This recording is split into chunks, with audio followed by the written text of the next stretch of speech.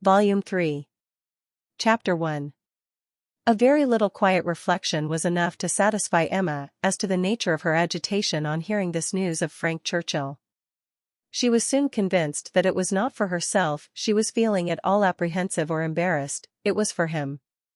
Her own attachment had really subsided into a mere nothing, it was not worth thinking of, but if he, who had undoubtedly been always so much the most in love of the two, were to be returning with the same warmth of sentiment which he had taken away, it would be very distressing. If a separation of 2 months should not have cooled him, there were dangers and evils before her, caution for him and for herself would be necessary. She did not mean to have her own affections entangled again, and it would be incumbent on her to avoid any encouragement of his. She wished she might be able to keep him from an absolute declaration. That would be so very painful a conclusion of their present acquaintance.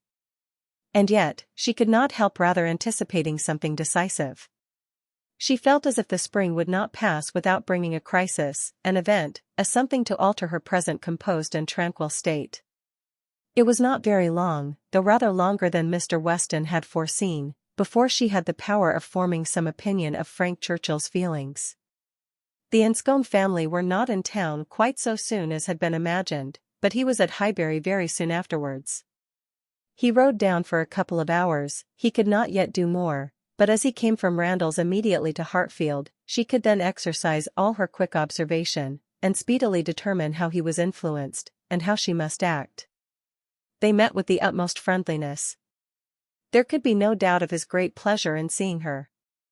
But she had an almost instant doubt of his caring for her as he had done, of his feeling the same tenderness in the same degree. She watched him well. It was a clear thing he was less in love than he had been. Absence, with the conviction probably of her indifference, had produced this very natural and very desirable effect. He was in high spirits, as ready to talk and laugh as ever, and seemed delighted to speak of his former visit, and recur to old stories, and he was not without agitation. It was not in his calmness that she read his comparative indifference. He was not calm, his spirits were evidently fluttered, there was restlessness about him. Lively as he was, it seemed a liveliness that did not satisfy himself, but what decided her belief on the subject was his staying only a quarter of an hour, and hurrying away to make other calls in Highbury.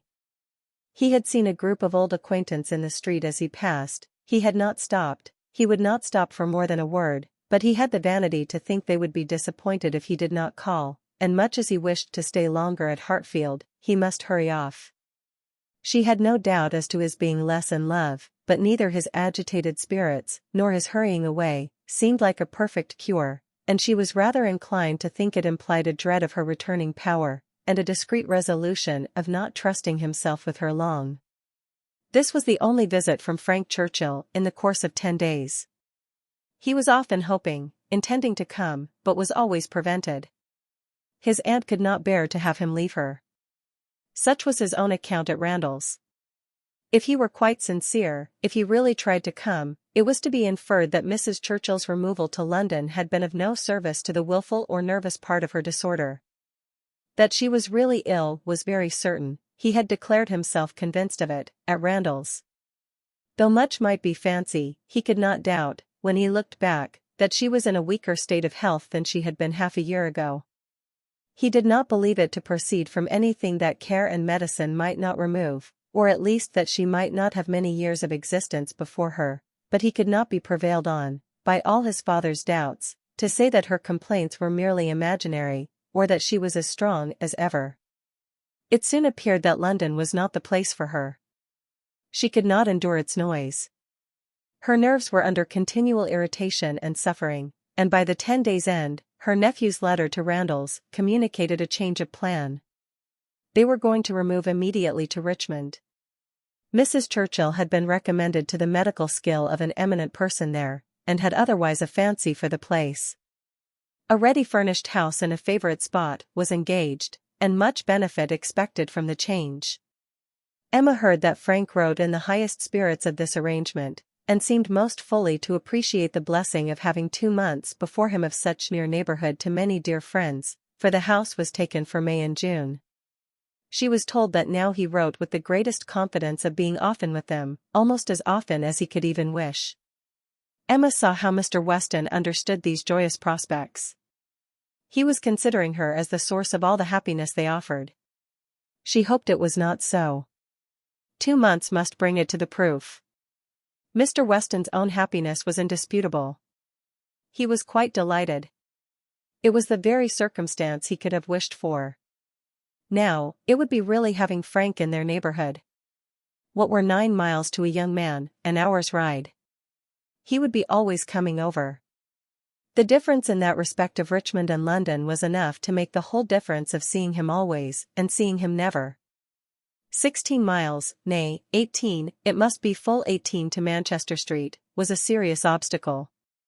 Were he ever able to get away, the day would be spent in coming and returning. There was no comfort in having him in London, he might as well be at Enscombe, but Richmond was the very distance for easy intercourse. Better than nearer. One good thing was immediately brought to a certainty by this removal, the ball at the Crown. It had not been forgotten before, but it had been soon acknowledged vain to attempt to fix a day. Now, however, it was absolutely to be. Every preparation was resumed, and very soon after the Churchills had removed to Richmond, a few lines from Frank, to say that his aunt felt already much better for the change, and that he had no doubt of being able to join them for 24 hours at any given time, induced them to name as early a day as possible. Mr. Weston's ball was to be a real thing. A very few tomorrows stood between the young people of Highbury and happiness. Mr. Woodhouse was resigned. The time of year lightened the evil to him. May was better for everything than February. Mrs. Bates was engaged to spend the evening at Hartfield, James had due notice, and he sanguinely hoped that neither dear little Henry nor dear little John would have anything the matter with them, while dear Emma were gone. Chapter 2. No misfortune occurred again to prevent the ball. The day approached, the day arrived, and after a morning of some anxious watching, Frank Churchill, in all the certainty of his own self, reached Randalls before dinner, and everything was safe. No second meeting had there yet been between him and Emma. The room at the Crown was to witness it, but it would be better than a common meeting in a crowd. Mr. Weston had been so very earnest in his entreaties for her arriving there as soon as possible after themselves, for the purpose of taking her opinion as to the propriety and comfort of the rooms before any other persons came, that she could not refuse him, and must therefore spend some quiet interval in the young man's company. She was to convey Harriet, and they drove to the Crown in good time, the Randalls party just sufficiently before them.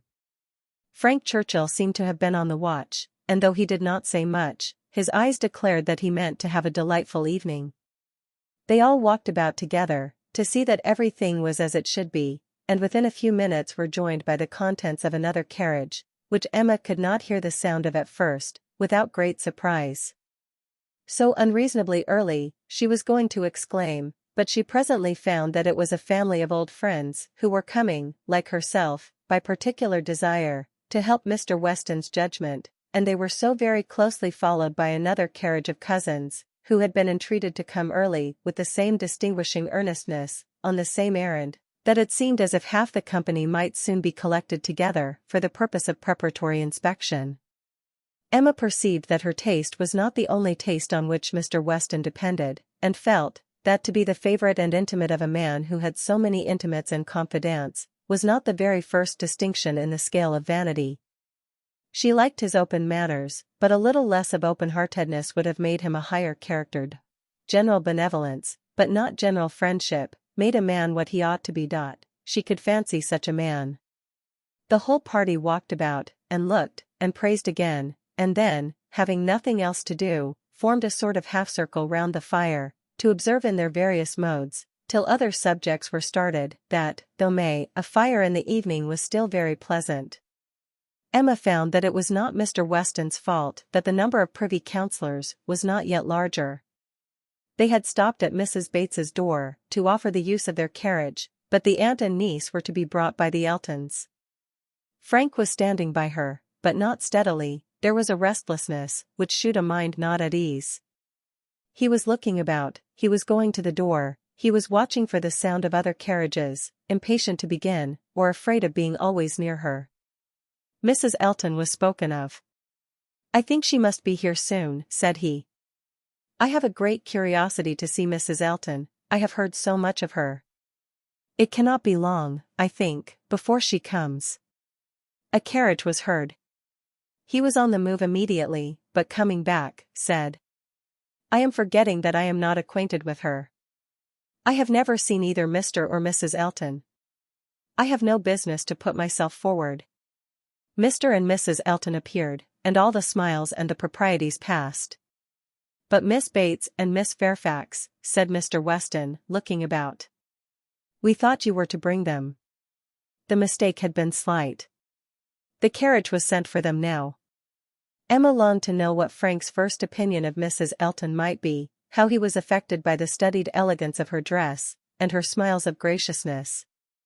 He was immediately qualifying himself to form an opinion, by giving her very proper attention, after the introduction had passed. In a few minutes, the carriage returned. Somebody talked of rain. "I will see that there are umbrellas, sir," said Frank to his father. "Miss Bates must not be forgotten," and away he went. Mr. Weston was following, but Mrs. Elton detained him, to gratify him by her opinion of his son, and so briskly did she begin, that the young man himself, though by no means moving slowly, could hardly be out of hearing. "A very fine young man indeed, Mr. Weston. You know I candidly told you I should form my own opinion, and I am happy to say that I am extremely pleased with him. You may believe me. I never compliment. I think him a very handsome young man, and his manners are precisely what I like and approve, so truly the gentleman, without the least conceit or puppyism. You must know I have a vast dislike to puppies, quite a horror of them. They were never tolerated at Maple Grove. Neither Mr. Suckling nor me had ever any patience with them, and we used sometimes to say very cutting things. Selina, who was mild almost to a fault, bore with them much better. While she talked of his son, Mr. Weston's attention was chained, but when she got to Maple Grove, he could recollect that there were ladies just arriving to be attended to, and with happy smiles must hurry away. Mrs. Elton turned to Mrs. Weston. "I have no doubt of its being our carriage with Miss Bates and Jane. Our coachman and horses are so extremely expeditious, I believe we drive faster than any bodied. What a pleasure it is to send one's carriage for a friend. I understand you were so kind as to offer, but another time it will be quite unnecessary. You may be very sure I shall always take care of them." Miss Bates and Miss Fairfax, escorted by the two gentlemen, walked into the room, and Mrs. Elton seemed to think it as much her duty as Mrs. Weston's to receive them. Her gestures and movements might be understood by anyone who looked on like Emma, but her words, everybody's words, were soon lost under the incessant flow of Miss Bates, who came in talking, and had not finished her speech under many minutes after her being admitted into the circle at the fire. As the door opened she was heard. "So very obliging of you, no rain at all." "Nothing to signify. I do not care for myself. Quite thick shoes." And Jane declares, well, as soon as she was within the door, well. "This is brilliant indeed, this is admirable, excellently contrived, upon my word. Nothing wanting. Could not have imagined it. So well lighted up, Jane, look, did you ever see anything? Oh. Mr. Weston, you must really have had Aladdin's lamp. Good Mrs. Stokes would not know her own room again. I saw her as I came in, she was standing in the entrance." "Oh. Mrs. Stokes," said I, but I had not time for more. She was now met by Mrs. Weston. "Very well, I thank you, ma'am. I hope you are quite well." "Very happy to hear it. So afraid you might have a headache, seeing you pass by so often, and knowing how much trouble you must have." "Delighted to hear it indeed." "Ah. Dear Mrs. Elton, so obliged to you for the carriage, excellent time. Jane and I quite ready. Did not keep the horses a moment. Most comfortable carriage. Oh.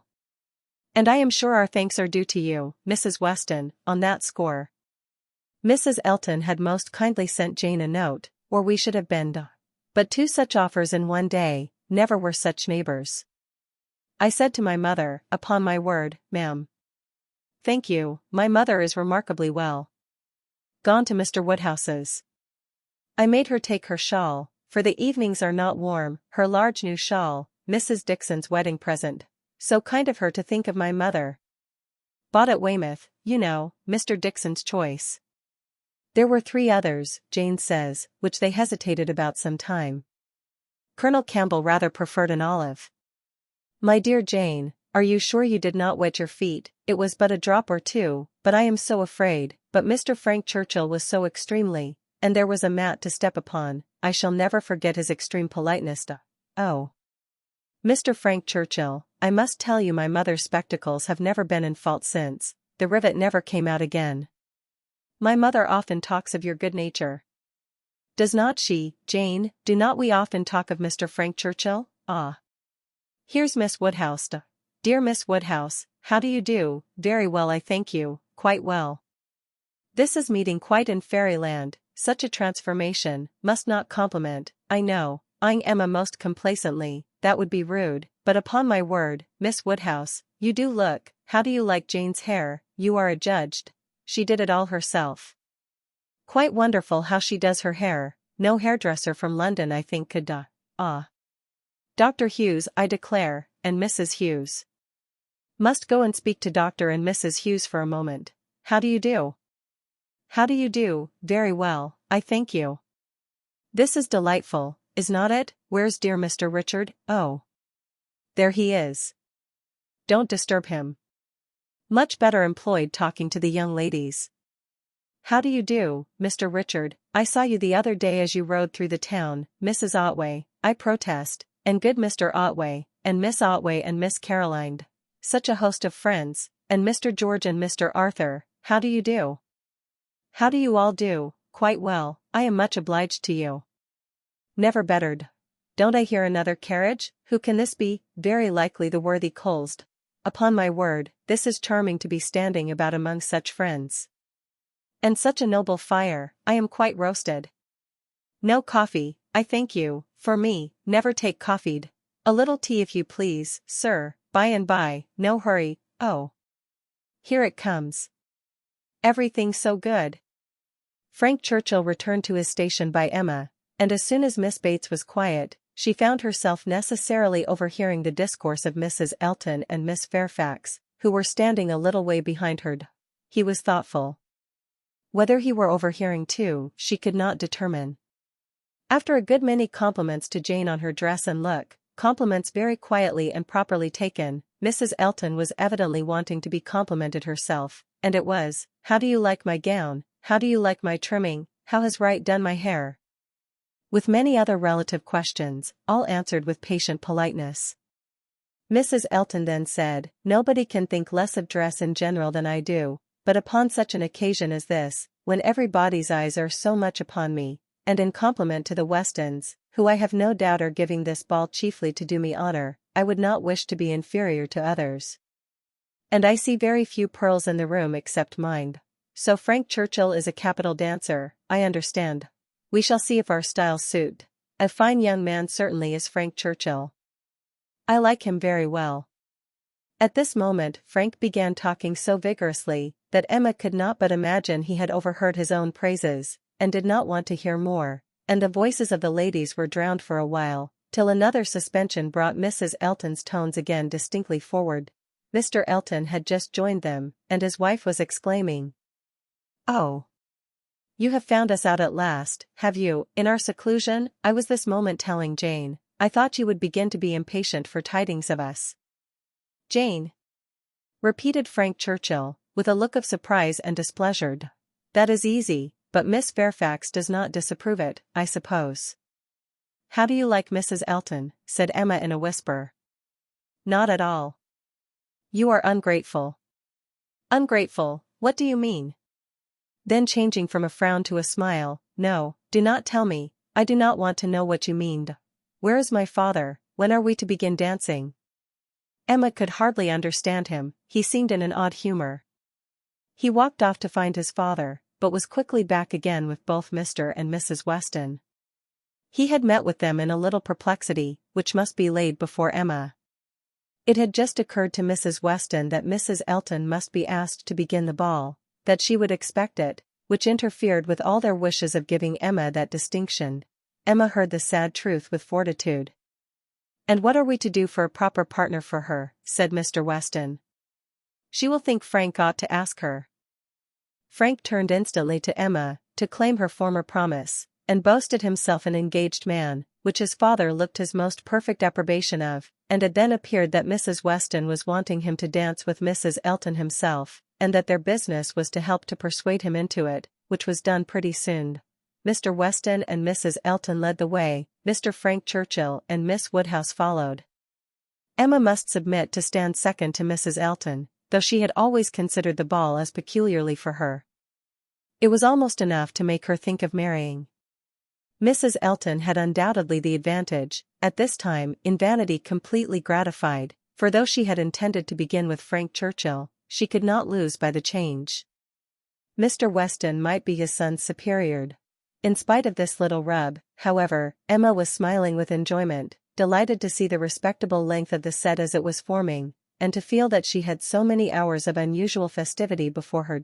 She was more disturbed by Mr. Knightley's not dancing than by anything else.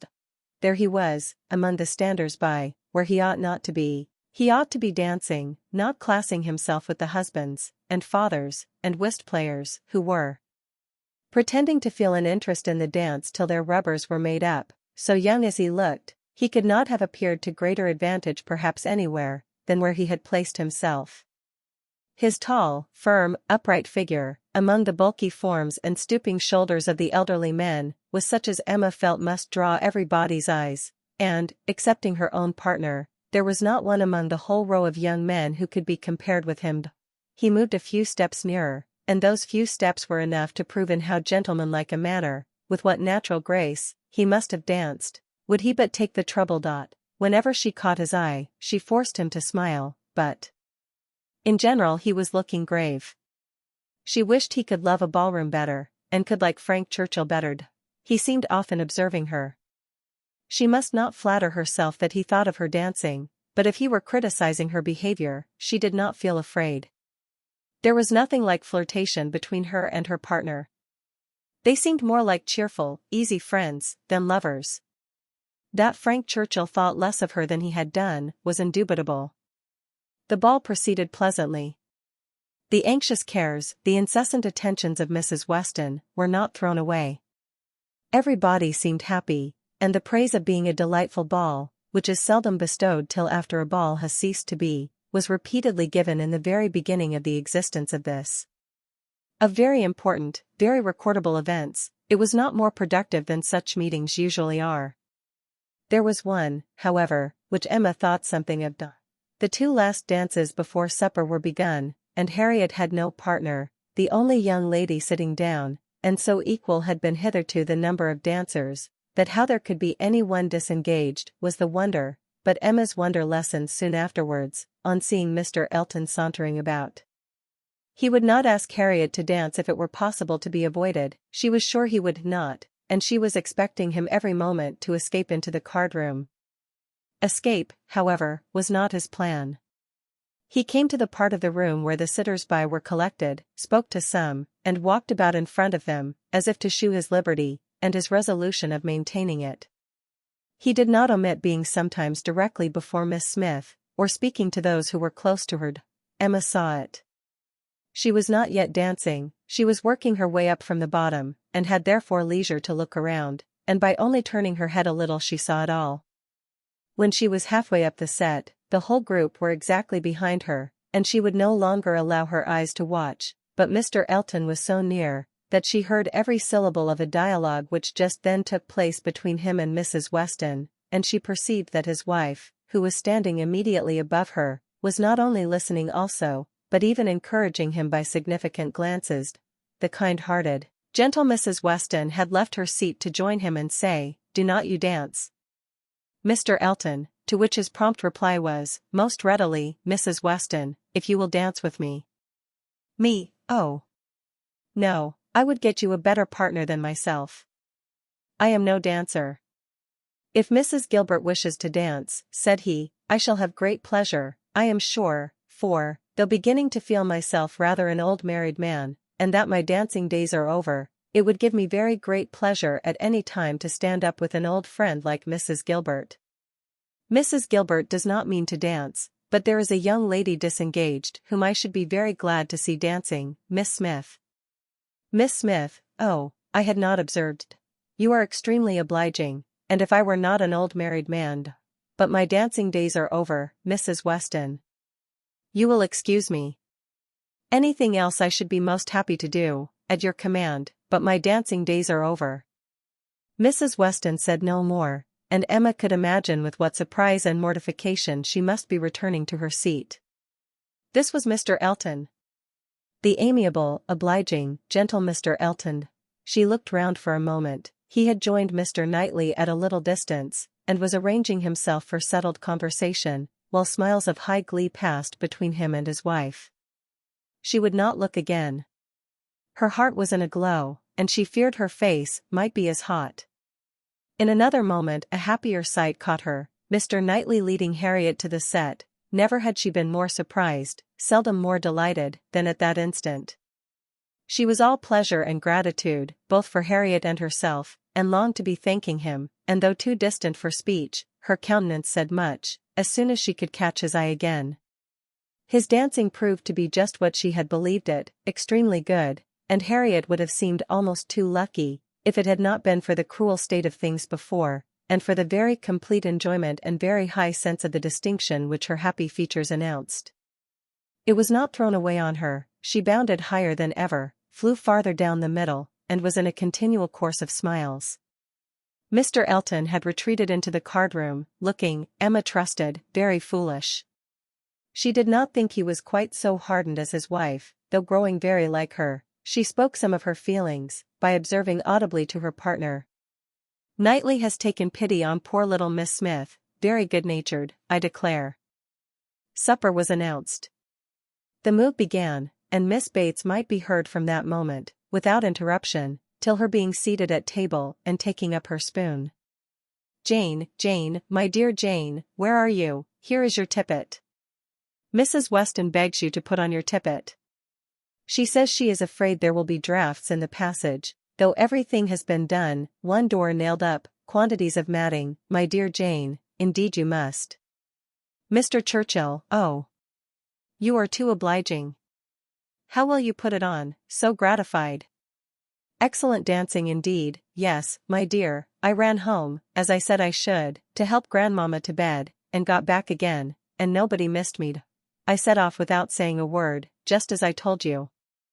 Grandmamma was quite well, had a charming evening with Mr. Woodhouse, a vast deal of chat, and backgammon. Tea was made downstairs, biscuits and baked apples and wine before she came away, amazing luck in some of her throws, and she inquired a great deal about you, how you were amused, and who were your partners. Oh, said I shall not forestall Jane, I left her dancing with Mr. George Otway, she will love to tell you all about it herself tomorrow. Her first partner was Mr. Elton, I do not know who will ask her next, perhaps Mr. William Cox. My dear sir, you are too obliging. Is there nobody you would not rather? I am not helpless. Sir, you are most kind.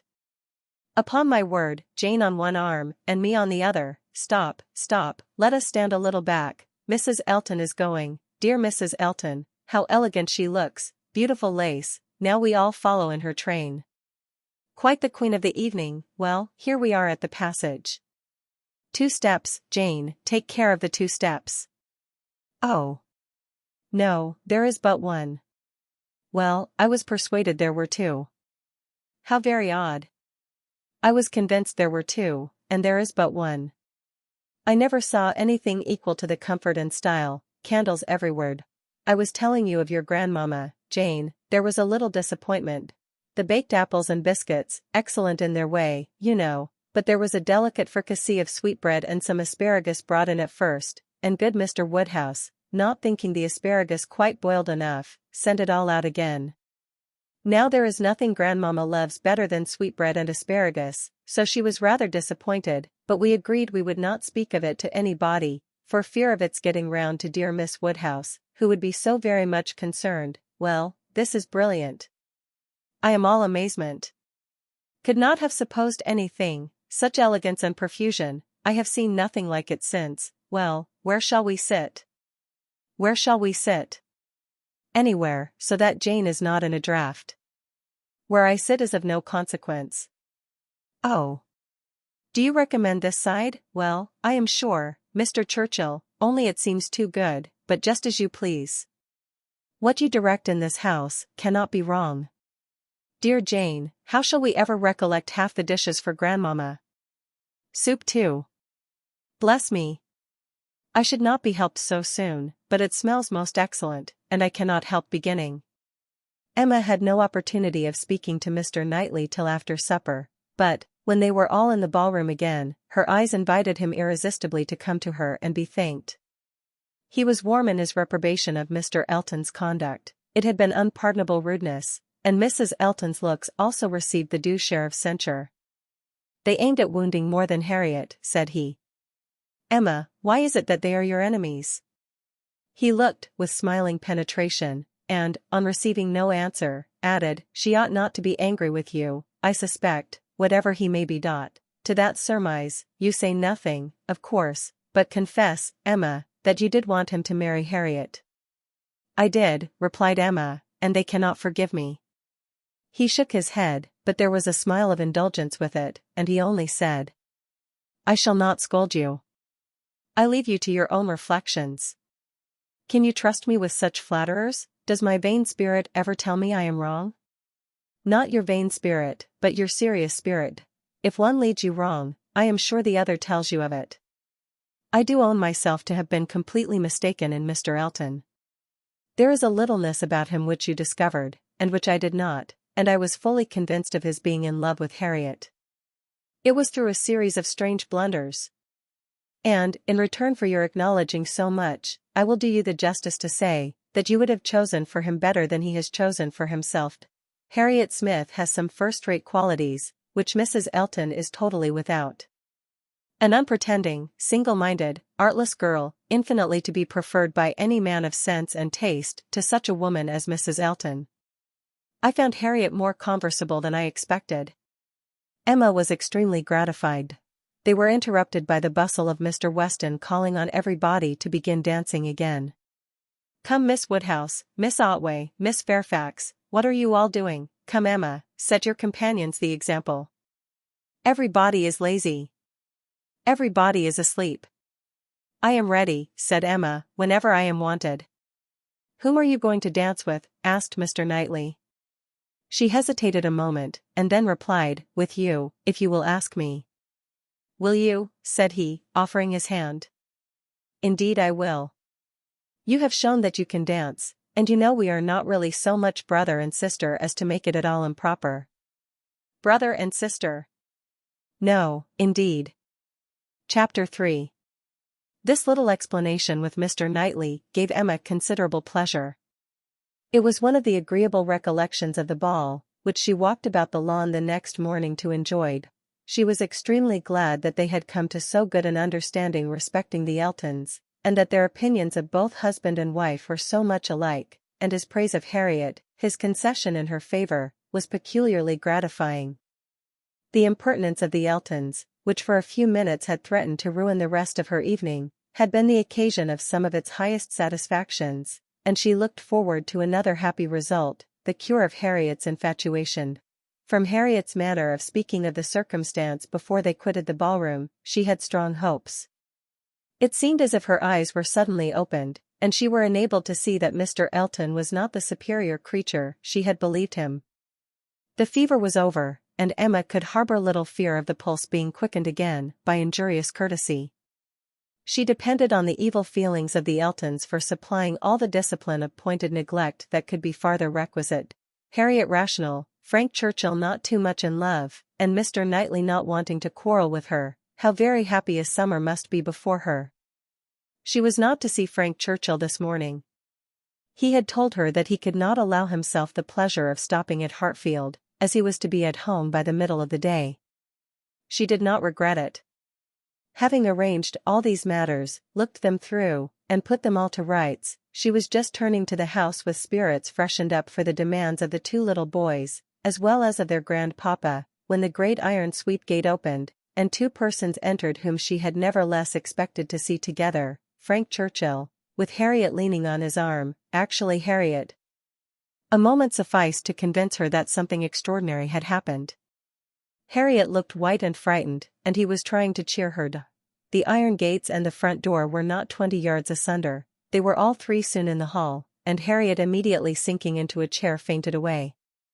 A young lady who faints must be recovered, questions must be answered, and surprises be explained. Such events are very interesting, but the suspense of them cannot last long. A few minutes made Emma acquainted with the whole. Miss Smith and Miss Bickerton, another parlor boarder at Mrs. Goddard's, who had been also at the ball, had walked out together, and taken a road, the Richmond Road, which, though apparently public enough for safety, had led them into alarmed. About half a mile beyond Highbury, making a sudden turn, and deeply shaded by elms on each side, it became for a considerable stretch very retired, and when the young ladies had advanced some way into it, they had suddenly perceived at a small distance, before them, on a broader patch of greensward by the side, a party of gypsies. A child on the watch came towards them to beg, and Miss Bickerton, excessively frightened, gave a great scream, and calling on Harriet to follow her, ran up a steep bank, cleared a slight hedge at the top, and made the best of her way by a short cut back to Highbury. But poor Harriet could not follow. She had suffered very much from cramp after dancing, and her first attempt to mount the bank brought on such a return of it as made her absolutely powerless, and in this state, and exceedingly terrified, she had been obliged to remain. How the trampers might have behaved, had the young ladies been more courageous, must be doubtful, but such an invitation for attack could not be resisted, and Harriet was soon assailed by half a dozen children, headed by a stout woman and a great boy, all clamorous, and impertinent in look, though not absolutely in word. More and more frightened, she immediately promised them money, and taking out her purse, gave them a shilling, and begged them not to want more, or to use her ill dot. She was then able to walk, though but slowly, and was moving away, but her terror and her purse were too tempting, and she was followed, or rather surrounded, by the whole gang, demanding more. In this state Frank Churchill had found her, she trembling and conditioning, they loud and insolent. By a most fortunate chance, his leaving Highbury had been delayed so as to bring him to her assistance at this critical moment.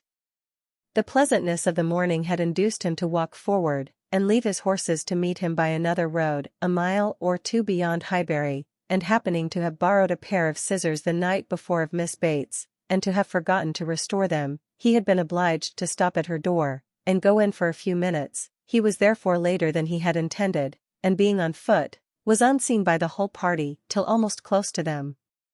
The terror which the woman and boy had been creating in Harriet was then their own portion. He had left them completely frightened, and Harriet eagerly clinging to him, and hardly able to speak, had just strength enough to reach Hartfield, before her spirits were quite overcome. It was his idea to bring her to Hartfield, he had thought of no other place. This was the amount of the whole story, of his communication and of Harriet's as soon as she had recovered her senses and speech. He dared not stay longer than to see her well. These several delays left him not another minute to lose, and Emma engaging to give assurance of her safety to Mrs. Goddard, and notice of there being such a set of people in the neighborhood to Mr. Knightley, he set off, with all the grateful blessings that she could utter for her friend and herself.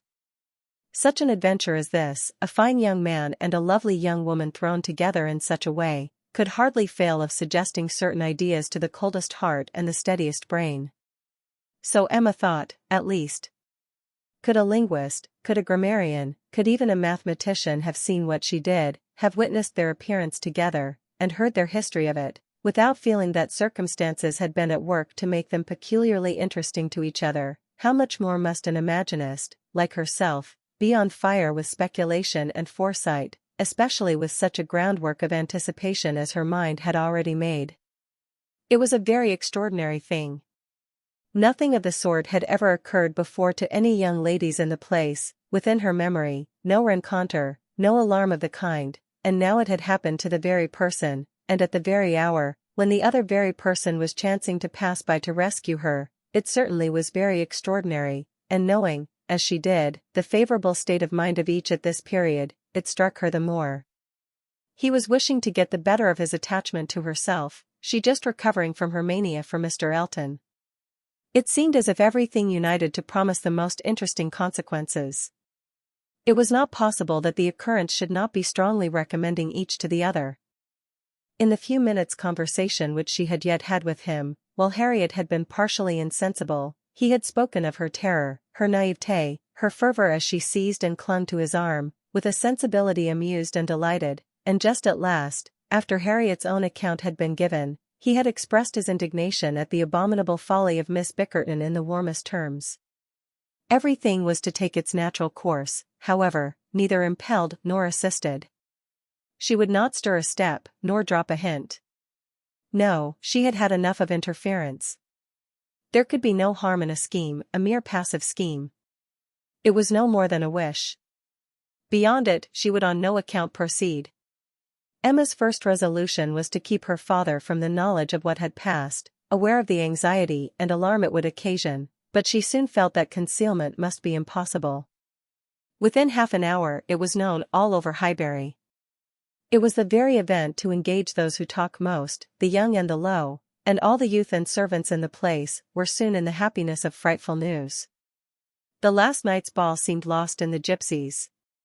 Poor Mr. Woodhouse trembled as he sat, and, as Emma had foreseen, would scarcely be satisfied without their promising never to go beyond the shrubbery again.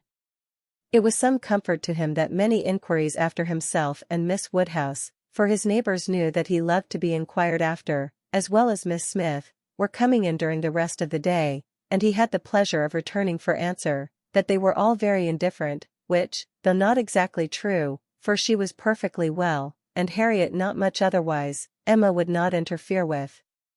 She had an unhappy state of health in general, for the child of such a man, for she hardly knew what indisposition was, and if he did not invent illnesses for her, she could make no figure in a message. The gypsies did not wait for the operations of justice, they took themselves off in a hurry. The young ladies of Highbury might have walked again in safety before their panic began, and the whole history dwindled soon into a matter of little importance but to Emma and her nephews. In her imagination it maintained its ground, and Henry and John were still asking every day for the story of Harriet and the gypsies, and still tenaciously setting her right if she varied in the slightest particular from the original recital. Chapter 4. A very few days had passed after this adventure, when Harriet came one morning to Emma with a small parcel in her hand, and after sitting down and hesitating, thus began. Miss Woodhouse, if you are at leisure, I have something that I should like to tell you, a sort of confession to make, and then, you know, it will be over. Emma was a good deal surprised, but begged her to speak. There was a seriousness in Harriet's manner which prepared her, quite as much as her words, for something more than ordinary. It is my duty, and I am sure it is my wish, she continued, to have no reserves with you on this subject. As I am happily quite an altered creature in one respect, it is very fit that you should have the satisfaction of knowing it. I do not want to say more than is necessary, I am too much ashamed of having given way as I have done, and I dare say you understand me. Yes, said Emma, I hope I do. How I could so long a time be fancying myself, cried Harriet, warmly.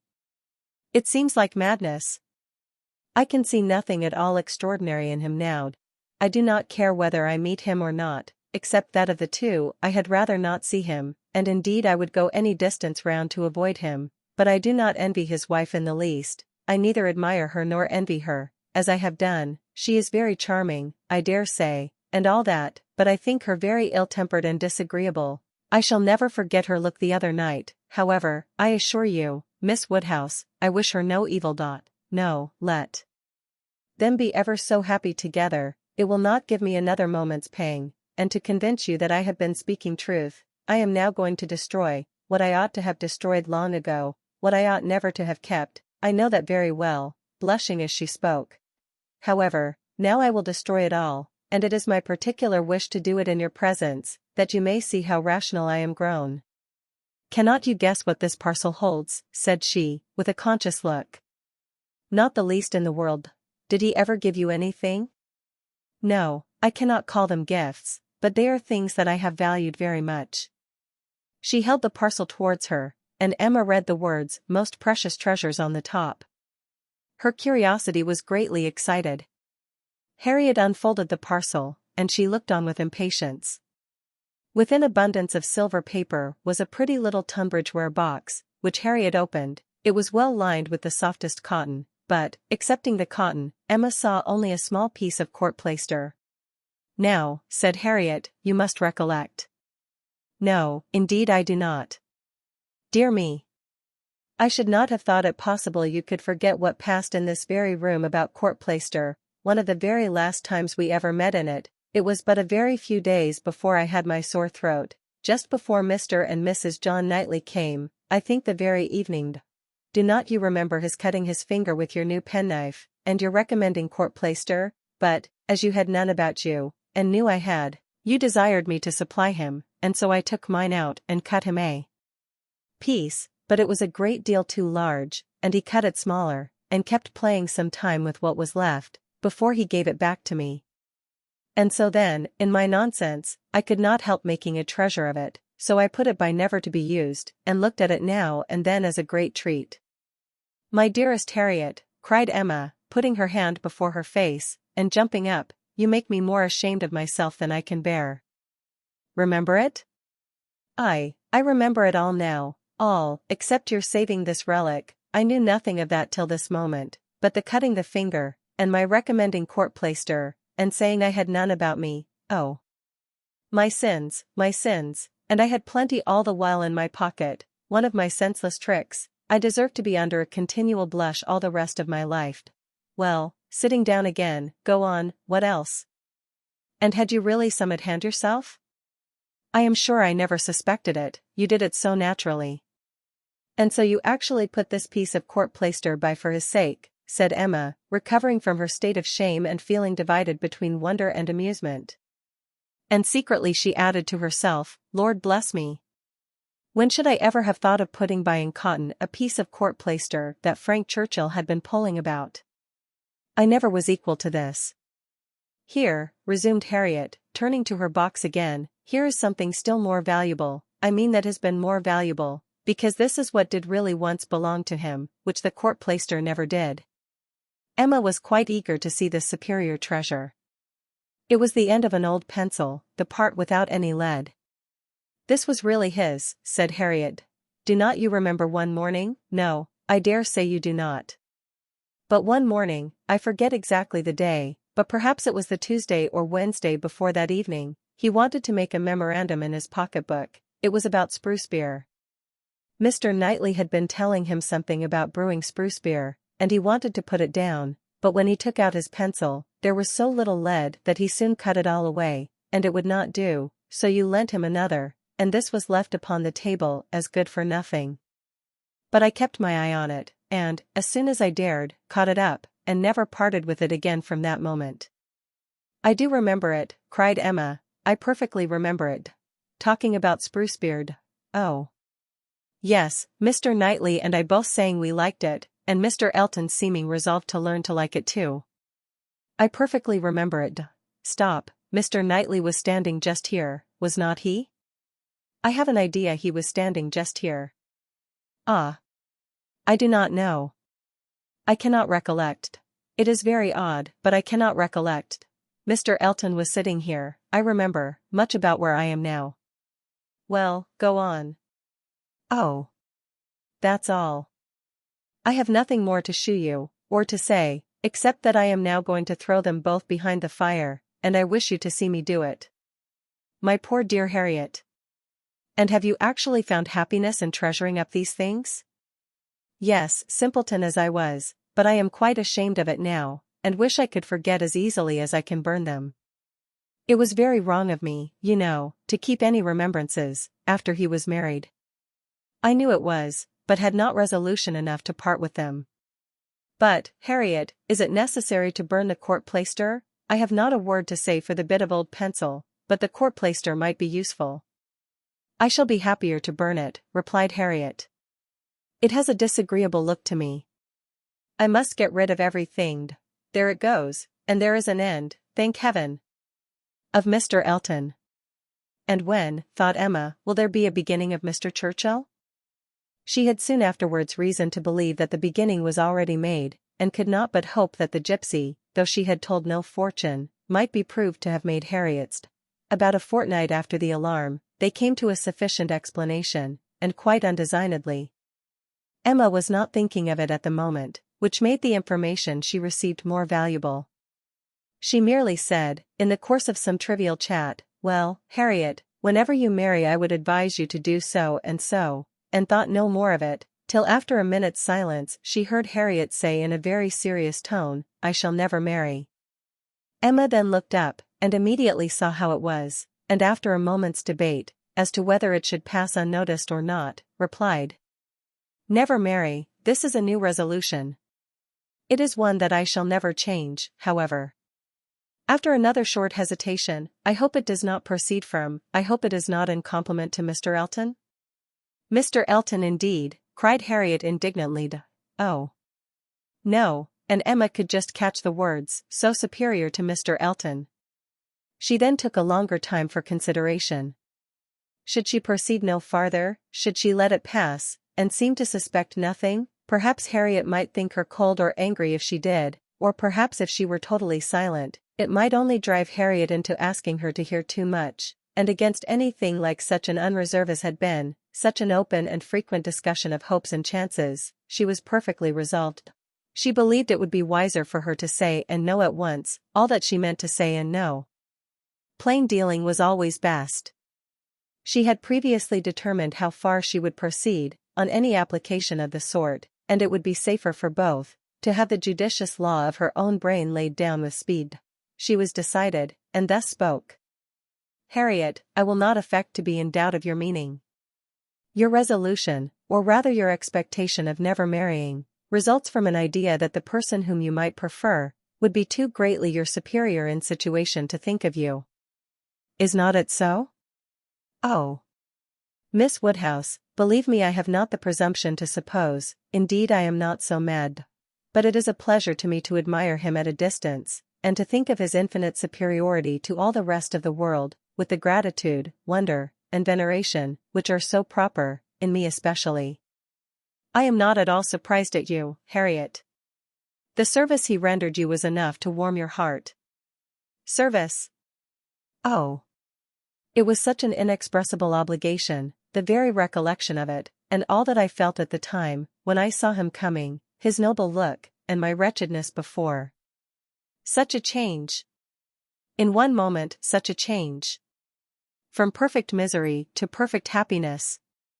It is very natural. It is natural, and it is honorable, yes, honorable, I think, to choose so well and so gratefully. But that it will be a fortunate preference is more than I can promise.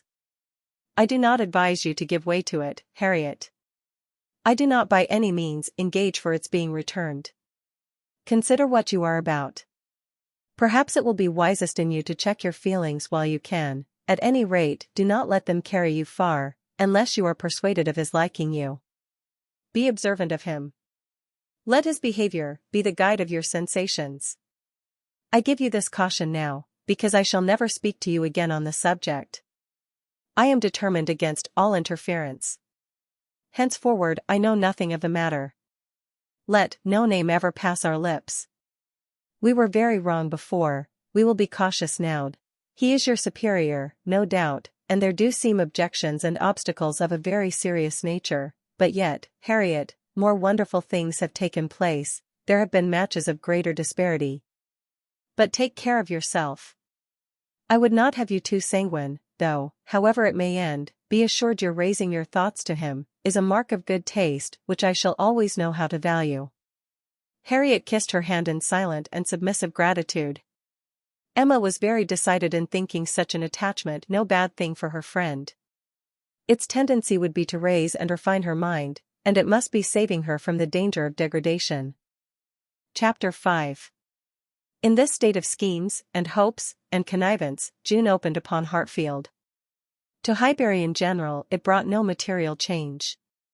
The Eltons were still talking of a visit from the Sucklings, and of the use to be made of their barouche landau, and Jane Fairfax was still at her grandmother's, and as the return of the Campbells from Ireland was again delayed, and August, instead of midsummer, fixed for it, she was likely to remain there full 2 months longer, provided at least she were able to defeat Mrs. Elton's activity in her service, and save herself from being hurried into a delightful situation against her will. Mr. Knightley, who, for some reason best known to himself, had certainly taken an early dislike to Frank Churchill, was only growing to dislike him more. He began to suspect him of some double-dealing in his pursuit of Emma. That Emma was his object appeared indisputable. Everything declared it: his own attentions, his father's hints, his mother-in-law's guarded silence. It was all in unison. Words, conduct, discretion, and indiscretion told the same story. But while so many were devoting him to Emma, and Emma herself making him over to Harriet, Mr. Knightley began to suspect him of some inclination to trifle with Jane Fairfax. He could not understand it, but there were symptoms of intelligence between them. He thought so, at least, symptoms of admiration on his side, which, having once observed, he could not persuade himself to think entirely void of meaning, however he might wish to escape any of Emma's errors of imagination. She was not present when the suspicion first arose. He was dining with the Randalls family, and Jane, at the Eltons, and he had seen a look, more than a single look, at Miss Fairfax, which, from the admirer of Miss Woodhouse, seemed somewhat out of place. When he was again in their company, he could not help remembering what he had seen, nor could he avoid observations which, unless it were like Cooper and his fire at twilight, myself creating what I saw, brought him yet stronger suspicion of there being a something of private liking, of private understanding even, between Frank Churchill and Jane. He had walked up one day after dinner, as he very often did, to spend his evening at Hartfield. Emma and Harriet were going to walk. He joined them, and, on returning, they fell in with a larger party, who, like themselves, judged it wisest to take their exercise early, as the weather threatened rain. Mr. and Mrs. Weston and their son, Miss Bates and her niece, who had accidentally met. They all united, and, on reaching Hartfield gates, Emma, who knew it was exactly the sort of visiting that would be welcome to her father, pressed them all to go in and drink tea with him. The Randalls party agreed to it immediately, and after a pretty long speech from Miss Bates, which few persons listened to, she also found it possible to accept dear Miss Woodhouse's most obliging invitation. As they were turning into the grounds, Mr. Perry passed by on horseback. The gentleman spoke of his horse. "By the by," said Frank Churchill to Mrs. Weston presently, "what became of Mr. Perry's plan of setting up his carriage?" Mrs. Weston looked surprised, and said, "I did not know that he ever had any such plan." "Nay, I had it from you. You wrote me word of it 3 months ago." "Me? Impossible." "Indeed you did. I remember it perfectly. You mentioned it as what was certainly to be very soon." Mrs. Perry had told somebody, and was extremely happy about it. It was owing to her persuasion, as she thought his being out in bad weather did him a great deal of harm. "You must remember it now?" "Upon my word, I never heard of it till this moment." "Never? Really, never, bless me. How could it be? Then I must have dreamed it, but I was completely persuaded. Miss Smith, you walk as if you were tired. You will not be sorry to find yourself at home."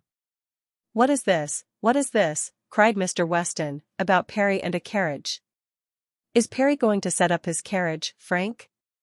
I am glad he can afford it." "You had it from himself, had you?" "No, sir," replied his son, laughing, "I seem to have had it from nobody. Very odd. I really was persuaded of Mrs. Weston's having mentioned it in one of her letters to Enscombe, many weeks ago, with all these particulars, but as she declares she never heard a syllable of it before, of course it must have been a dream. I am a great dreamer.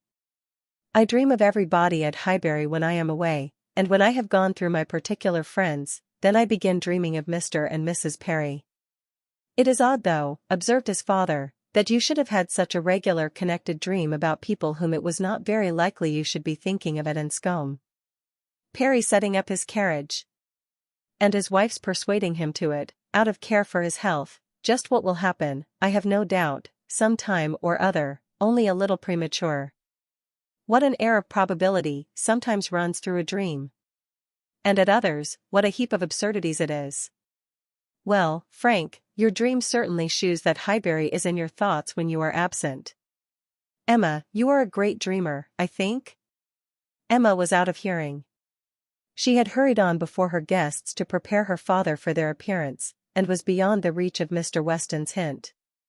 Why, to own the truth, cried Miss Bates, who had been trying in vain to be heard the last 2 minutes, if I must speak on this subject, there is no denying that Mr. Frank Churchill might have. I do not mean to say that he did not dream it. I am sure I have sometimes the oddest dreams in the world, but if I am questioned about it, I must acknowledge that there was such an idea last spring, for Mrs. Perry herself mentioned it to my mother, and the Coles knew of it as well as ourselves, but it was quite a secret, known to nobody else, and only thought of about 3 days. Mrs. Perry was very anxious that he should have a carriage, and came to my mother in great spirits one morning because she thought she had prevailed.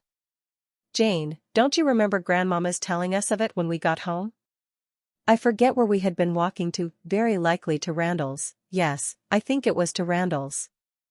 Mrs. Perry was always particularly fond of my mother, indeed I do not know who is not, and she had mentioned it to her in confidence. She had no objection to her telling us, of course, but it was not to go beyond, and, from that day to this, I never mentioned it to a soul that I know of. At the same time, I will not positively answer for my having never dropped a hint, because I know I do sometimes pop out a thing before I am aware. I am a talker, you know, I am rather a talker, and now and then I have let a thing escape me which I should not. I am not like Jane, I wish I were. I will answer for it she never betrayed the least thing in the world. Where is she? Oh. Just behind. Perfectly remember Mrs. Perry's coming. Extraordinary dream, indeed. They were entering the hall. Mr. Knightley's eyes had preceded Miss Bates's in a glance at Jane. From Frank Churchill's face, where he thought he saw confusion suppressed or laughed away, he had involuntarily turned to hers, but she was indeed behind, and too busy with her shawl. Mr. Weston had walked in. The 2 other gentlemen waited at the door to let her pass. Mr. Knightley suspected in Frank Churchill the determination of catching her eye. He seemed watching her intently, in vain, however. If it were so, Jane passed between them into the hall, and looked at neither. There was no time for farther remark or explanation. The dream must be borne with, and Mr. Knightley must take his seat with the rest round the large modern circular table which Emma had introduced at Hartfield, and which none but Emma could have had power to place there and persuade her father to use, instead of the small-sized Pembroke, on which 2 of his daily meals had, for 40 years been crowded. Tea passed pleasantly, and nobody seemed in a hurry to move. Miss Woodhouse, said Frank Churchill, after examining a table behind him, which he could reach as he sat, have your nephews taken away their alphabets, their box of letters? It used to stand here. Where is it? This is a sort of dull-looking evening, that ought to be treated rather as winter than summer. We had great amusement with those letters one morning. I want to puzzle you again.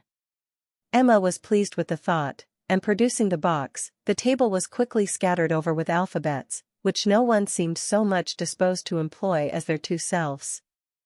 They were rapidly forming words for each other, or for anybody else who would be puzzled.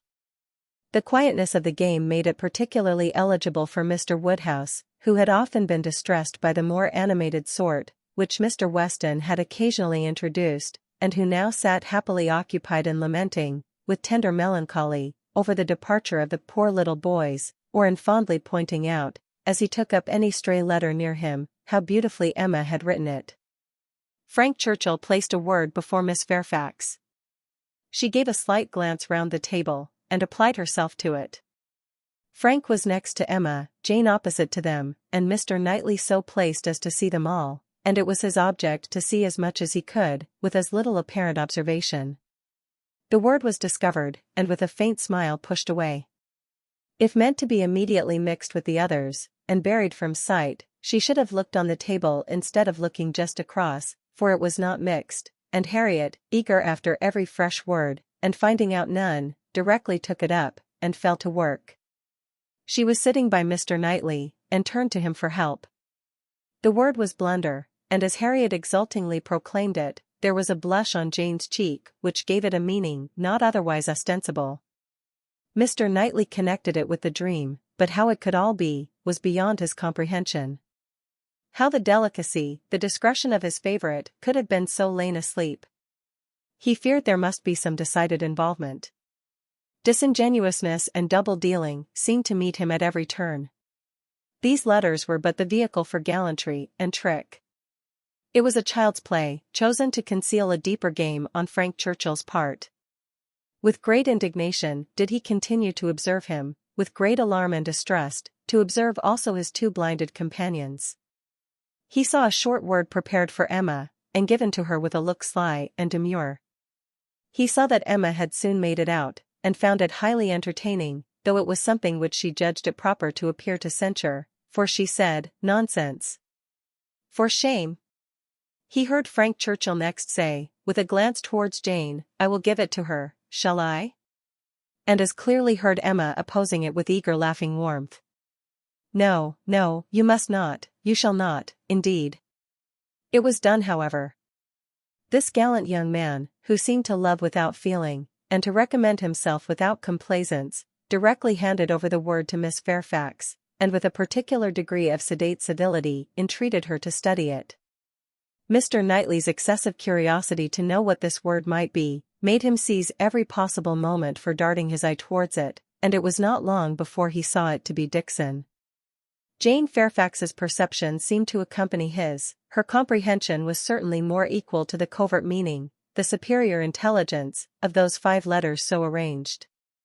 She was evidently displeased, looked up, and seeing herself watched, blushed more deeply than he had ever perceived her, and saying only, "I did not know that proper names were allowed," pushed away the letters with even an angry spirit, and looked resolved to be engaged by no other word that could be offered. Her face was averted from those who had made the attack, and turned towards her aunt.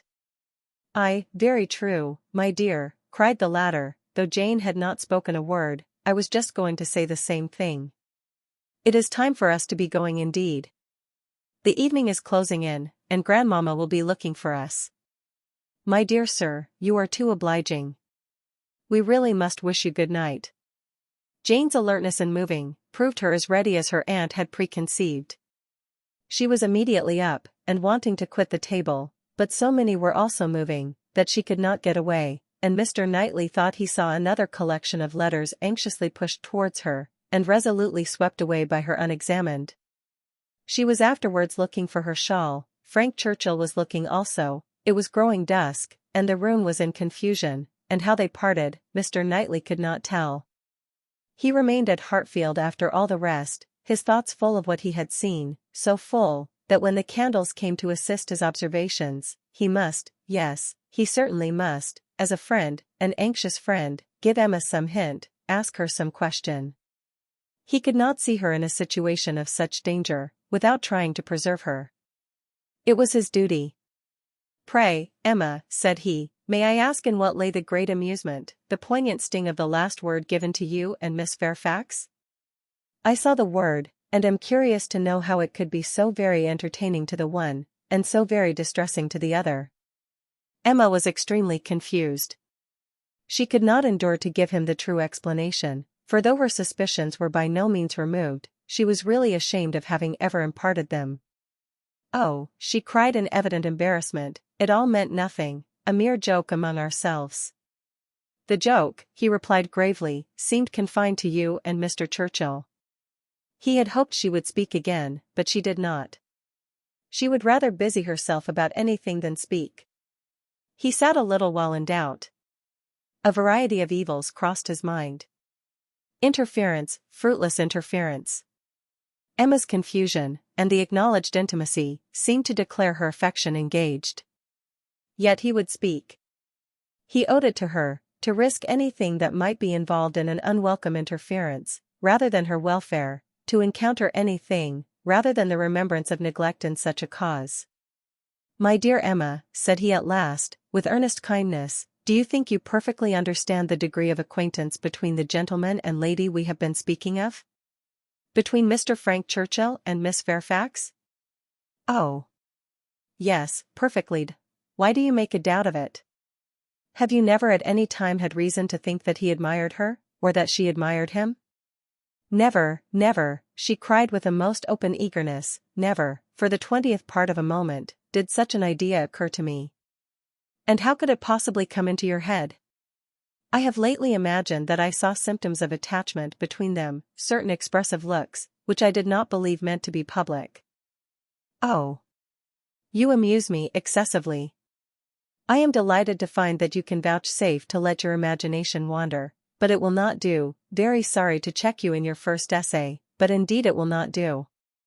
There is no admiration between them, I do assure you, and the appearances which have caught you have arisen from some peculiar circumstances, feelings rather of a totally different nature. It is impossible exactly to explain. There is a good deal of nonsense in it, but the part which is capable of being communicated, which is sense, is that they are as far from any attachment or admiration for one another as any two beings in the world can be. That is, I presume it to be so on her side, and I can answer for its being so on his. I will answer for the gentleman's indifference. She spoke with a confidence which staggered, with a satisfaction which silenced, Mr. Knightley. She was in gay spirits, and would have prolonged the conversation, wanting to hear the particulars of his suspicions, every look described, and all the wheres and hows of a circumstance which highly entertained her, but his gaiety did not meet hers.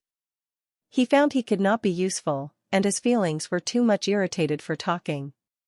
That he might not be irritated into an absolute fever, by the fire which Mr. Woodhouse's tender habits required almost every evening throughout the year, he soon afterwards took a hasty leave, and walked home to the coolness and solitude of Donwell Abbey. Chapter 6. After being long fed with hopes of a speedy visit from Mr. and Mrs. Suckling, the Highbury world were obliged to endure the mortification of hearing that they could not possibly come till the autumn. No such importation of novelties could enrich their intellectual stores at present.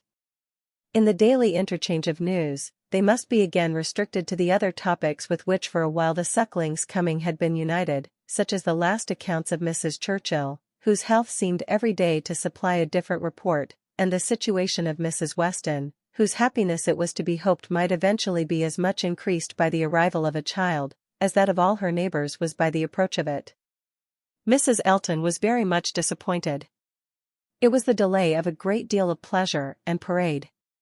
Her introductions and recommendations must all wait, and every projected party be still only talked of. So she thought at first, but a little consideration convinced her that everything need not be put off. Why should not they explore to Box Hill, though the Sucklings did not come? They could go there again with them in the autumn. It was settled that they should go to Box Hill. That there was to be such a party had been long generally known, it had even given the idea of another. Emma had never been to Box Hill. She wished to see what everybody found so well worth seeing, and she and Mr. Weston had agreed to choose some fine morning and drive thither. 2 or 3 more of the chosen only were to be admitted to join them, and it was to be done in a quiet, unpretending, elegant way, infinitely superior to the bustle and preparation, the regular eating and drinking, and picnic parade of the Eltons and the Sucklings. This was so very well understood between them, that Emma could not but feel some surprise, and a little displeasure, on hearing from Mr. Weston that he had been proposing to Mrs. Elton, as her brother and sister had failed her, that the 2 parties should unite, and go together, and that as Mrs. Elton had very readily acceded to it, so it was to be, if she had no objection. Now, as her objection was nothing but her very great dislike of Mrs. Elton, of which Mr. Weston must already be perfectly aware, it was not worth bringing forward again. It could not be done without a reproof to him, which would be giving pain to his wife, and she found herself therefore obliged to consent to an arrangement which she would have done a great deal to avoid, an arrangement which would probably expose her even to the degradation of being said to be of Mrs. Elton's party. Every feeling was offended, and the forbearance of her outward submission left a heavy arrear due of secret severity in her reflections on the unmanageable goodwill of Mr. Weston's temper. "I am glad you approve of what I have done," said he very comfortably. "But I thought you would. Such schemes as these are nothing without numbers. One cannot have too large a party. A large party secures its own amusement. And she is a good-natured woman after all. One could not leave her out." Emma denied none of it aloud, and agreed to none of it in private. It was now the middle of June, and the weather fine, and Mrs. Elton was growing impatient to name the day, and settle with Mr. Weston as to pigeon pies and cold lamb, when a lame carriage horse threw everything into sad uncertainty. It might be weeks, it might be only a few days, before the horse were usable, but no preparations could be ventured on, and it was all melancholy stagnation. Mrs. Elton's resources were inadequate to such an attack. "Is not this most vexatious, Knightley?" she cried. "And such weather for exploring, these delays and disappointments are quite odious. What are we to do? The year will wear away at this rate, and nothing done. Before this time last year I assure you we had had a delightful exploring party from Maple Grove to King's Weston." "You had better explore to Donwell," replied Mr. Knightley. "That may be done without horses. Come and eat my strawberries. They are ripening fast." If Mr. Knightley did not begin seriously, he was obliged to proceed so, for his proposal was caught at with delight, and "Oh, I should like it of all things," was not plainer in words than manner. Donwell was famous for its strawberry beds, which seemed a plea for the invitation, but no plea was necessary. Cabbage beds would have been enough to tempt the lady, who only wanted to be going somewhere.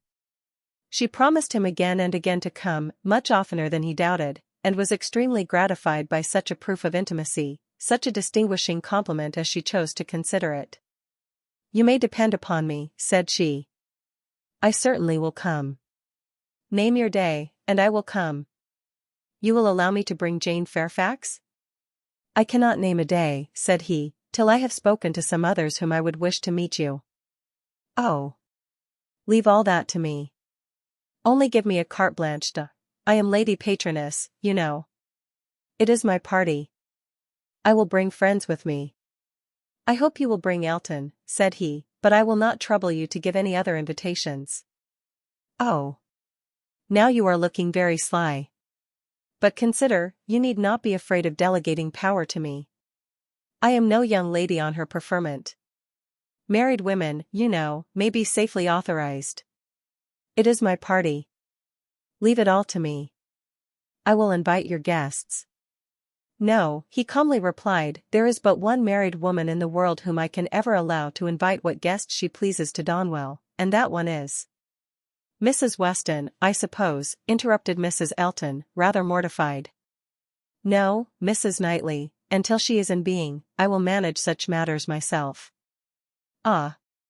You are an odd creature," she cried, satisfied to have no one preferred to herself. "You are a humorist, and may say what you like." "Quite a humorist. Well, I shall bring Jane with me, Jane and her aunt. The rest I leave to you. I have no objections at all to meeting the Hartfield family. Don't scruple. I know you are attached to them. You certainly will meet them if I can prevail, and I shall call on Miss Bates in my way home." "That's quite unnecessary, I see Jane every day, but as you like. It is to be a morning scheme, you know, Knightley, quite a simple thing. I shall wear a large bonnet, and bring one of my little baskets hanging on my arm. Here, probably this basket with pink ribbon. Nothing can be more simple, you see. And Jane will have such another. There is to be no form or parade, a sort of gypsy party. We are to walk about your gardens, and gather the strawberries ourselves, and sit under trees, and whatever else you may like to provide, it is to be all out of doors, a table spread in the shade, you know. Everything as natural and simple as possible. Is not that your idea?" "Not quite. My idea of the simple and the natural will be to have the table spread in the dining room. The nature and the simplicity of gentlemen and ladies, with their servants and furniture, I think is best observed by meals within doors. When you are tired of eating strawberries in the garden, there shall be cold meat in the house. Well, as you please, only don't have a grate set out. And, by the by, can I or my housekeeper be of any use to you with our opinion? Pray be sincere, Knightley. If you wish me to talk to Mrs. Hodges, or to inspect anything, I have not the least wish for it, I thank you. Well, but if any difficulty should arise, my housekeeper is extremely clever. I will answer for it, that mine thinks herself full as clever, and would spurn anybody's assistance. I wish we had a donkey. The thing would be for us all to come on donkeys, Jane, Miss Bates, and me, and my caro sposo walking by. I really must talk to him about purchasing a donkey. In a country life I conceive it to be a sort of necessary, for, let a woman have ever so many resources, it is not possible for her to be always shut up at home, and very long walks, you know, in summer there is dust, and in winter there is dirt. You will not find either, between Donwell and Highbury. Donwell Lane is never dusty, and now it is perfectly dry. Come on a donkey, however, if you prefer it. You can borrow Mrs. Cole's. I would wish everything to be as much to your taste as possible. That I am sure you would. Indeed I do you justice, my good friend. Under that peculiar sort of dry, blunt manner, I know you have the warmest heart. As I tell Mr. E., you are a thorough humorist. Yes, believe me, Knightley, I am fully sensible of your attention to me in the whole of this scheme. You have hit upon the very thing to please me. Mr. Knightley had another reason for avoiding a table in the shade. He wished to persuade Mr. Woodhouse, as well as Emma, to join the party, and he knew that to have any of them sitting down out of doors to eat would inevitably make him ill. Mr. Woodhouse must not, under the specious pretense of a morning drive, and an hour or two spent at Donwell, be tempted away to his misery. He was invited on good faith. No lurking horrors were to upbraid him for his easy credulity. He did consent. He had not been at Donwell for 2 years. Some very fine morning, he, and Emma, and Harriet, could go very well, and he could sit still with Mrs. Weston, while the dear girls walked about the gardens. He did not suppose they could be damp now, in the middle of the day. He should like to see the old house again exceedingly, and should be very happy to meet Mr. and Mrs. Elton, and any other of his neighbors. He could not see any objection at all to his, and Emma's, and Harriet's going there some very fine morning. He thought it very well done of Mr. Knightley to invite them, very kind and sensible, much cleverer than dining out. He was not fond of dining out. Mr. Knightley was fortunate in everybody's most ready concurrence. The invitation was everywhere so well received, that it seemed as if, like Mrs. Elton, they were all taking the scheme as a particular compliment to themselves.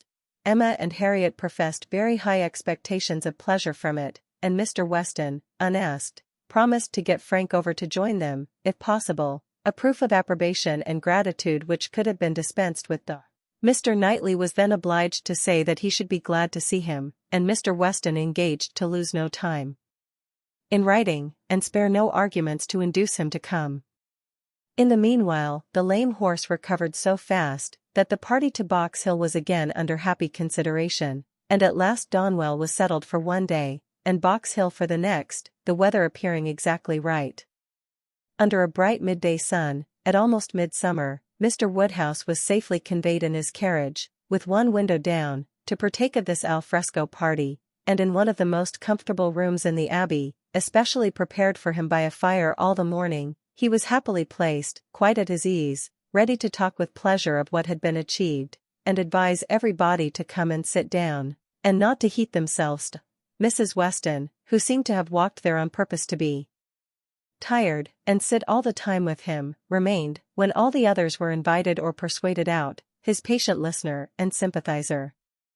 It was so long since Emma had been at the Abbey, that as soon as she was satisfied of her father's comfort, she was glad to leave him, and look around her, eager to refresh and correct her memory with more particular observation, more exact understanding of a house and grounds which must ever be so interesting to her and all her family. She felt all the honest pride and complacency which her alliance with the present and future proprietor could fairly warrant, as she viewed the respectable size and style of the building, its suitable, becoming, characteristic situation, low and sheltered, its ample gardens stretching down to meadows washed by a stream, of which the Abbey, with all the old neglect of prospect, had scarcely a sight, and its abundance of timber in rows and avenues, which neither fashion nor extravagance had rooted.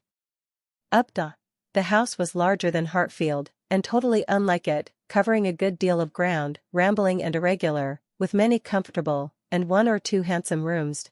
It was just what it ought to be, and it looked what it was, and Emma felt an increasing respect for it, as the residence of a family of such true gentility, untainted in blood and understanding. Some faults of temper John Knightley had, but Isabella had connected herself unexceptionably.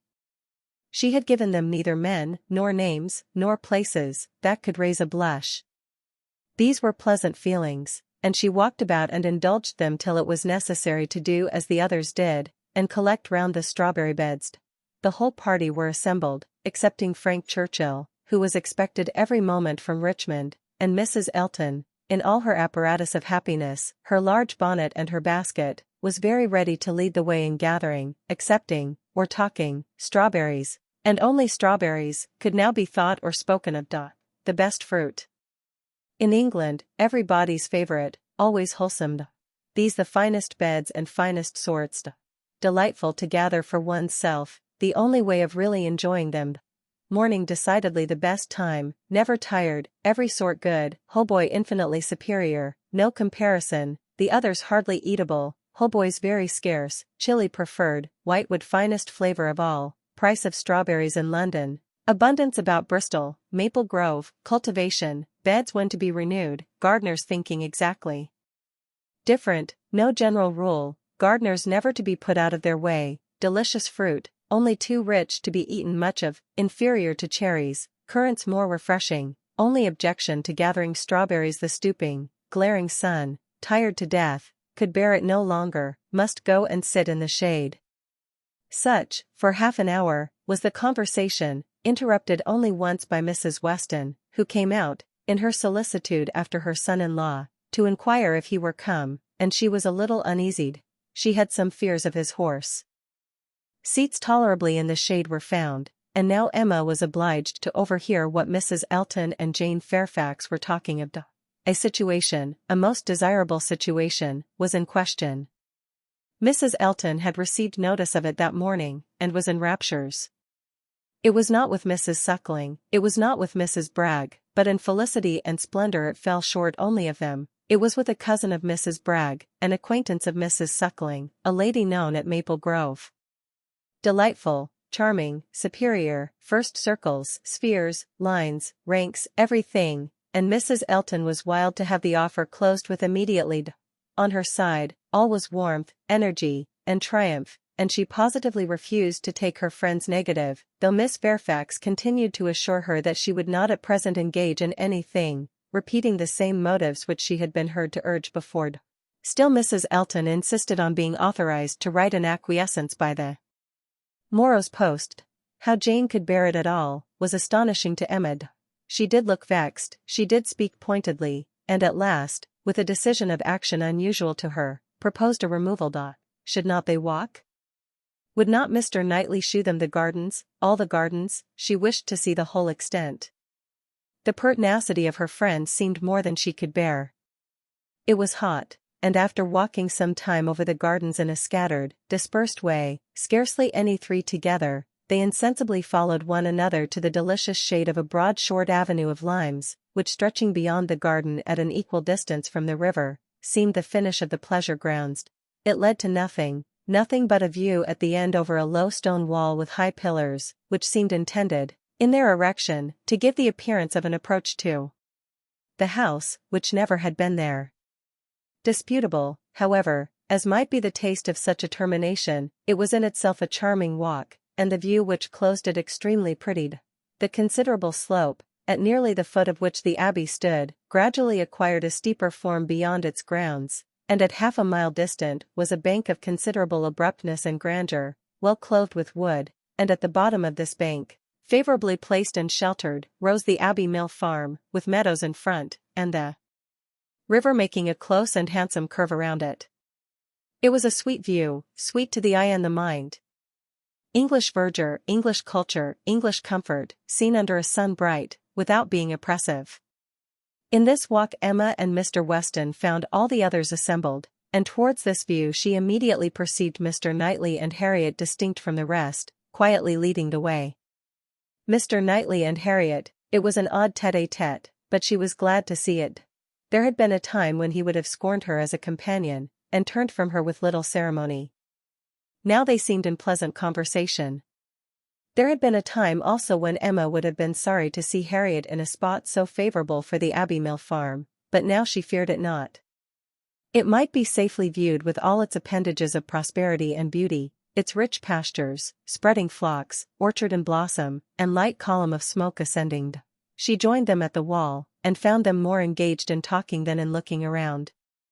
He was giving Harriet information as to modes of agriculture, etc., and Emma received a smile, which seemed to say, "These are my own concerns. I have a right to talk on such subjects, without being suspected of introducing Robert Martin." She did not suspect him. It was too old a story. Robert Martin had probably ceased to think of Harriet. They took a few turns together along the walk. The shade was most refreshing, and Emma found it the pleasantest part of the day. The next remove was to the house. They must all go in and eat, and they were all seated and busy, and still Frank Churchill did not come. Mrs. Weston looked, and looked in vain. His father would not own himself uneasy, and laughed at her fears, but she could not be cured of wishing that he would part with his black mare. He had expressed himself as to coming, with more than common certainty. His aunt was so much better, that he had not a doubt of getting over to them. Mrs. Churchill's state, however, as many were ready to remind her, was liable to such sudden variation as might disappoint her nephew in the most reasonable dependence, and Mrs. Weston was at last persuaded to believe, or to say, that it must be by some attack of Mrs. Churchill that he was prevented coming. Emma looked at Harriet while the point was under consideration. She behaved very well, and betrayed no emotion. The cold repast was over, and the party were to go out once more to see what had not yet been seen, the old Abbey fish ponds, perhaps get as far as the clover, which was to be begun cutting on the morrow, or, at any rate, have the pleasure of being hot, and growing cool again. Mr. Woodhouse, who had already taken his little round in the highest part of the gardens, where no damps from the river were imagined even by him, stirred no more, and his daughter resolved to remain with him, that Mrs. Weston might be persuaded away by her husband to the exercise and variety which her spirits seemed to need. Mr. Knightley had done all in his power for Mr. Woodhouse's entertainment. Books of engravings, drawers of medals, cameos, corals, shells, and every other family collection within his cabinets, had been prepared for his old friend, to while away the morning, and the kindness had perfectly answered. Mr. Woodhouse had been exceedingly well amused. Mrs. Weston had been shewing them all to him, and now he would shew them all to Emma, fortunate in having no other resemblance to a child, than in a total want of taste for what he saw, for he was slow, constant, and methodical. Before this second looking over was begun, however, Emma walked into the hall for the sake of a few moments' free observation of the entrance and ground plot of the house, and was hardly there, when Jane Fairfax appeared, coming quickly in from the garden, and with a look of escape. Little expecting to meet Miss Woodhouse so soon, there was a start at first, but Miss Woodhouse was the very person she was in quest of. "Will you be so kind," said she, "when I am missed, as to say that I am gone home? I am going this moment. My aunt is not aware how late it is, nor how long we have been absent, but I am sure we shall be wanted, and I am determined to go directly. I have said nothing about it to anybody. It would only be giving trouble and distress. Some are gone to the ponds, and some to the lime walk. Till they all come in I shall not be missed, and when they do, will you have the goodness to say that I am gone?" "Certainly, if you wish it, but you are not going to walk to Highbury alone?" "Yes, what should hurt me? I walk fast. I shall be at home in 20 minutes. But it is too far, indeed it is, to be walking quite alone. Let my father's servant go with you. Let me order the carriage. It can be round in 5 minutes. Thank you, but on no account. I would rather walk. And for me to be afraid of walking alone, I, who may so soon have to guard others." She spoke with great agitation, and Emma very feelingly replied, "That can be no reason for your being exposed to danger now. I must order the carriage. The heat even would be danger. You are fatigued already." "I am," she answered, "I am fatigued, but it is not the sort of fatigue. Quick walking will refresh me. Miss Woodhouse, we all know at times what it is to be wearied in spirits. Mine, I confess, are exhausted. The greatest kindness you can shew me, will be to let me have my own way, and only say that I am gone when it is necessary." Emma had not another word to oppose.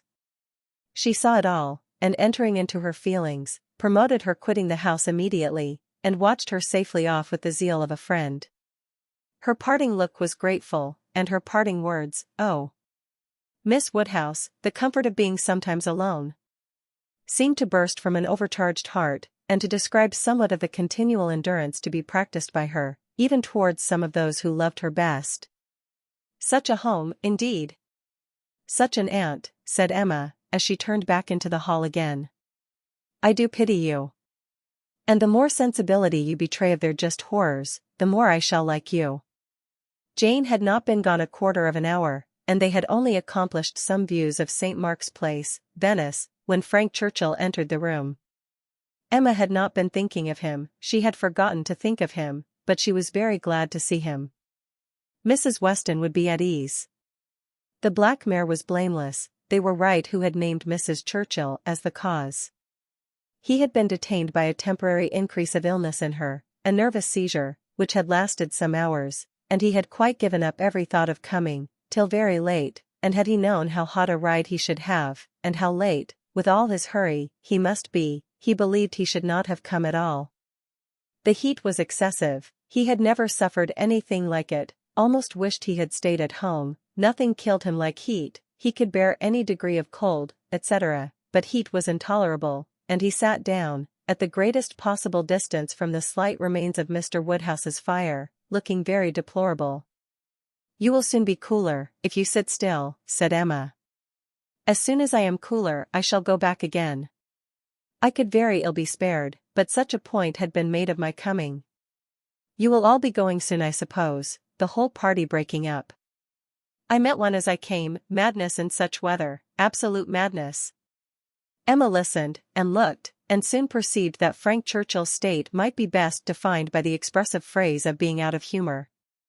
Some people were always cross when they were hot. Such might be his constitution, and as she knew that eating and drinking were often the cure of such incidental complaints, she recommended his taking some refreshment. He would find abundance of everything in the dining room, and she humanely pointed out the door. No, he should not eat. He was not hungry, it would only make him hotter. In 2 minutes, however, he relented in his own favor, and muttering something about spruce beer, walked off. Emma returned all her attention to her father, saying in secret, I am glad I have done being in love with him. I should not like a man who is so soon discomposed by a hot morning. Harriet's sweet easy temper will not mind it.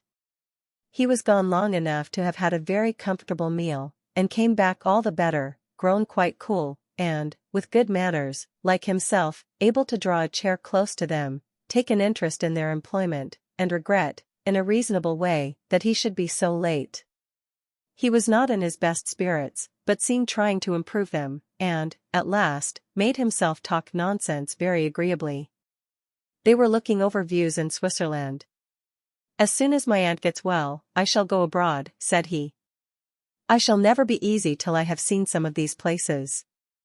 You will have my sketches, some time or other, to look at, or my tour to read, or my poem. I shall do something to expose myself. That may be, but not by sketches in Switzerland. You will never go to Switzerland. Your uncle and aunt will never allow you to leave England. They may be induced to go too. A warm climate may be prescribed for her. I have more than half an expectation of our all going abroad. I assure you I have. I feel a strong persuasion, this morning, that I shall soon be abroad. I ought to travel. I am tired of doing nothing. I want a change. I am serious, Miss Woodhouse, whatever your penetrating eyes may fancy, I am sick of England, and would leave it tomorrow, if I could. You are sick of prosperity and indulgence. Cannot you invent a few hardships for yourself, and be contented to stay? I sick of prosperity and indulgence. You are quite mistaken. I do not look upon myself as either prosperous or indulged. I am thwarted in everything material. I do not consider myself at all a fortunate person. You are not quite so miserable, though, as when you first came. Go and eat and drink a little more, and you will do very well. Another slice of cold meat, another draught of Madeira and water, will make you nearly on a par with the rest of us. No, I shall not stir. I shall sit by you. You are my best cure. We are going to Box Hill tomorrow, you will join us. It is not Switzerland, but it will be something for a young man so much in want of a change. You will stay, and go with us? No, certainly not, I shall go home in the cool of the evening. But you may come again in the cool of tomorrow morning. No, it will not be worthwhile. If I come, I shall be cross. Then pray stay at Richmond. But if I do, I shall be crosser still. I can never bear to think of you all there without me. These are difficulties which you must settle for yourself. Choose your own degree of crossness. I shall press you no more. The rest of the party were now returning, and all were soon collected. With some there was great joy at the sight of Frank Churchill, others took it very composedly, but there was a very general distress and disturbance on Miss Fairfax's disappearance being explained. That it was time for everybody to go, concluded the subject, and with a short final arrangement for the next day's scheme, they parted. Frank Churchill's little inclination to exclude himself increased so much, that his last words to Emma were, "Well, if you wish me to stay and join the party, I will."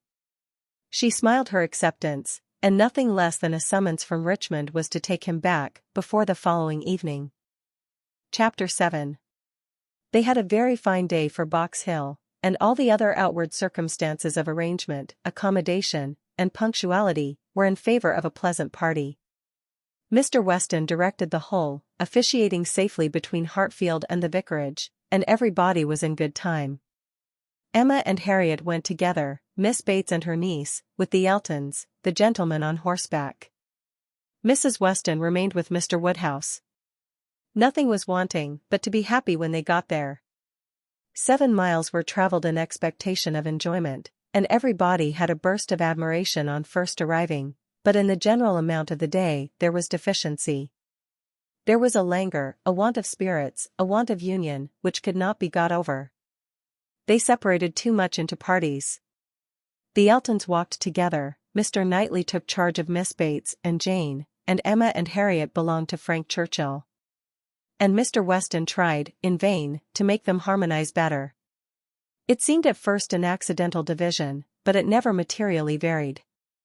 Mr. and Mrs. Elton, indeed, shewed no unwillingness to mix, and be as agreeable as they could, but during the 2 whole hours that were spent on the hill, there seemed a principle of separation, between the other parties, too strong for any fine prospects, or any cold collation, or any cheerful Mr. Weston, to remove.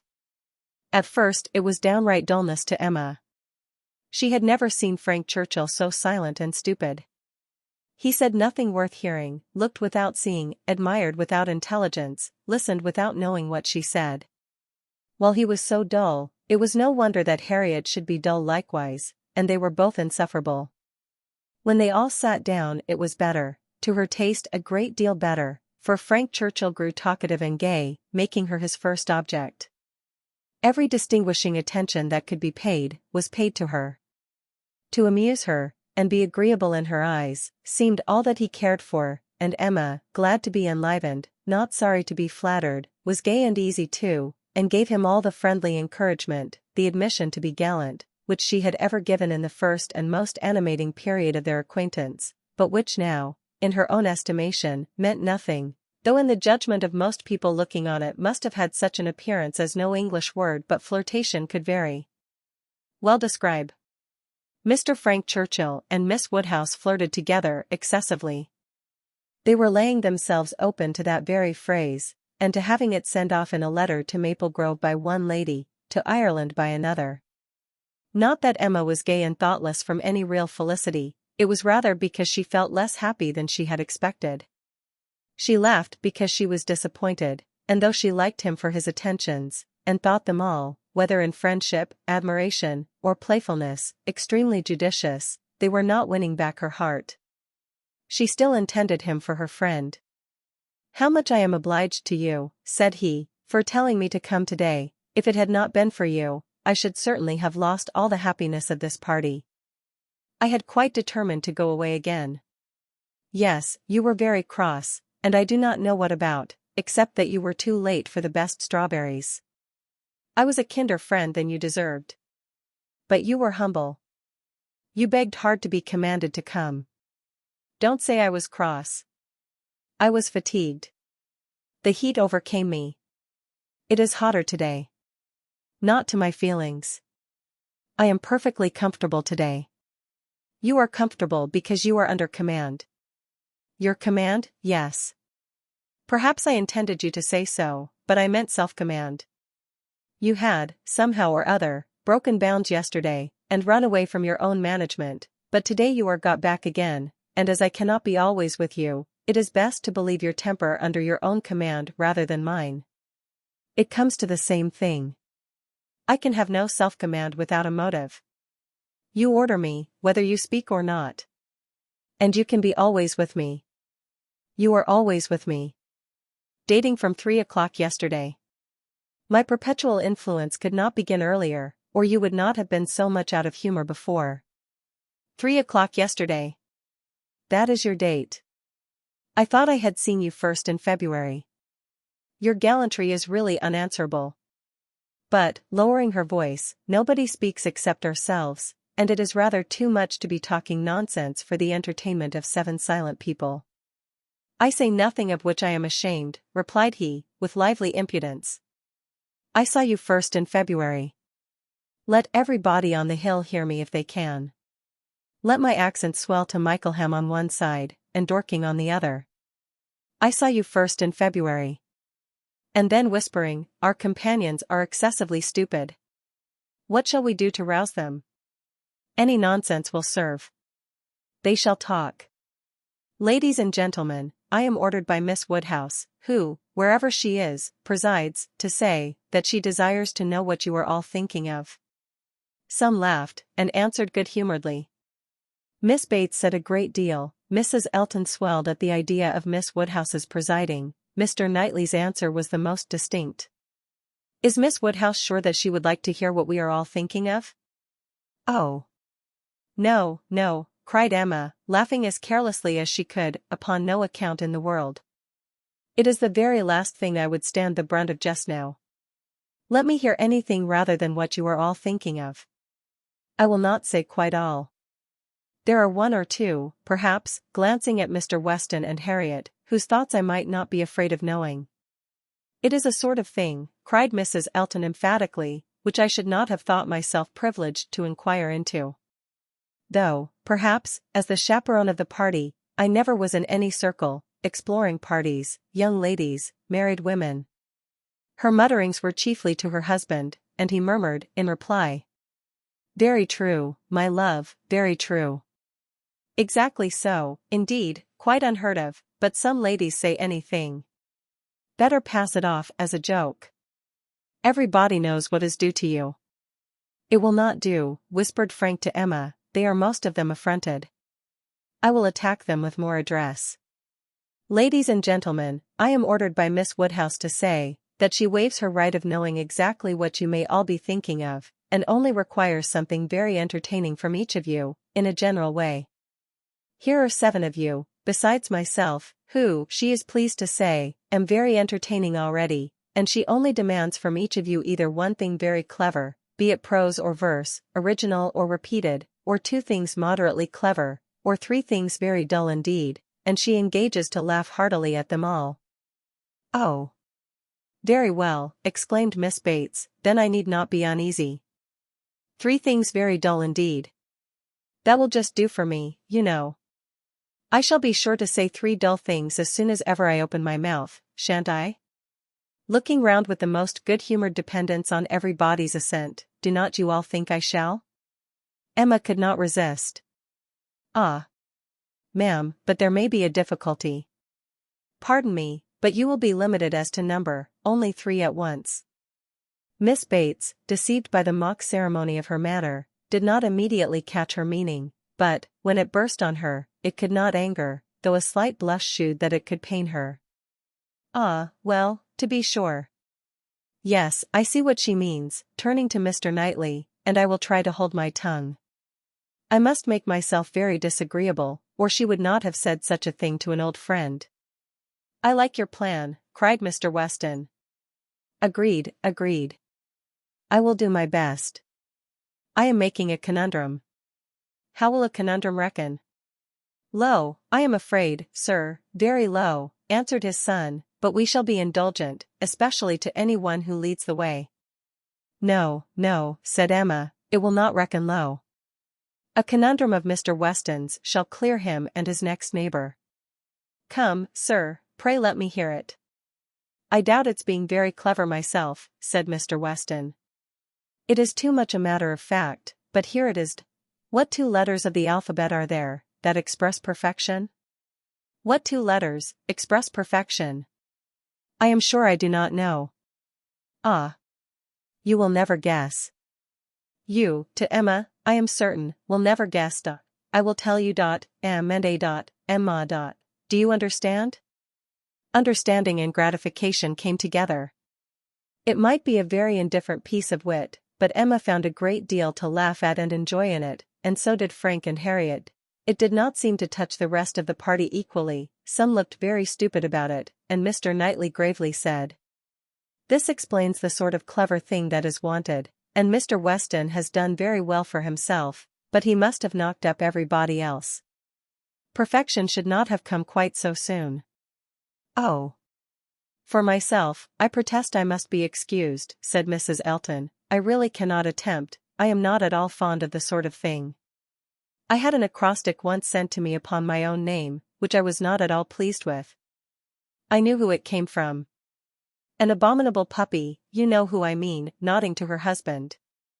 "These kind of things are very well at Christmas, when one is sitting round the fire, but quite out of place, in my opinion, when one is exploring about the country in summer. Miss Woodhouse must excuse me. I am not one of those who have witty things at everybody's service. I do not pretend to be a wit. I have a great deal of vivacity in my own way, but I really must be allowed to judge when to speak and when to hold my tongue. Pass us, if you please, Mr. Churchill. Pass Mr. E. Knightley, Jane, and myself. We have nothing clever to say, not one of us." "Yes, yes, pray pass me," added her husband, with a sort of sneering consciousness. "I have nothing to say that can entertain Miss Woodhouse, or any other young lady. An old married man, quite good for nothing. Shall we walk, Augusta?" "With all my heart. I am really tired of exploring so long on one spot." "Come, Jane, take my other arm." Jane declined it, however, and the husband and wife walked off. "Happy couple," said Frank Churchill, as soon as they were out of hearing. "How well they suit one another, very lucky, marrying as they did, upon an acquaintance formed only in a public place. They only knew each other, I think, a few weeks in Bath.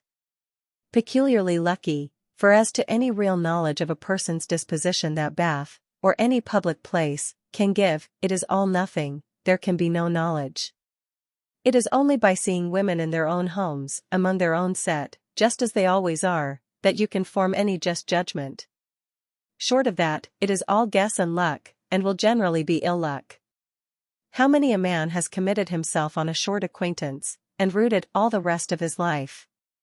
Miss Fairfax, who had seldom spoken before, except among her own confederates, spoke now. "Such things do occur, undoubtedly." She was stopped by a cough. Frank Churchill turned towards her to listen. "You were speaking," said he, gravely. She recovered her voice. "I was only going to observe, that though such unfortunate circumstances do sometimes occur both to men and women, I cannot imagine them to be very frequent. A hasty and imprudent attachment may arise, but there is generally time to recover from it afterwards. I would be understood to mean, that it can be only weak, irresolute characters, whose happiness must be always at the mercy of chance, who will suffer an unfortunate acquaintance to be an inconvenience, an oppression forever." He made no answer, merely looked, and bowed in submission, and soon afterwards said, in a lively tone, "Well, I have so little confidence in my own judgment, that whenever I marry, I hope somebody will choose my wife for me. Will you?" Turning to Emma. "Will you choose a wife for me? I am sure I should like anybody fixed on by you. You provide for the family, you know," with a smile at his father. "Find somebody for me. I am in no hurry. Adopt her, educate her. And make her like myself. By all means, if you can." "Very well. I undertake the commission. You shall have a charming wife. She must be very lively, and have hazel eyes. I care for nothing else. I shall go abroad for a couple of years, and when I return, I shall come to you for my wife. Remember. Emma was in no danger of forgetting. It was a commission to touch every favorite feeling. Would not Harriet be the very creature described? Hazel eyes accepted, 2 years more might make her all that he wished. He might even have Harriet in his thoughts at the moment, who could say? Referring the education to her seemed to imply it. Now, ma'am, said Jane to her aunt, shall we join Mrs. Elton? If you please, my dear. With all my heart. I am quite ready. I was ready to have gone with her, but this will do just as well. We shall soon overtake her. There she is. No, that's somebody else. That's one of the ladies in the Irish car party, not at all like her. Well, I declare. They walked off, followed in half a minute by Mr. Knightley. Mr. Weston, his son, Emma, and Harriet, only remained, and the young man's spirits now rose to a pitch almost unpleasant. Even Emma grew tired at last of flattery and merriment, and wished herself rather walking quietly about with any of the others, or sitting almost alone, and quite unattended to, in tranquil observation of the beautiful views beneath her. The appearance of the servants looking out for them to give notice of the carriages was a joyful sight, and even the bustle of collecting and preparing to depart, and the solicitude of Mrs. Elton to have her carriage first, were gladly endured, in the prospect of the quiet drive home which was to close the very questionable enjoyments of this day of pleasure. Such another scheme, composed of so many ill-assorted people, she hoped never to be betrayed into again. While waiting for the carriage, she found Mr. Knightley by her side. He looked around, as if to see that no one were near, and then said, Emma, I must once more speak to you as I have been used to do, a privilege rather endured than allowed, perhaps, but I must still use it. I cannot see you acting wrong, without a remonstrance. How could you be so unfeeling to Miss Bates? How could you be so insolent in your wit to a woman of her character, age, and situation? Emma, I had not thought it possible. Emma recollected, blushed, was sorry, but tried to laugh it off. Nay, how could I help saying what I did? Nobody could have helped it. It was not so very bad. I dare say she did not understand me. I assure you she did. She felt your full meaning. She has talked of it since. I wish you could have heard how she talked of it, with what candor and generosity. I wish you could have heard her honoring your forbearance, in being able to pay her such attentions, as she was forever receiving from yourself and your father, when her society must be so irksome. Oh, cried Emma, I know there is not a better creature in the world, but you must allow, that what is good and what is ridiculous are most unfortunately blended in her. They are blended, said he, I acknowledge, and, were she prosperous, I could allow much for the occasional prevalence of the ridiculous over the good. Were she a woman of fortune, I would leave every harmless absurdity to take its chance, I would not quarrel with you for any liberties of manner. Were she your equal in situation, but, Emma, consider how far this is from being the case. She is poor, she has sunk from the comforts she was born to, and, if she lived to old age, must probably sink more. Her situation should secure your compassion. It was badly done, indeed. You, who she had known from an infant, who she had seen grow up from a period when her notice was an honor, to have you now, in thoughtless spirits, and the pride of the moment, laugh at her, humble her, and before her niece, too, and before others, many of whom, certainly some, would be entirely guided by your treatment of her. This is not pleasant to you, Emma, and it is very far from pleasant to me, but I will tell you truths while I can, satisfied with proving myself your friend by very faithful counsel, and trusting that you will some time or other do me greater justice than you can do now. While they talked, they were advancing towards the carriage, it was ready, and, before she could speak again, he had handed her in. He had misinterpreted the feelings which had kept her face averted, and her tongue motionless. They were combined only of anger against herself, mortification, and deep concern. She had not been able to speak, and, on entering the carriage, sunk back for a moment overcome, then reproaching herself for having taken no leave, making no acknowledgement, parting in apparent sullenness. She looked out with voice and hand eager to shew a difference, but it was just too late. He had turned away, and the horses were in motion. She continued to look back, but in vain, and soon, with what appeared unusual speed, they were halfway down the hill, and everything left far behind. She was vexed beyond what could have been expressed, almost beyond what she could conceal. Never had she felt so agitated, mortified, grieved, at any circumstance in her life. She was most forcibly struck. The truth of this representation there was no denying. She felt it at her heart. How could she have been so brutal, so cruel to Miss Bates? How could she have exposed herself to such ill opinion in anyone she valued? And how suffer him to leave her without saying one word of gratitude, of concurrence, of common kindness? Time did not compose her. As she reflected more, she seemed but to feel it more. She never had been so depressed. Happily it was not necessary to speak. There was only Harriet, who seemed not in spirits herself, fagged, and very willing to be silent, and Emma felt the tears running down her cheeks almost all the way home, without being at any trouble to check them, extraordinary as they were. Chapter 8. The wretchedness of a scheme to Box Hill was in Emma's thoughts all the evening. How it might be considered by the rest of the party, she could not tell. They, in their different homes, and their different ways, might be looking back on it with pleasure, but in her view it was a morning more completely misspent, more totally bare of rational satisfaction at the time, and more to be abhorred in recollection, than any she had ever passed. A whole evening of backgammon with her father was felicity to it.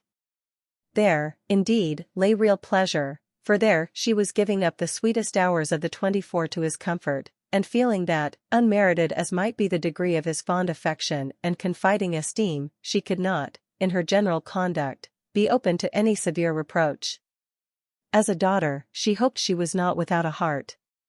She hoped no one could have said to her, "How could you be so unfeeling to your father?" I will tell you truths while I can. Miss Bates should never again, no, never.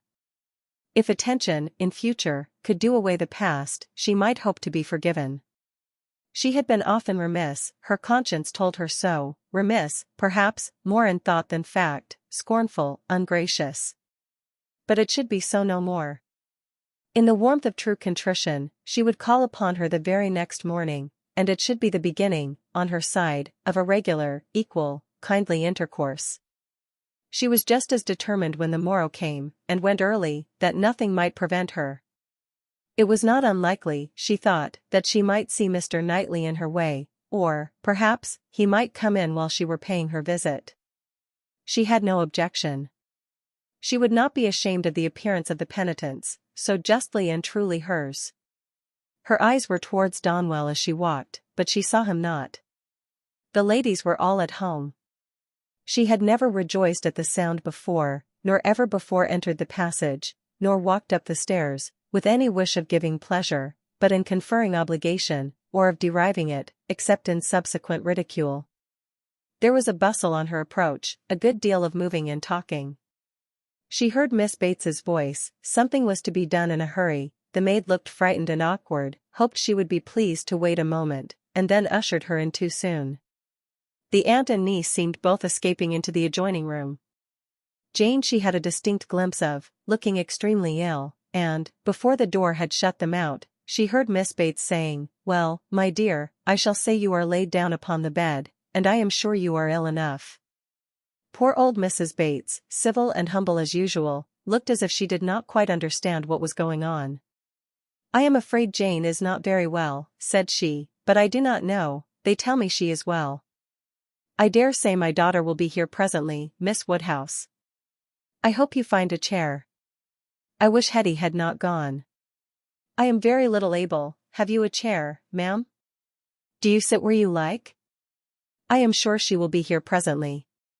Emma seriously hoped she would.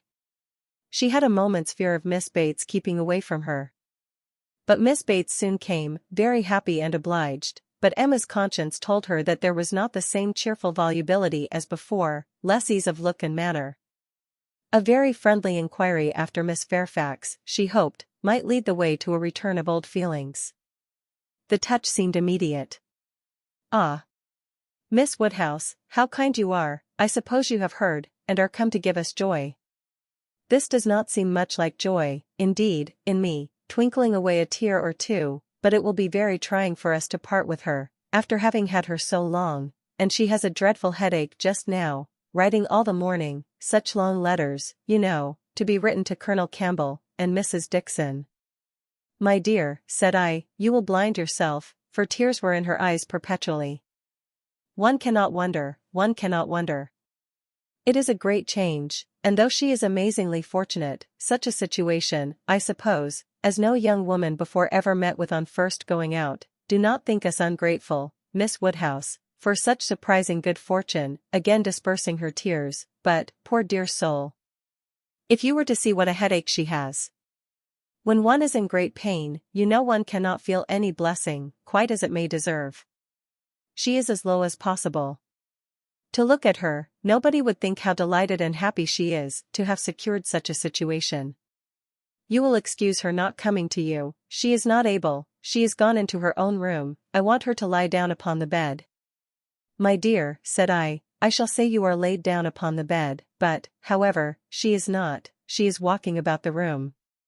But, now that she has written her letters, she says she shall soon be well. She will be extremely sorry to miss seeing you, Miss Woodhouse, but your kindness will excuse her. You were kept waiting at the door, I was quite ashamed, but somehow there was a little bustle, for it so happened that we had not heard the knock, until you were on the stairs, we did not know anybody was coming. It is only Mrs. Cole, said I, depend upon it. Nobody else would come so early. Well, said she, it must be borne some time or other, and it may as well be now. But then Patty came in, and said it was you. Oh, said I, it is Miss Woodhouse, I am sure you will like to see her. I can see nobody, said she, and up she got, and would go away, and that was what made us keep you waiting, and extremely sorry and ashamed we were. If you must go, my dear, said I, you must, and I will say you are laid down upon the bed. Emma was most sincerely interested. Her heart had been long growing kinder towards Jane, and this picture of her present sufferings acted as a cure of every former ungenerous suspicion, and left her nothing but pity, and the remembrance of the less just and less gentle sensations of the past, obliged her to admit that Jane might very naturally resolve on seeing Mrs. Cole or any other steady friend, when she might not bear to see herself. She spoke as she felt, with earnest regret and solicitude, sincerely wishing that the circumstances which she collected from Miss Bates to be now actually determined on, might be as much for Miss Fairfax's advantage and comfort as possible. It must be a severe trial to them all. She had understood it was to be delayed till Colonel Campbell's return. So very kind, replied Miss Bates. But you are always kind. There was no bearing such an always, and to break through her dreadful gratitude, Emma made the direct inquiry of, "Where, may I ask, is Miss Fairfax going?" "To a Mrs. Smallridge, charming woman, most superior, to have the charge of her 3 little girls, delightful children." Impossible that any situation could be more replete with comfort, if we except, perhaps, Mrs. Suckling's own family, and Mrs. Bragg's, but Mrs. Smallridge is intimate with both, and in the very same neighborhood, lives only 4 miles from Maple Grove. Jane will be only 4 miles from Maple Grove. Mrs. Elton, I suppose, has been the person to whom Miss Fairfax owes. Yes, our good Mrs. Elton. The most indefatigable, true friend. She would not take a denial. She would not let Jane say, no, for when Jane first heard of it, it was the day before yesterday, the very morning we were at Donwell, when Jane first heard of it, she was quite decided against accepting the offer, and for the reasons you mention, exactly as you say, she had made up her mind to close with nothing till Colonel Campbell's return, and nothing should induce her to enter into any engagement at present, and so she told Mrs. Elton over and over again, and I am sure I had no more idea that she would change her mind, but that good Mrs. Elton, whose judgment never fails her, saw farther than I did. It is not everybody that would have stood out in such a kind way as she did, and refused to take Jane's answer, But she positively declared she would not write any such denial yesterday, as Jane wished her, she would wait, and, sure enough, yesterday evening it was all settled that Jane should go. Quite a surprise to me. I had not the least idea. Jane took Mrs. Elton aside, and told her at once, that upon thinking over the advantages of Mrs. Smallridge's situation, she had come to the resolution of accepting it. I did not know a word of it till it was all settled. You spent the evening with Mrs. Elton? Yes, all of us. Mrs. Elton would have us come. It was settled so, upon the hill, while we were walking about with Mr. Knightley. You must all spend your evening with us, said she. I positively must have you all come. Mr. Knightley was there too, was he? No, not Mr. Knightley, he declined it from the first, and though I thought he would come, because Mrs. Elton declared she would not let him off, he did not, but my mother, and Jane, and I, were all there, and a very agreeable evening we had. Such kind friends, you know, Miss Woodhouse, one must always find agreeable, though everybody seemed rather fagged after the morning's party. Even pleasure, you know, is fatiguing, and I cannot say that any of them seemed very much to have enjoyed it. However, I shall always think it a very pleasant party, and feel extremely obliged to the kind friends who included me in it. Miss Fairfax, I suppose, though you were not aware of it, had been making up her mind the whole day? I dare say she had. Whenever the time may come, it must be unwelcome to her and all her friends, but I hope her engagement will have every alleviation that is possible, I mean, as to the character and manners of the family. Thank you, dear Miss Woodhouse. Yes, indeed, there is everything in the world that can make her happy in it. Except the Sucklings and Braggs, there is not such another nursery establishment, so liberal and elegant, in all Mrs. Elton's acquaintance. Mrs. Smallridge, a most delightful woman, a style of living almost equal to Maple Grove, and as to the children, except the little Sucklings and little Braggs, there are not such elegant sweet children anywhere. Jane will be treated with such regard and kindness, it will be nothing but pleasure, a life of pleasure, and her salary, I really cannot venture to name her salary to you, Miss Woodhouse.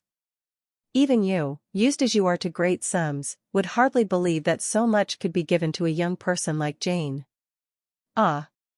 Madam, cried Emma, if other children are at all like what I remember to have been myself, I should think 5 times the amount of what I have ever yet heard named as a salary on such occasions, dearly earned. You are so noble in your ideas. And when is Miss Fairfax to leave you? Very soon, indeed, that's the worst of it. Within a fortnight. Mrs. Smallridge is in a great hurry. My poor mother does not know how to bear it. So then, I try to put it out of her thoughts, and say, come ma'am, do not let us think about it any more. Her friends must all be sorry to lose her, and will not Colonel and Mrs. Campbell be sorry to find that she has engaged herself before their return? Yes, Jane says she is sure they will, but yet, this is such a situation as she cannot feel herself justified in declining. I was so astonished when she first told me what she had been saying to Mrs. Elton, and when Mrs. Elton at the same moment came congratulating me upon it. It was before tea, no, it could not be before tea, because we were just going to cards, and yet it was before tea, because I remember thinking, oh. No, now I recollect, now I have it, something happened before tea, but not that. Mr. Elton was called out of the room before tea. Old John Abdy's son wanted to speak with him. Poor old John, I have a great regard for him, he was clerk to my poor father 27 years, and now, poor old man, he is bedridden, and very poorly with the rheumatic gout in his joints. I must go and see him today, and so will Jane, I am sure, if she gets out at all.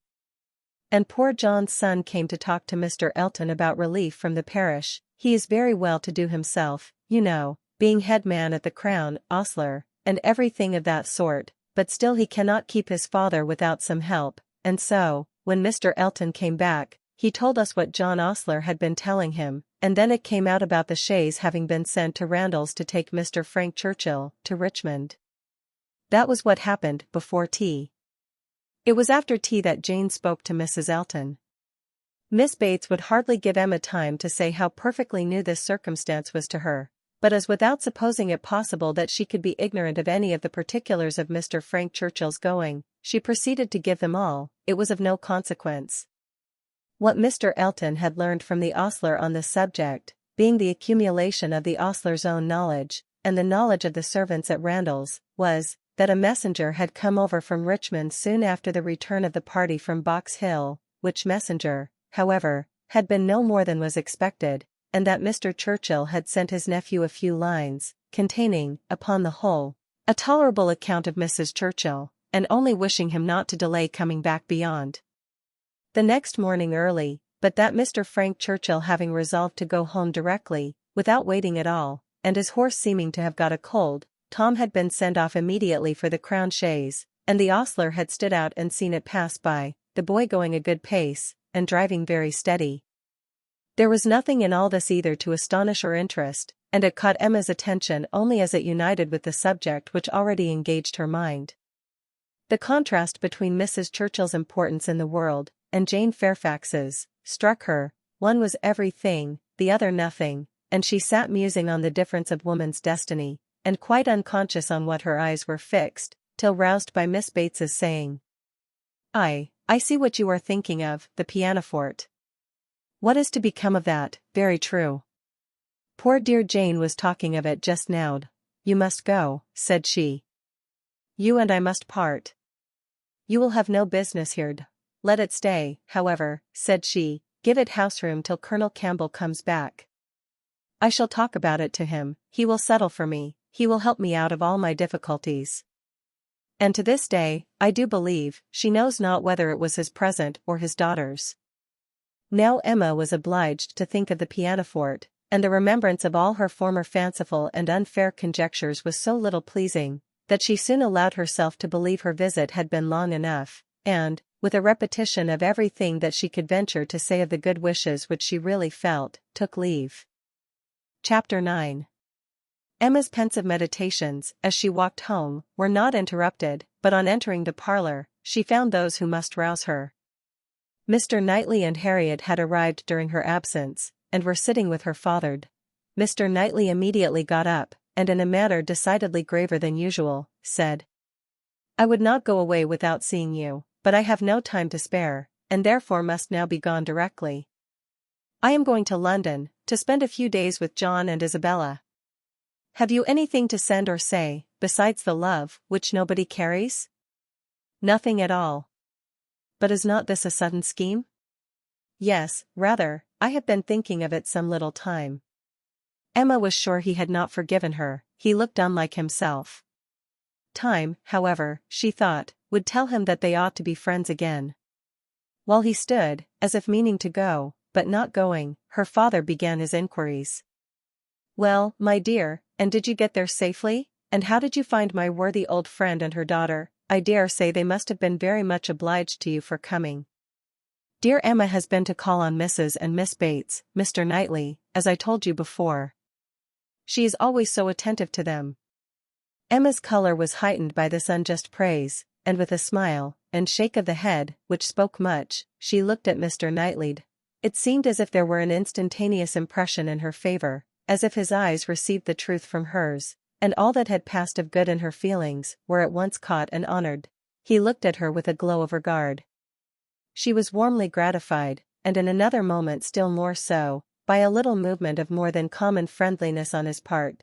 He took her hand. Whether she had not herself made the first motion, she could not say. She might, perhaps, have rather offered it, but he took her hand, pressed it, and certainly was on the point of carrying it to his lips, when, from some fancy or other, he suddenly let it go. Why he should feel such a scruple, why he should change his mind when it was all but done, she could not perceive. He would have judged better, she thought, if he had not stopped. The intention, however, was indubitable, and whether it was that his manners had in general so little gallantry, or however else it happened, but she thought nothing became him more. It was with him, of so simple, yet so dignified a nature. She could not but recall the attempt with great satisfaction. It spoke such perfect amity. He left them immediately afterwards, gone in a moment. He always moved with the alertness of a mind which could neither be undecided nor dilatory, but now he seemed more sudden than usual in his disappearance. Emma could not regret her having gone to Miss Bates, but she wished she had left her 10 minutes earlier. It would have been a great pleasure to talk over Jane Fairfax's situation with Mr. Knightley. Neither would she regret that he should be going to Brunswick Square, for she knew how much his visit would be enjoyed, but it might have happened at a better time, and to have had longer notice of it would have been pleasanter. They parted thorough friends, however. She could not be deceived as to the meaning of his countenance, and his unfinished gallantry. It was all done to assure her that she had fully recovered his good opinion. He had been sitting with them half an hour, she found. It was a pity that she had not come back earlier. In the hope of diverting her father's thoughts from the disagreeableness of Mr. Knightley's going to London, and going so suddenly, and going on horseback, which she knew would be all very bad, Emma communicated her news of Jane Fairfax, and her dependence on the effect was justified. It supplied a very useful check, interested, without disturbing him. He had long made up his mind to Jane Fairfax's going out as governess, and could talk of it cheerfully, but Mr. Knightley's going to London had been an unexpected blow. "I am very glad, indeed, my dear, to hear she is to be so comfortably settled. Mrs. Elton is very good-natured and agreeable, and I dare say her acquaintance are just what they ought to be. I hope it is a dry situation, and that her health will be taken good care of. It ought to be a first object, as I am sure poor Miss Taylor's always was with me. You know, my dear, she is going to be to this new lady what Miss Taylor was to us. And I hope she will be better off in one respect, and not be induced to go away after it has been her home so long." The following day brought news from Richmond to throw everything else into the background. An express arrived at Randalls to announce the death of Mrs. Churchill. Though her nephew had had no particular reason to hasten back on her account, she had not lived above 36 hours after his return.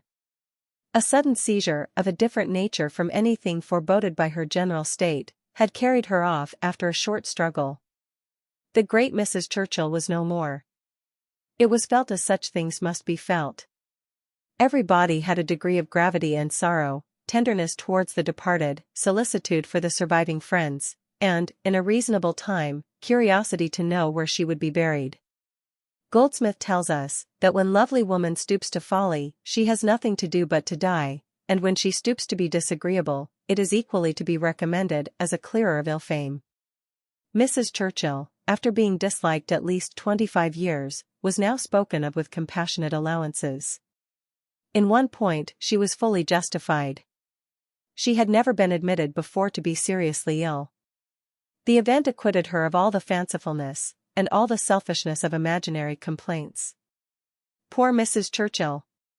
No doubt she had been suffering a great deal, more than anybody had ever supposed, and continual pain would try the temper.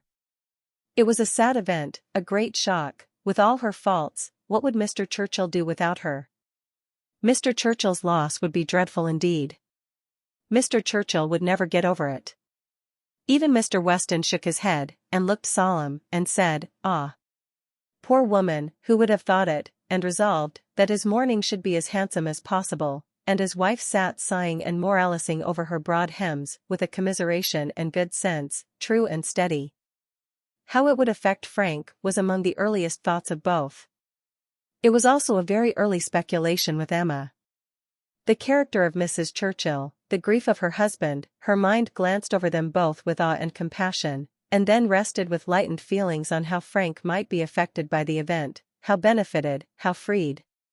She saw in a moment all the possible good. Now, an attachment to Harriet Smith would have nothing to encounter. Mr. Churchill, independent of his wife, was feared by nobody, an easy, guidable man, to be persuaded into anything by his nephew. All that remained to be wished was, that the nephew should form the attachment, as, with all her goodwill in the cause, Emma could feel no certainty of its being already formed. Harriet behaved extremely well on the occasion, with great self-command. Whatever she might feel of brighter hope, she betrayed nothing. Emma was gratified to observe such a proof in her of strengthened character, and refrained from any allusion that might endanger its maintenance. They spoke, therefore, of Mrs. Churchill's death, with mutual forbearance. Short letters from Frank were received at Randalls, communicating all that was immediately important of their state and plans.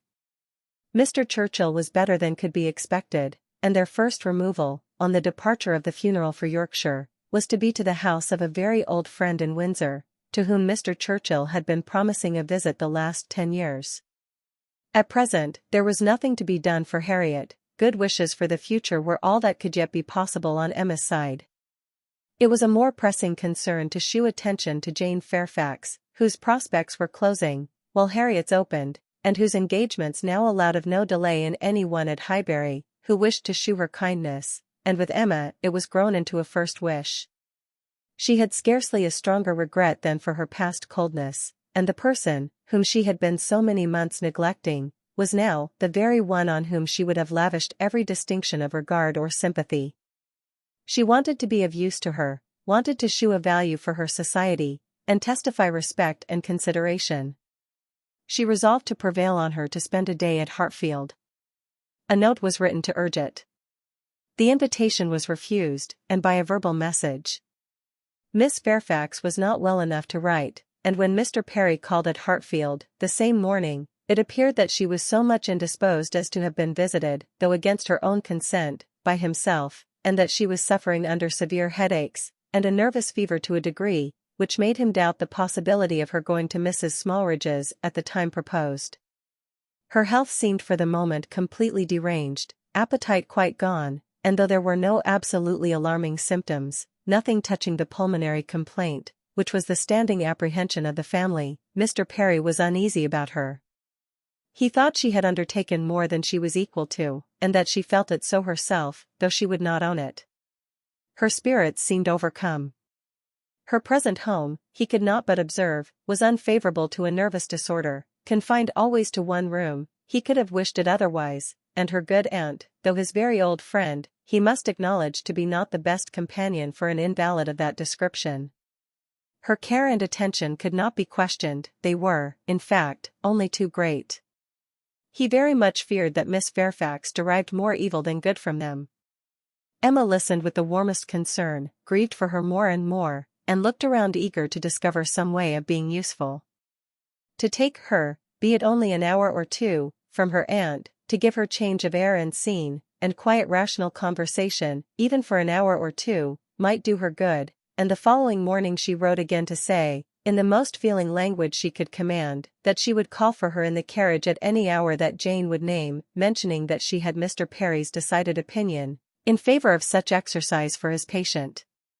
The answer was only in this short note.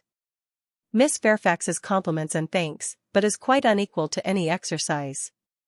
Emma felt that her own note had deserved something better, but it was impossible to quarrel with words, whose tremulous inequality shewed indisposition so plainly, and she thought only of how she might best counteract this unwillingness to be seen or assisted. In spite of the answer, therefore, she ordered the carriage, and drove to Mrs. Bates's, in the hope that Jane would be induced to join her, but it would not do. Miss Bates came to the carriage door, all gratitude, and agreeing with her most earnestly in thinking an airing might be of the greatest service, and everything that message could do was tried, but all in vain. Miss Bates was obliged to return without success. Jane was quite unpersuadable. The mere proposal of going out seemed to make her worse. Emma wished she could have seen her, and tried her own powers, but, almost before she could hint the wish, Miss Bates made it appear that she had promised her niece on no account to let Miss Woodhouse in. Indeed, the truth was, that poor dear Jane could not bear to see anybody at all. Mrs. Elton, indeed, could not be denied, and Mrs. Cole had made such a point, and Mrs. Perry had said so much, but, except them, Jane would really see nobody. Emma did not want to be classed with the Mrs. Eltons, the Mrs. Perrys, and the Mrs. Coles, who would force themselves anywhere, neither could she feel any right of preference herself. She submitted, therefore, and only questioned Miss Bates farther as to her niece's appetite and diet, which she longed to be able to assist.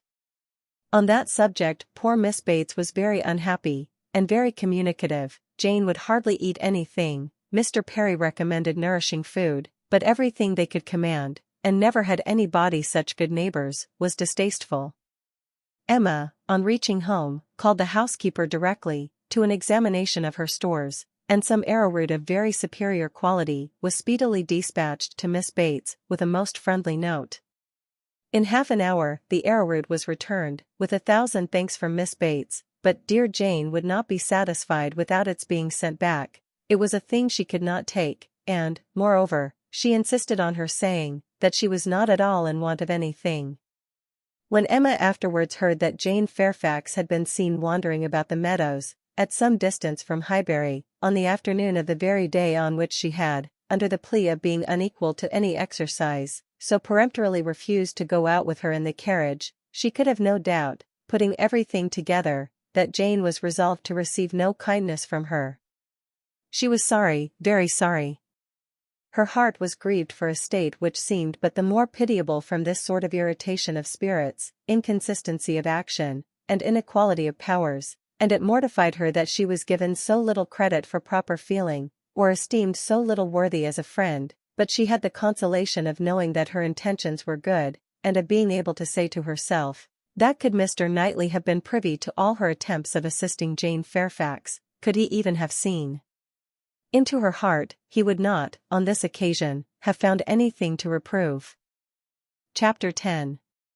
One morning, about 10 days after Mrs. Churchill's decease, Emma was called downstairs to Mr. Weston, who could not stay 5 minutes, and wanted particularly to speak with her. He met her at the parlour door, and hardly asking her how she did, in the natural key of his voice, sunk it immediately, to say, unheard by her father, "Can you come to Randalls at any time this morning? Do, if it be possible. Mrs. Weston wants to see you. She must see you." "Is she unwell?" "No, no, not at all, only a little agitated. She would have ordered the carriage, and come to you, but she must see you alone, and that you know," nodding towards her father. "Humph, can you come?" "Certainly. This moment, if you please. It is impossible to refuse what you ask in such a way." "But what can be the matter? Is she really not ill?" "Depend upon me, but ask no more questions. You will know it all in time. The most unaccountable business." "But hush, hush." To guess what all this meant, was impossible even for Emma. Something really important seemed announced by his looks, but, as her friend was well, she endeavored not to be uneasy, and settling it with her father, that she would take her walk now, she and Mr. Weston were soon out of the house together and on their way at a quick pace for Randalls. "Now," said Emma, when they were fairly beyond the sweep gates, "now Mr. Weston, do let me know what has happened." "No, no," he gravely replied, "don't ask me. I promised my wife to leave it all to her. She will break it to you better than I can. Do not be impatient, Emma, it will all come out too soon." "Break it to me," cried Emma, standing still with terror. "Good God, Mr. Weston, tell me at once. Something has happened in Brunswick Square." "I know it has. Tell me, I charge you, tell me this moment what it is." "No, indeed you are mistaken. Mr. Weston, do not trifle with me. Consider how many of my dearest friends are now in Brunswick Square.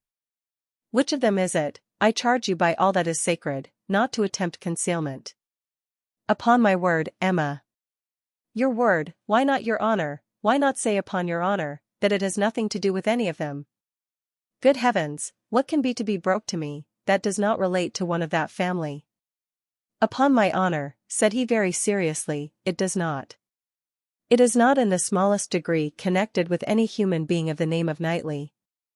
Emma's courage returned, and she walked on. "I was wrong," he continued, "in talking of its being broke to you. I should not have used the expression. In fact, it does not concern you, it concerns only myself, that is, we hope. Humph, in short, my dear Emma, there is no occasion to be so uneasy about it. I don't say that it is not a disagreeable business, but things might be much worse. If we walk fast, we shall soon be at Randalls." Emma found that she must wait, and now it required little effort. She asked no more questions therefore, merely employed her own fancy, and that soon pointed out to her the probability of its being some money concern, something just come to light, of a disagreeable nature in the circumstances of the family, something which the late event at Richmond had brought forward. Her fancy was very active. Half a dozen natural children, perhaps, and poor Frank cut off, this, though very undesirable, would be no matter of agony to her. It inspired little more than an animating curiosity. "Who is that gentleman on horseback?" said she, as they proceeded, speaking more to assist Mr. Weston in keeping his secret, than with any other view. "I do not know. One of the Otways. Not Frank, it is not Frank, I assure you. You will not see him. He is halfway to Windsor, by this time." "Has your son been with you, then?" "Oh. Yes, did not you know? Well, never mind." For a moment he was silent, and then added, in a tone much more guarded and demure. "Yes, Frank came over this morning, just to ask us how we did." They hurried on, and were speedily at Randall's.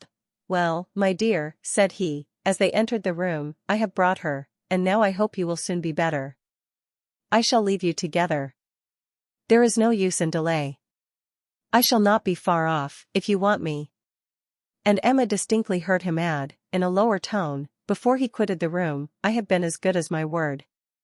She has not the least idea.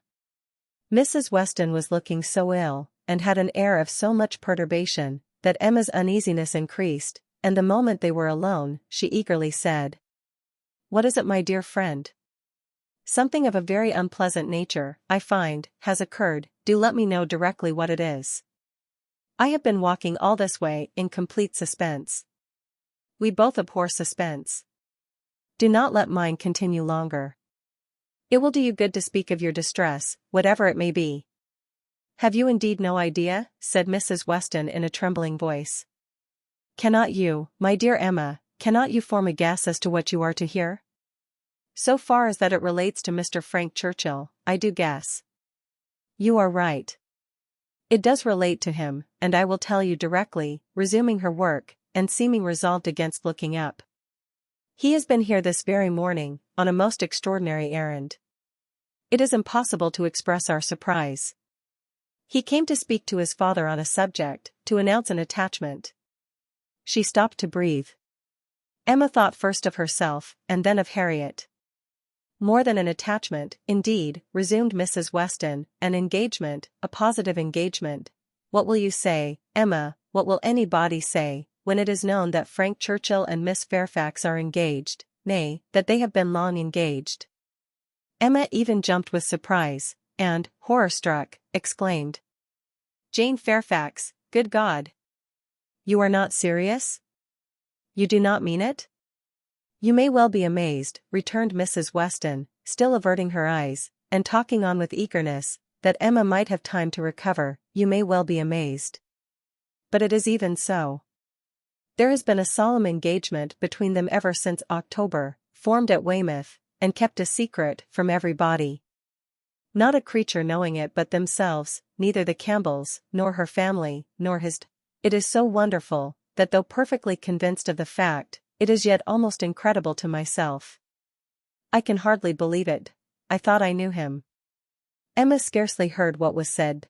Her mind was divided between two ideas, her own former conversations with him about Miss Fairfax, and poor Harriet, and for some time she could only exclaim, and require confirmation, repeated confirmation. "Well," said she at last, trying to recover herself, "this is a circumstance which I must think of at least half a day, before I can at all comprehend it. What, engaged to her all the winter, before either of them came to Highbury? Engaged since October, secretly engaged. It has hurt me, Emma, very much. It has hurt his father equally. Some part of his conduct we cannot excuse." Emma pondered a moment, and then replied, "I will not pretend not to understand you, and to give you all the relief in my power. Be assured that no such effect has followed his attentions to me, as you are apprehensive of." Mrs. Weston looked up, afraid to believe, but Emma's countenance was as steady as her words. "That you may have less difficulty in believing this boast, of my present perfect indifference," she continued, "I will farther tell you, that there was a period in the early part of our acquaintance, when I did like him, when I was very much disposed to be attached to him, nay, was attached, and how it came to cease, is perhaps the wonder. Fortunately, however, it did cease. I have really for some time past, for at least these 3 months, cared nothing about him. You may believe me, Mrs. Weston. This is the simple truth." Mrs. Weston kissed her with tears of joy, and when she could find utterance, assured her that this protestation had done her more good than anything else in the world could do. "Mr. Weston will be almost as much relieved as myself," said she. "On this point we have been wretched. It was our darling wish that you might be attached to each other, and we were persuaded that it was so. Imagine what we have been feeling on your account. I have escaped, and that I should escape may be a matter of grateful wonder to you and myself. But this does not acquit him, Mrs. Weston, and I must say that I think him greatly to blame. What right had he to come among us with affection and faith engaged, and with manners so very disengaged?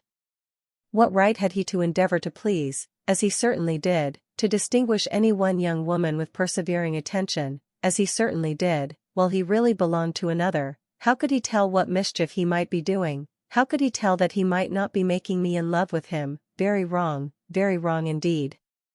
From something that he said, my dear Emma, I rather imagine. And how could she bear such behavior? Composure with a witness. To look on, while repeated attentions were offering to another woman, before her face, and not resented. That is a degree of placidity, which I can neither comprehend nor respect. There were misunderstandings between them, Emma, he said so expressly. He had not time to enter into much explanation. He was here only a quarter of an hour, and in a state of agitation which did not allow the full use even of the time he could stay, but that there had been misunderstandings, he decidedly said. The present crisis, indeed, seemed to be brought on by them, and those misunderstandings might very possibly arise from the impropriety of his conduct. Impropriety? Oh, Mrs. Weston, it is too calm a censure. Much beyond impropriety, it has sunk him. I cannot say how it has sunk him in my opinion. So unlike what a man should be, none of that upright integrity, that strict adherence to truth and principle, that disdain of trick and littleness, which a man should display in every transaction of his life. Nay, dear Emma, now I must take his part, for though he has been wrong in this instance, I have known him long enough to answer for his having many, very many, good qualities, and— Good God, cried Emma, not attending to her Mrs. Smallridge, too. Jane actually on the point of going as governess. What could he mean by such horrible indelicacy? To suffer her to engage herself, to suffer her even to think of such a measure. He knew nothing about it, Emma. On this article I can fully acquit him. It was a private resolution of hers, not communicated to him, or at least not communicated in a way to carry conviction. Till yesterday, I know he said he was in the dark as to her plans. They burst on him, I do not know how, but by some letter or message, and it was the discovery of what she was doing, of this very project of hers, which determined him to come forward at once, own it all to his uncle, throw himself on his kindness, and, in short, put an end to the miserable state of concealment that had been carrying on so long. Emma began to listen better. I am to hear from him soon, continued Mrs. Weston. He told me at parting that he should soon write, and he spoke in a manner which seemed to promise me many particulars that could not be given now. Let us wait, therefore, for this letter. It may bring many extenuations. It may make many things intelligible and excusable, which now are not to be understood. Don't let us be severe, don't let us be in a hurry to condemn him. Let us have patience.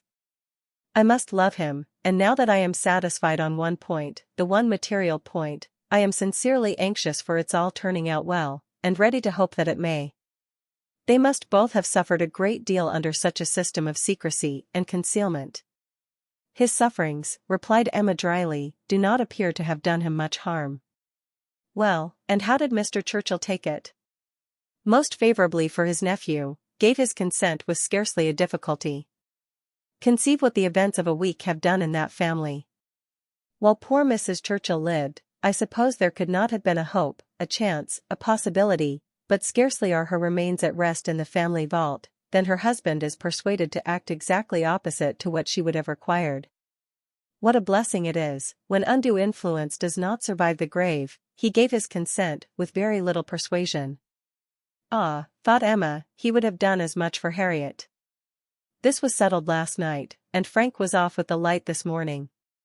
He stopped at Highbury, at the Bateses, I fancy, some time, and then came on hither, but was in such a hurry to get back to his uncle, to whom he is just now more necessary than ever, that, as I tell you, he could stay with us but a quarter of an hour. He was very much agitated, very much, indeed, to a degree that made him appear quite a different creature from anything I had ever seen him before. In addition to all the rest, there had been the shock of finding her so very unwell, which he had no previous suspicion of, and there was every appearance of his having been feeling a great deal. "And do you really believe the affair to have been carrying on with such perfect secrecy? The Campbells, the Dixons, did none of them know of the engagement?" Emma could not speak the name of Dixon without a little blush. "None, not one. He positively said that it had been known to no being in the world but their two selves." "Well," said Emma, "I suppose we shall gradually grow reconciled to the idea, and I wish them very happy. But I shall always think it a very abominable sort of proceeding. What has it been but a system of hypocrisy and deceit, espionage, and treachery, to come among us with professions of openness and simplicity, and such a league in secret to judge us all? Here have we been, the whole winter and spring, completely duped, fancying ourselves all on an equal footing of truth and honor, with two people in the midst of us who may have been carrying round, comparing and sitting in judgment on sentiments and words that were never meant for both to hear. They must take the consequence, if they have heard each other spoken of in a way not perfectly agreeable." "I am quite easy on that head," replied Mrs. Weston. "I am very sure that I never said anything of either to the other, which both might not have heard." "You are in luck. Your only blunder was confined to my ear, when you imagined a certain friend of ours in love with the lady." "True. But as I have always had a thoroughly good opinion of Miss Fairfax, I never could, under any blunder, have spoken ill of her, and as to speaking ill of him, there I must have been safe." At this moment, Mr. Weston appeared at a little distance from the window, evidently on the watch. His wife gave him a look which invited him in, and, while he was coming round, added, "Now, dearest Emma, let me entreat you to say and look everything that may set his heart at ease, and incline him to be satisfied with the match. Let us make the best of it, and, indeed, almost everything may be fairly said in her favor. It is not a connection to gratify, but if Mr. Churchill does not feel that, why should we? And it may be a very fortunate circumstance for him, for Frank, I mean, that he should have attached himself to a girl of such steadiness of character and good judgment as I have always given her credit for, and still am disposed to give her credit for, in spite of this one great deviation from the strict rule of right. And how much may be said in her situation for even that error?" "Much, indeed," cried Emma feelingly. "If a woman can ever be excused for thinking only of herself, it is in a situation like Jane Fairfax's. Of such, one may almost say, that the world is not theirs, nor the world's law." She met Mr. Weston on his entrance, with a smiling countenance, exclaiming, "A very pretty trick you have been playing me, upon my word." This was a device, I suppose, to sport with my curiosity, and exercise my talent of guessing. "But you really frightened me. I thought you had lost half your property, at least. And here, instead of its being a matter of condolence, it turns out to be one of congratulation. I congratulate you, Mr. Weston, with all my heart, on the prospect of having one of the most lovely and accomplished young women in England for your daughter." A glance or two between him and his wife convinced him that all was as right as the speech proclaimed, and its happy effect on his spirits was immediate. His air and voice recovered their usual briskness, he shook her heartily and gratefully by the hand, and entered on the subject in a manner to prove that he now only wanted time and persuasion to think the engagement no very bad thing. His companions suggested only what could palliate imprudence, or smooth objections, and by the time they had talked it all over together, and he had talked it all over again with Emma, in their walk back to Hartfield, he was become perfectly reconciled, and not far from thinking it the very best thing that Frank could possibly have done. Chapter 11. Harriet, poor Harriet. Those were the words, in them lay the tormenting ideas which Emma could not get rid of, and which constituted the real misery of the business to her. Frank Churchill had behaved very ill by herself, very ill in many ways, but it was not so much his behavior as her own, which made her so angry with him. It was the scrape which he had drawn her into on Harriet's account, that gave the deepest hue to his offence. Poor Harriet! To be a second time the dupe of her misconceptions and flattery. Mr. Knightley had spoken prophetically when he once said, "Emma, you have been no friend to Harriet Smith." She was afraid she had done her nothing but disservice. It was true that she had not to charge herself, in this instance as in the former, with being the sole and original author of the mischief, with having suggested such feelings as might otherwise never have entered Harriet's imagination, for Harriet had acknowledged her admiration and preference of Frank Churchill before she had ever given her a hint on the subject, but she felt completely guilty of having encouraged what she might have repressed. She might have prevented the indulgence and increase of such sentiments. Her influence would have been enough. And now she was very conscious that she ought to have prevented them. She felt that she had been risking her friend's happiness on most insufficient grounds. Common sense would have directed her to tell Harriet that she must not allow herself to think of him, and that there were 500 chances to 1 against his ever caring for her. But, with common sense, she added, "I am afraid I have had little to do." She was extremely angry with herself. If she could not have been angry with Frank Churchill too, it would have been dreadful. As for Jane Fairfax, she might at least relieve her feelings from any present solicitude on her account. Harriet would be anxiety enough, she need no longer be unhappy about Jane, whose troubles and whose ill health having, of course, the same origin, must be equally undercured. Her days of insignificance and evil were over. She would soon be well, and happy, and prosperous. Emma could now imagine why her own attentions had been slighted. This discovery laid many smaller matters open. No doubt it had been from jealousy. In Jane's eyes she had been a rival, and well might anything she could offer of assistance or regard be repulsed. An airing in the Hartfield carriage would have been the rack, an arrowroot from the Hartfield storeroom must have been poison. She understood it all, and as far as her mind could disengage itself from the injustice and selfishness of angry feelings, she acknowledged that Jane Fairfax would have neither elevation nor happiness beyond her desert. But poor Harriet was such an engrossing charge. There was little sympathy to be spared for anybody else. Emma was sadly fearful that this second disappointment would be more severe than the first.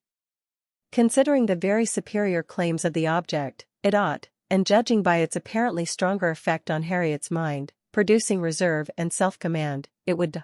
She must communicate the painful truth, however, and as soon as possible. An injunction of secrecy had been among Mr. Weston's parting words. For the present, the whole affair was to be completely a secret. Mr. Churchill had made a point of it, as a token of respect to the wife he had so very recently lost, and everybody admitted it to be no more than due decorum. Emma had promised, but still Harriet must be accepted. It was her superior duty.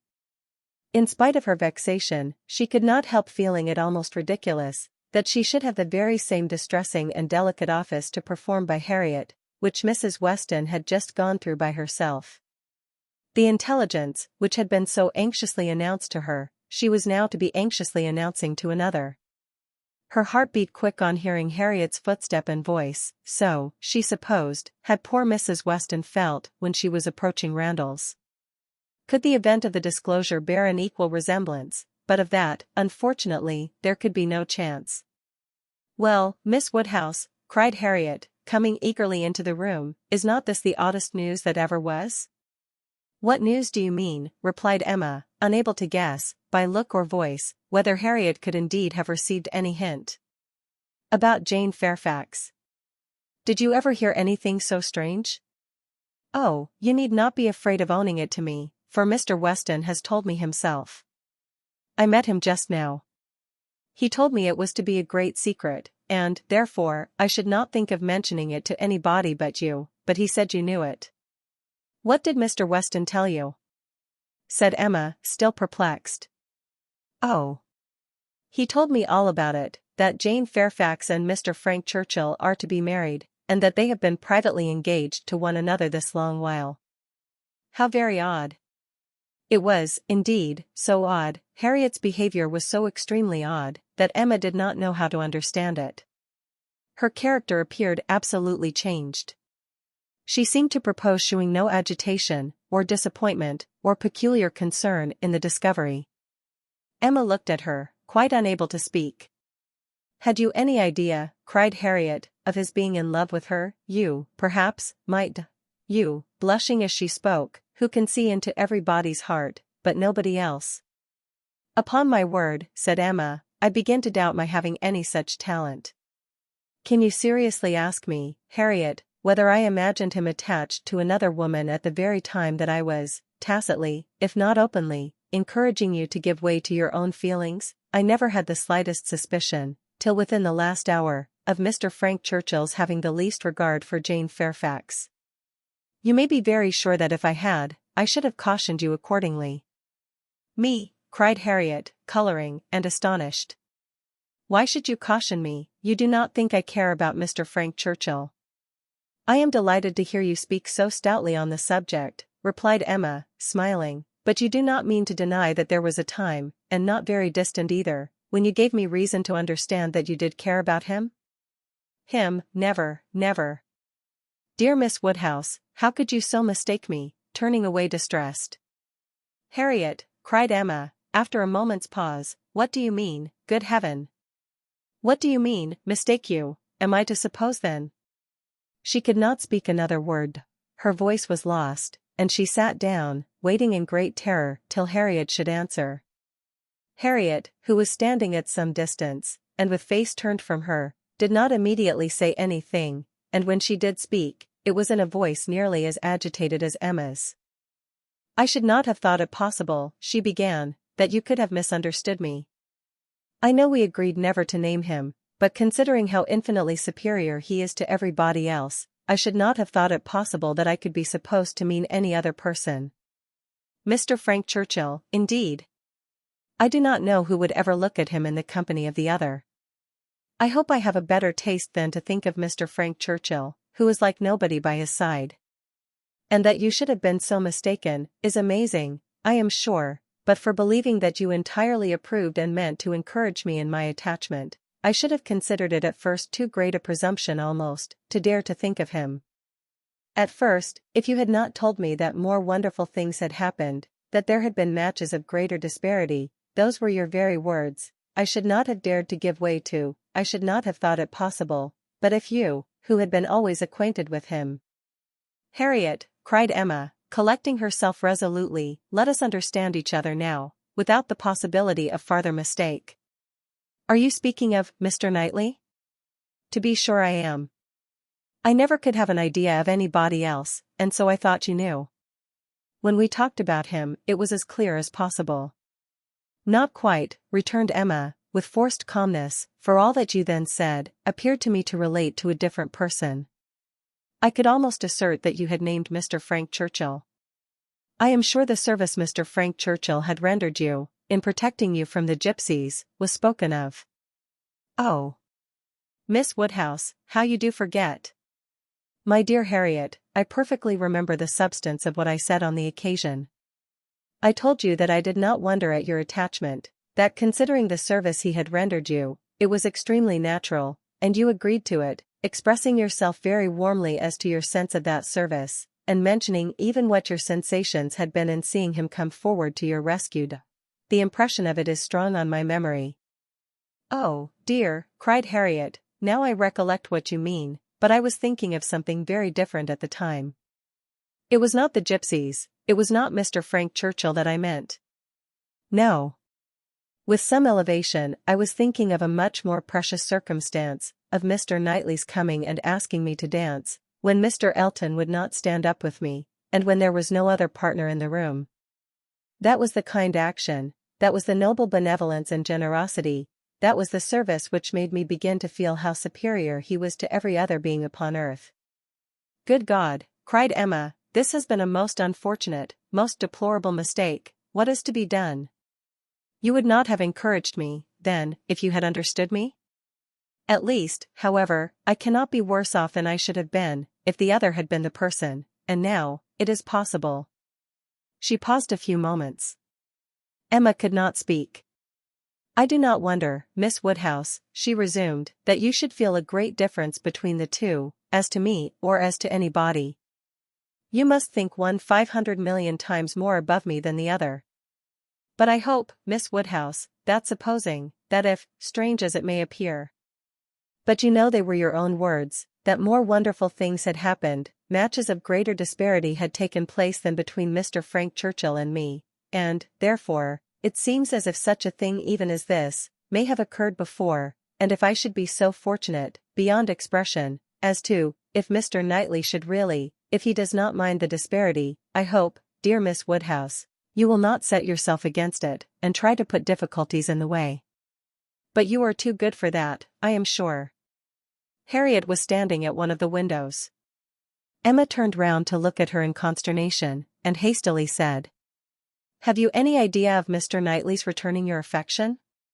"Yes," replied Harriet modestly, but not fearfully, "I must say that I have." Emma's eyes were instantly withdrawn, and she sat silently meditating, in a fixed attitude, for a few minutes. A few minutes were sufficient for making her acquainted with her own heart. A mind like hers, once opening to suspicion, made rapid progress. She touched, she admitted, she acknowledged the whole truth. Why was it so much worse that Harriet should be in love with Mr. Knightley, than with Frank Churchill? Why was the evil so dreadfully increased by Harriet's having some hope of a return? It darted through her, with the speed of an arrow, that Mr. Knightley must marry no one but herself. Her own conduct, as well as her own heart, was before her in the same few minutes. She saw it all with a clearness which had never blessed her before. How improperly had she been acting by Harriet! How inconsiderate, how indelicate, how irrational, how unfeeling had been her conduct! What blindness, what madness, had led her on! It struck her with dreadful force, and she was ready to give it every bad name in the world. Some portion of respect for herself, however, in spite of all these demerits, some concern for her own appearance, and a strong sense of justice by Harriet, there would be no need of compassion to the girl who believed herself loved by Mr. Knightley, but justice required that she should not be made unhappy by any coldness now, gave Emma the resolution to sit and endure farther with calmness, with even apparent kindness. For her own advantage indeed, it was fit that the utmost extent of Harriet's hope should be inquired into, and Harriet had done nothing to forfeit the regard and interest which had been so voluntarily formed and maintained, or to deserve to be slighted by the person, whose counsels had never led her right. Rousing from reflection, therefore, and subduing her emotion, she turned to Harriet again, and, in a more inviting accent, renewed the conversation, for as to the subject which had first introduced it, the wonderful story of Jane Fairfax, that was quite sunk and lost. Neither of them thought but of Mr. Knightley and themselves. Harriet, who had been standing in no unhappy reverie, was yet very glad to be called from it, by the now encouraging manner of such a judge, and such a friend as Miss Woodhouse, and only wanted invitation, to give the history of her hopes with great, though trembling delight. Emma's tremblings as she asked, and as she listened, were better concealed than Harriet's, but they were not less. Her voice was not unsteady, but her mind was in all the perturbation that such a development of self, such a burst of threatening evil, such a confusion of sudden and perplexing emotions, must create. She listened with much inward suffering, but with great outward patience, to Harriet's detailed, methodical, or well arranged, or very well delivered, it could not be expected to be, but it contained, when separated from all the feebleness and tautology of the narration, a substance to sink her spirit, especially with the corroborating circumstances, which her own memory brought in favor of Mr. Knightley's most improved opinion of Harriet. Harriet had been conscious of a difference in his behavior ever since those two decisive dances. Emma knew that he had, on that occasion, found her much superior to his expectation. From that evening, or at least from the time of Miss Woodhouse's encouraging her to think of him, Harriet had begun to be sensible of his talking to her much more than he had been used to do, and of his having indeed quite a different manner towards her, a manner of kindness and sweetness. Latterly, she had been more and more aware of it. When they had been all walking together, he had so often come and walked by her, and talked so very delightfully, he seemed to want to be acquainted with her. Emma knew it to have been very much the case. She had often observed the change, to almost the same extent. Harriet repeated expressions of approbation and praise from him, and Emma felt them to be in the closest agreement with what she had known of his opinion of Harriet. He praised her for being without art or affectation, for having simple, honest, generous feelings. She knew that he saw such recommendations in Harriet. he had dwelt on them to her more than once. Much that lived in Harriet's memory, many little particulars of the notice she had received from him, a look, a speech, a removal from one chair to another, a compliment implied, a preference inferred, had been unnoticed, because unsuspected, by Emma. Circumstances that might swell to half an hour's relation, and contained multiplied proofs to her who had seen them, had passed undiscerned by her who now heard them, but the two latest occurrences to be mentioned, the two of strongest promise to Harriet, were not without some degree of witness from Emma herself.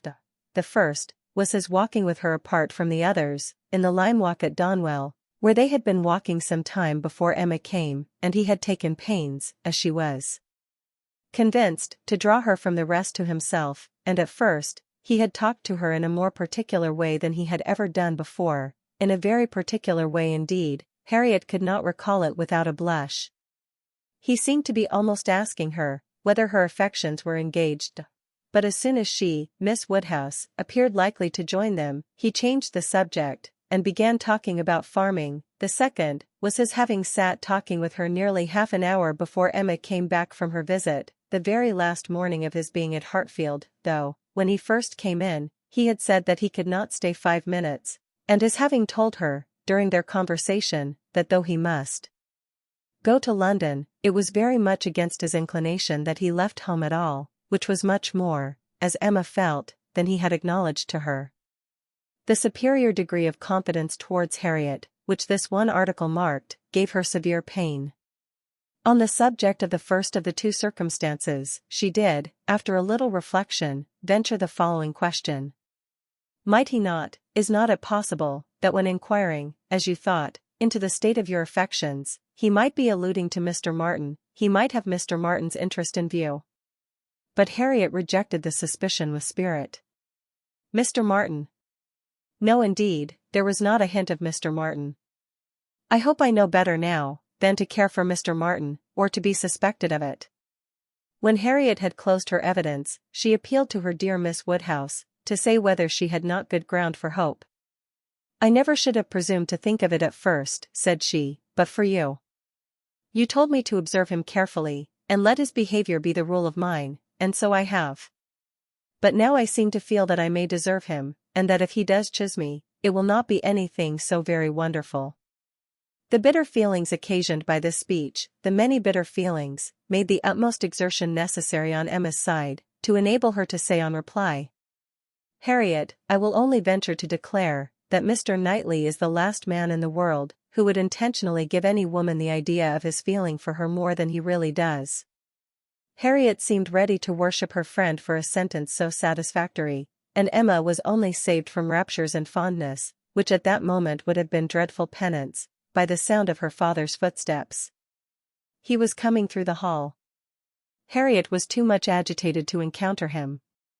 She could not compose herself. Mr. Woodhouse would be alarmed, she had better go. With most ready encouragement from her friend, therefore, she passed off through another door, and the moment she was gone, this was the spontaneous burst of Emma's feelings, "Oh God! That I had never seen her." The rest of the day, the following night, were hardly enough for her thoughts. She was bewildered amidst the confusion of all that had rushed on her within the last few hours. Every moment had brought a fresh surprise, and every surprise must be matter of humiliation to her. How to understand it all? How to understand the deceptions she had been thus practicing on herself, and living under, the blunders, the blindness of her own head and heart? She sat still, she walked about, she tried her own room, she tried the shrubbery, in every place, every posture, she perceived that she had acted most weakly, that she had been imposed on by others in a most mortifying degree, that she had been imposing on herself in a degree yet more mortifying, that she was wretched, and should probably find this day but the beginning of wretchedness. To understand, thoroughly understand her own heart, was the first endeavor. To that point went every leisure moment which her father's claims on her allowed, and every moment of involuntary absence of mind. How long had Mr. Knightley been so dear to her, as every feeling declared him now to be? When had his influence, such influence begun, when had he succeeded to that place in her affection, which Frank Churchill had once, for a short period, occupied? She looked back, she compared the two, compared them, as they had always stood in her estimation, from the time of the latter's becoming known to her, and as they must at any time have been compared by her, had it, by any blessed felicity, occurred to her, to institute the comparison, she saw that there never had been a time when she did not consider Mr. Knightley as infinitely the superior, or when his regard for her had not been infinitely the most dear. She saw, that in persuading herself, in fancying, in acting to the contrary, she had been entirely under a delusion, totally ignorant of her own heart, and, in short, that she had never really cared for Frank Churchill at all. This was the conclusion of the first series of reflection. This was the knowledge of herself, on the first question of inquiry, which she reached, and without being long in reaching it, she was most sorrowfully indignant, ashamed of every sensation but the one revealed to her, her affection for Mr. Knightley. Every other part of her mind was disgusting.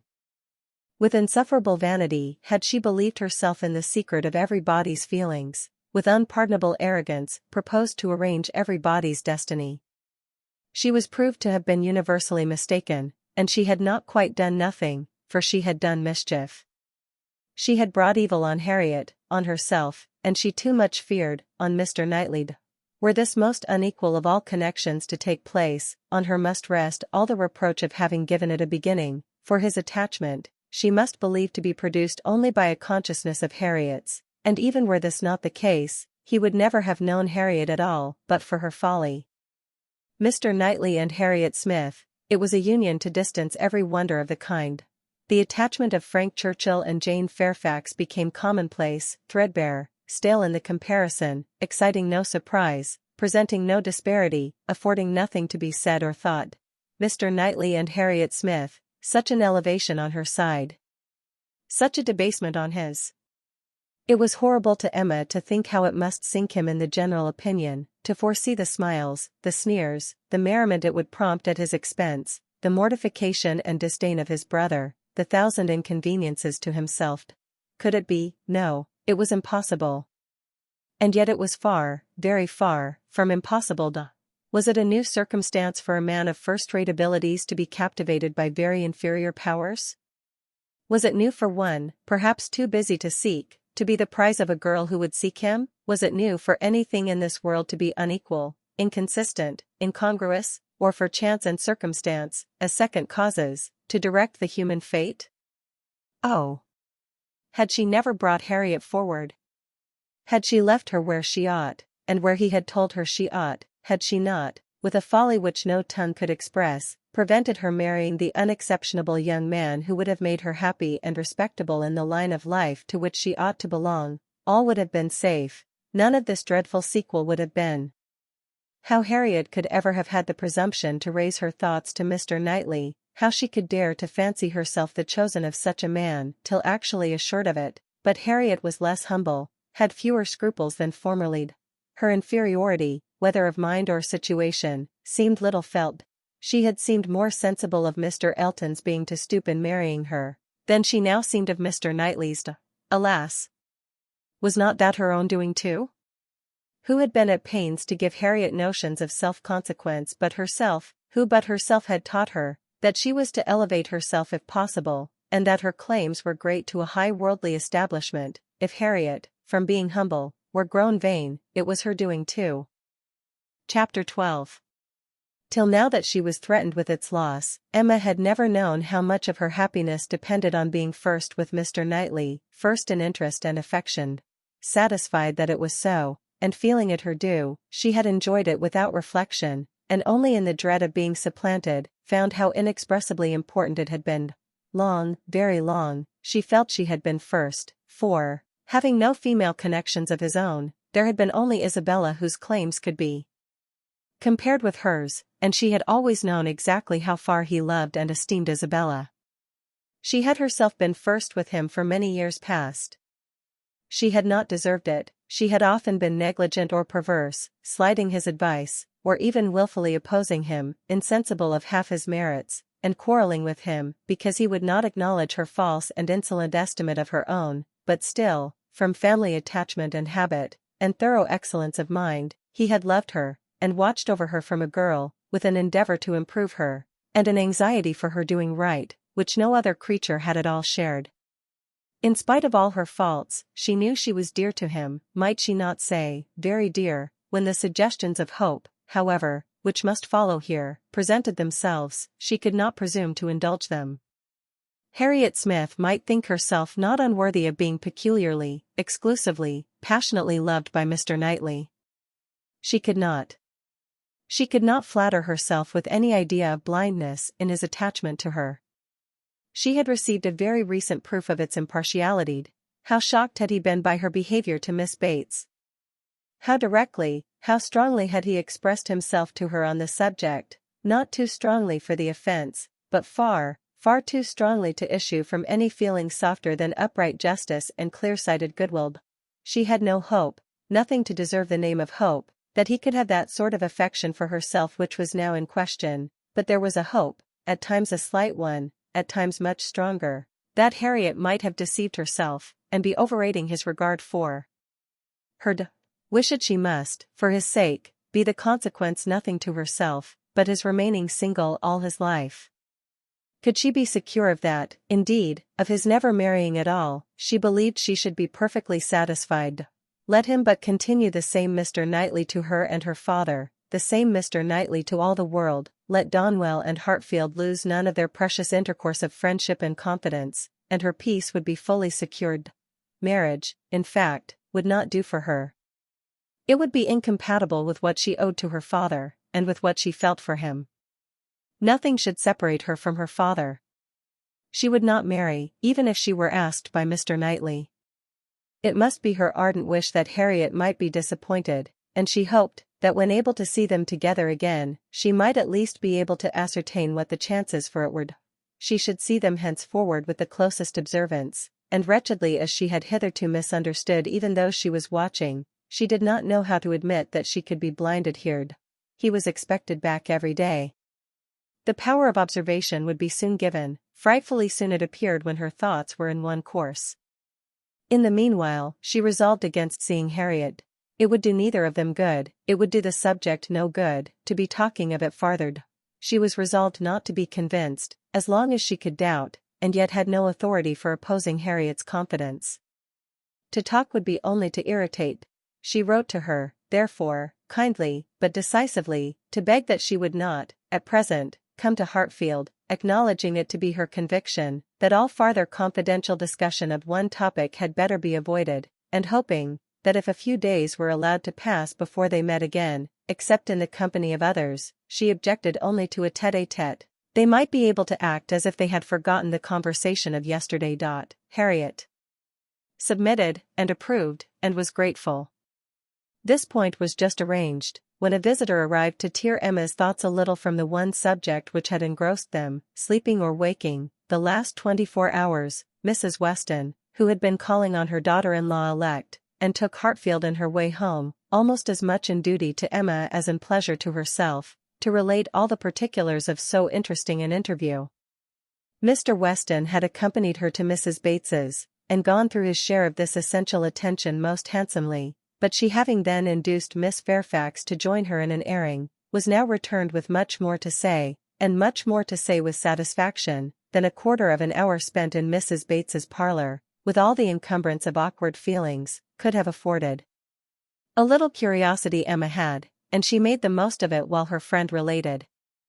Mrs. Weston had set off to pay the visit in a good deal of agitation herself, and in the first place had wished not to go at all at present, to be allowed merely to write to Miss Fairfax instead, and to defer this ceremonious call till a little time had passed, and Mr. Churchill could be reconciled to the engagements becoming known, as, considering everything, she thought such a visit could not be paid without leading to reports, but Mr. Weston had thought differently. He was extremely anxious to shew his approbation to Miss Fairfax and her family, and did not conceive that any suspicion could be excited by it, or if it were, that it would be of any consequence, for such things, he observed, always got about.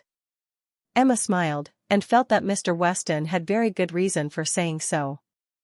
They had gone, in short, and very great had been the evident distress and confusion of the lady.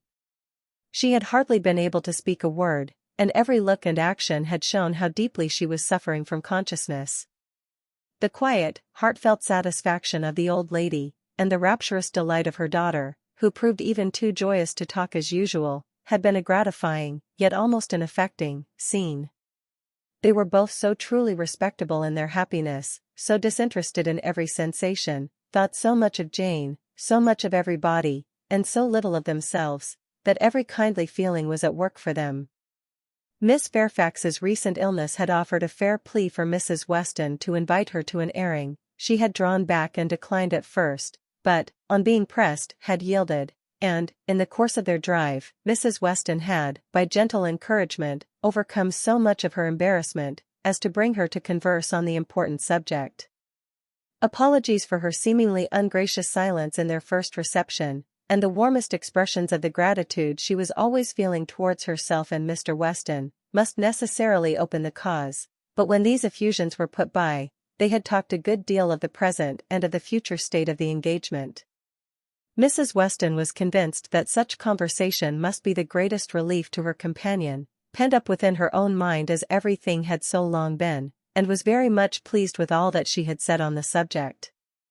On the misery of what she had suffered, during the concealment of so many months, continued Mrs. Weston, she was energetic. This was one of her expressions.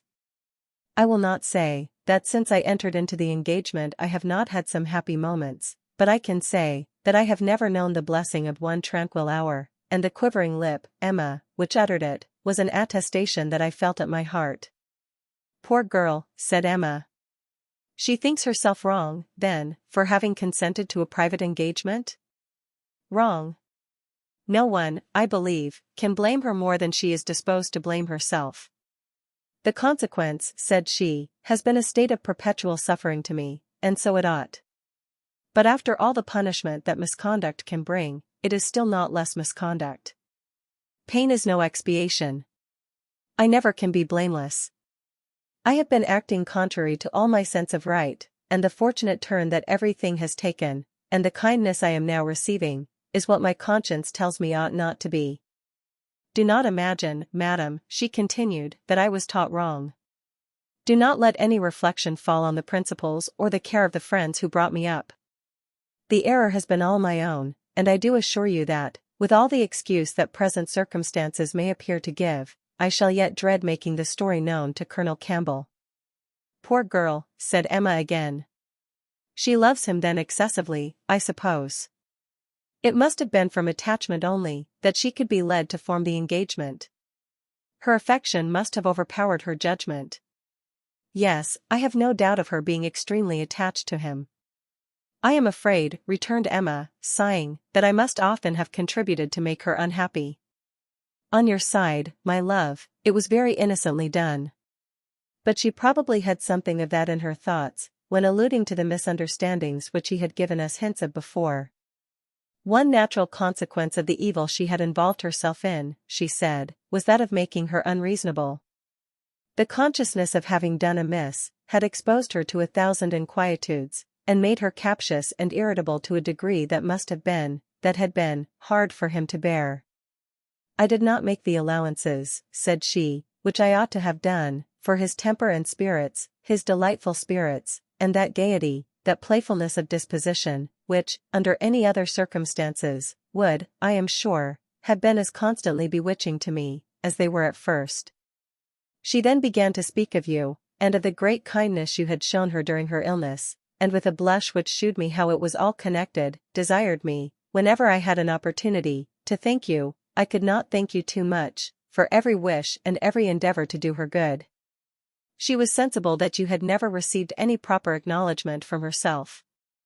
If I did not know her to be happy now, said Emma, seriously, which, in spite of every little drawback from her scrupulous conscience, she must be, I could not bear these thanks, for, oh, Mrs. Weston, if there were an account drawn up of the evil and the good I have done Miss Fairfax, well, checking herself, and trying to be more lively, this is all to be forgotten. You are very kind to bring me these interesting particulars. They shew her to the greatest advantage. I am sure she is very good, I hope she will be very happy. It is fit that the fortune should be on his side, for I think the merit will be all on hers. Such a conclusion could not pass unanswered by Mrs. Weston. She thought well of Frank in almost every respect, and, what was more, she loved him very much, and her defense was, therefore, earnest. She talked with a great deal of reason, and at least equal affection, but she had too much to urge for Emma's attention. It was soon gone to Brunswick Square or to Donwell. She forgot to attempt to listen, and when Mrs. Weston ended with, "We have not yet had the letter we are so anxious for, you know, but I hope it will soon come," she was obliged to pause before she answered, and at last obliged to answer at random, before she could at all recollect what letter it was which they were so anxious for. "Are you well, my Emma?" was Mrs. Weston's parting question. "Oh, perfectly. I am always well, you know. Be sure to give me intelligence of the letter as soon as possible." Mrs. Weston's communications furnished Emma with more food for unpleasant reflection, by increasing her esteem and compassion, and her sense of past injustice towards Miss Fairfax. She bitterly regretted not having sought a closer acquaintance with her, and blushed for the envious feelings which had certainly been, in some measure, the cause. Had she followed Mr. Knightley's known wishes, in paying that attention to Miss Fairfax, which was every way her due, had she tried to know her better, had she done her part towards intimacy, had she endeavored to find a friend there instead of in Harriet Smith, she must, in all probability, have been spared from every pain which pressed on her now. Birth, abilities, and education had been equally marking one as an associate for her, to be received with gratitude, and the other, what was she? Supposing even that they had never become intimate friends, that she had never been admitted into Miss Fairfax's confidence on this important matter, which was most probable, still, in knowing her as she ought, and as she might, she must have been preserved from the abominable suspicions of an improper attachment to Mr. Dickson, which she had not only so foolishly fashioned and harbored herself, but had so unpardonably imparted, an idea which she greatly feared had been made a subject of material distress to the delicacy of Jane's feelings, by the levity or carelessness of Frank Churchill's. Of all the sources of evil surrounding the former, since her coming to Highbury, she was persuaded that she must herself have been the worst. She must have been a perpetual enemy. They never could have been all three together, without her having stabbed Jane Fairfax's peace in 1,000 instances, and on Box Hill, perhaps, it had been the agony of a mind that would bear no more. The evening of this day was very long, and melancholy, at Hartfield. The weather added what it could of gloom. A cold stormy rain set in, and nothing of July appeared but in the trees and shrubs, which the wind was despoiling, and the length of the day, which only made such cruel sights the longer visible. The weather affected Mr. Woodhouse, and he could only be kept tolerably comfortable by almost ceaseless attention on his daughter's side, and by exertions which had never cost her half so much before. It reminded her of their first forlorn tête-à-tête, on the evening of Mrs. Weston's wedding day, but Mr. Knightley had walked in then, soon after tea, and dissipated every melancholy fancy. Alas! Such delightful proofs of Hartfield's attraction, as those sort of visits conveyed, might shortly be over.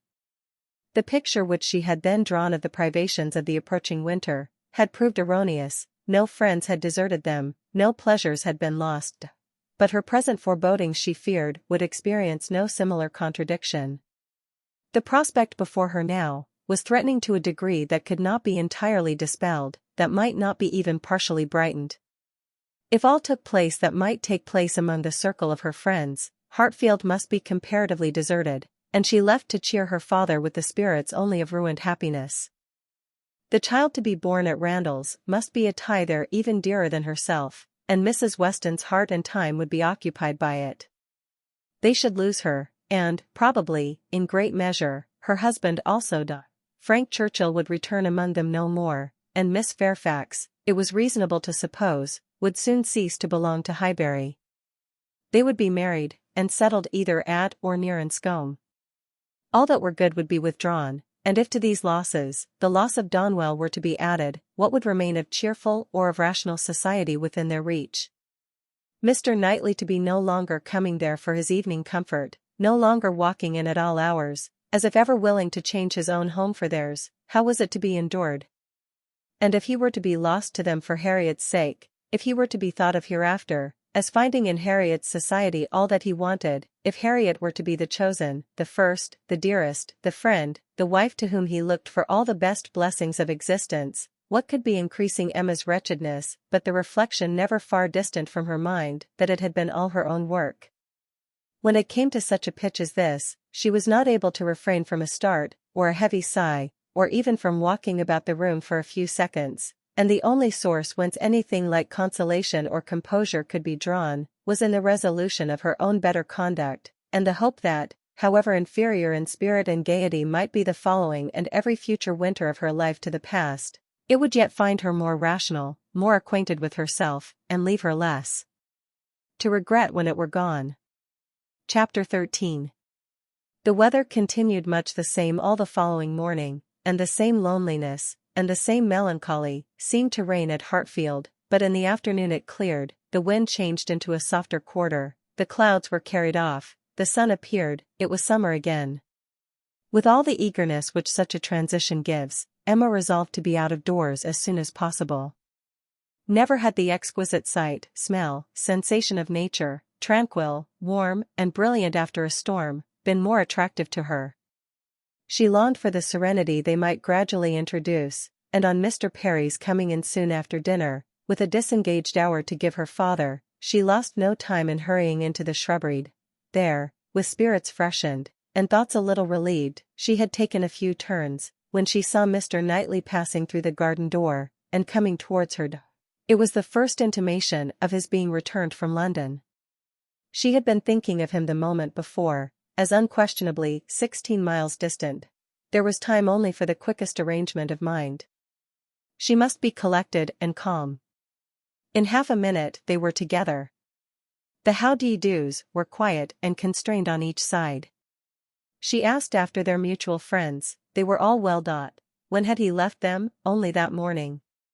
He must have had a wet ride. Yes, he meant to walk with her, she found. He had just looked into the dining room, and as he was not wanted there, preferred being out of doors. She thought he neither looked nor spoke cheerfully, and the first possible cause for it, suggested by her fears, was that he had perhaps been communicating his plans to his brother, and was pained by the manner in which they had been received. They walked together. He was silent. She thought he was often looking at her, and trying for a fuller view of her face than it suited her to give. And this belief produced another dread. Perhaps he wanted to speak to her, of his attachment to Harriet. He might be watching for encouragement to begin. She did not, could not, feel equal to lead the way to any such subject. He must do it all himself. Yet she could not bear this silence. With him it was most unnatural. She considered, resolved, and, trying to smile, began. "You have some news to hear, now you are come back, that will rather surprise you." "Have I?" said he quietly, and looking at her. "Of what nature?" "Oh, the best nature in the world, a wedding." After waiting a moment, as if to be sure she intended to say no more, he replied. "If you mean Miss Fairfax and Frank Churchill, I have heard that already."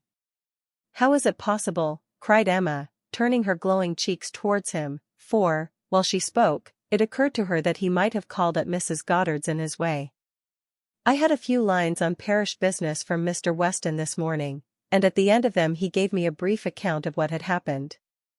Emma was quite relieved, and could presently say, with a little more composure, "You probably have been less surprised than any of us, for you have had your suspicions. I have not forgotten that you once tried to give me a caution. I wish I had attended to it, but," with a sinking voice and a heavy sigh, "I seem to have been doomed to blindness."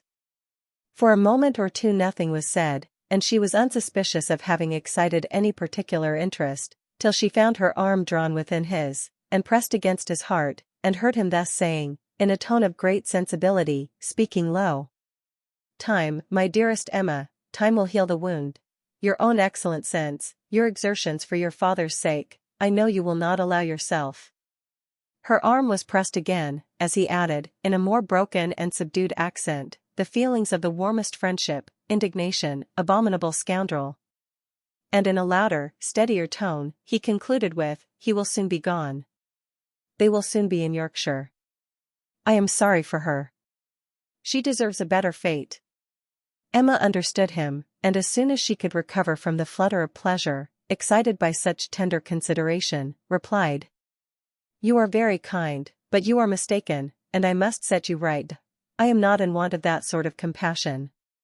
My blindness to what was going on led me to act by them in a way that I must always be ashamed of, and I was very foolishly tempted to say and do many things which may well lay me open to unpleasant conjectures, but I have no other reason to regret that I was not in the secret earlier. Emma, cried he, looking eagerly at her, are you, indeed?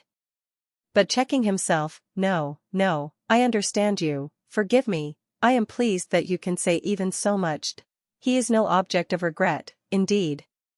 And it will not be very long, I hope, before that becomes the acknowledgment of more than your reason. Fortunate that your affections were not farther entangled, I could never, I confess, from your manners, assure myself as to the degree of what you felt. I could only be certain that there was a preference, and a preference which I never believed him to deserve. He is a disgrace to the name of man. And is he to be rewarded with that sweet young woman? Jane, you will be a miserable creature. Mr. Knightley, said Emma, trying to be lively, but really confused, I am in a very extraordinary situation. I cannot let you continue in your error, and yet, perhaps, since my manners gave such an impression, I have as much reason to be ashamed of confessing that I never have been at all attached to the person we are speaking of, as it might be natural for a woman to feel in confessing exactly the reverse. But I never have. He listened in perfect silence. She wished him to speak, but he would not. She supposed she must say more before she were entitled to his clemency, but it was a hard case to be obliged still to lower herself in his opinion. She went on, however. I have very little to say for my own conduct. I was tempted by his attentions, and allowed myself to appear pleased. An old story, probably, a common case, and no more than has happened to hundreds of my sex before, and yet it may not be the more excusable in one who sets up as I do for understanding. Many circumstances assisted the temptation. He was the son of Mr. Weston, he was continually here, I always found him very pleasant, and, in short, with a sigh, let me swell out the causes ever so ingeniously, they all centre in this at last, my vanity was flattered, and I allowed his attentions. Latterly, however, for some time, indeed, I have had no idea of their meaning anything. I thought them a habit, a trick, nothing that called for seriousness on my side. He has imposed on me, but he has not injured me. I have never been attached to him. And now I can tolerably comprehend his behavior. He never wished to attach me. It was merely a blind to conceal his real situation with another. It was his object to blind all about him, and no one, I am sure, could be more effectually blinded than myself, except that I was not blinded, that it was my good fortune, that, in short, I was somehow or other safe from him. She had hoped for an answer here, for a few words to say that her conduct was at least intelligible, but he was silent, and, as far as she could judge, deep in thought. At last, and tolerably in his usual tone, he said, I have never had a high opinion of Frank Churchill. I can suppose, however, that I may have underrated him. My acquaintance with him has been but trifling.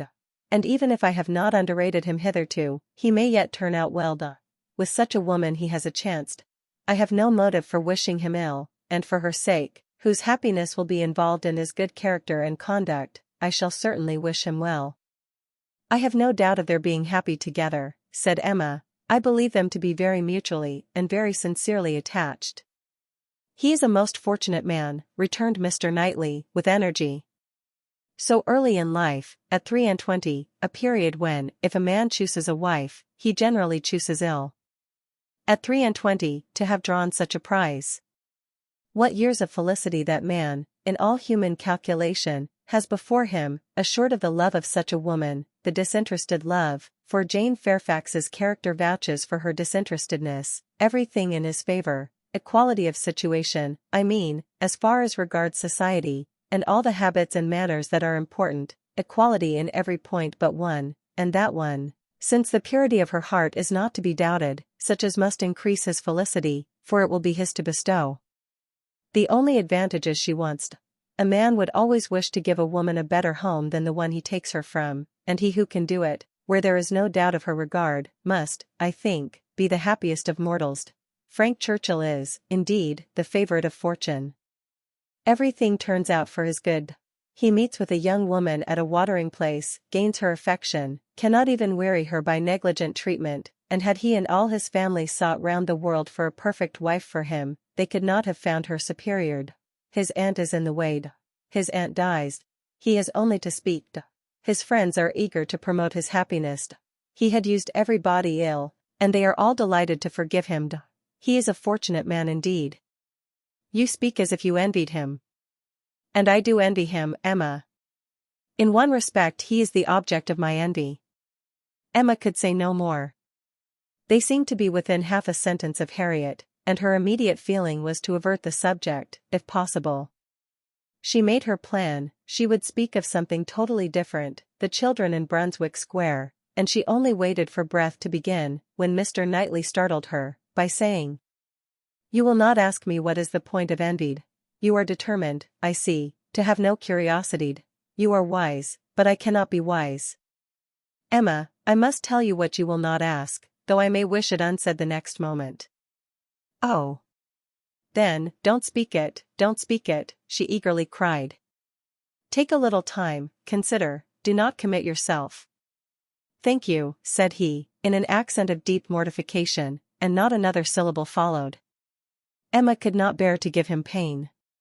He was wishing to confide in her, perhaps to consult her, cost her what it would, she would listen. She might assist his resolution, or reconcile him to it, she might give just praise to Harriet, or, by representing to him his own independence, relieve him from that state of indecision, which must be more intolerable than any alternative to such a mind as his. They had reached the house. "You are going in, I suppose," said he. "No," replied Emma, quite confirmed by the depressed manner in which he still spoke, "I should like to take another turn. Mr. Perry is not gone." And, after proceeding a few steps, she added, "I stopped you ungraciously, just now, Mr. Knightley, and, I am afraid, gave you pain.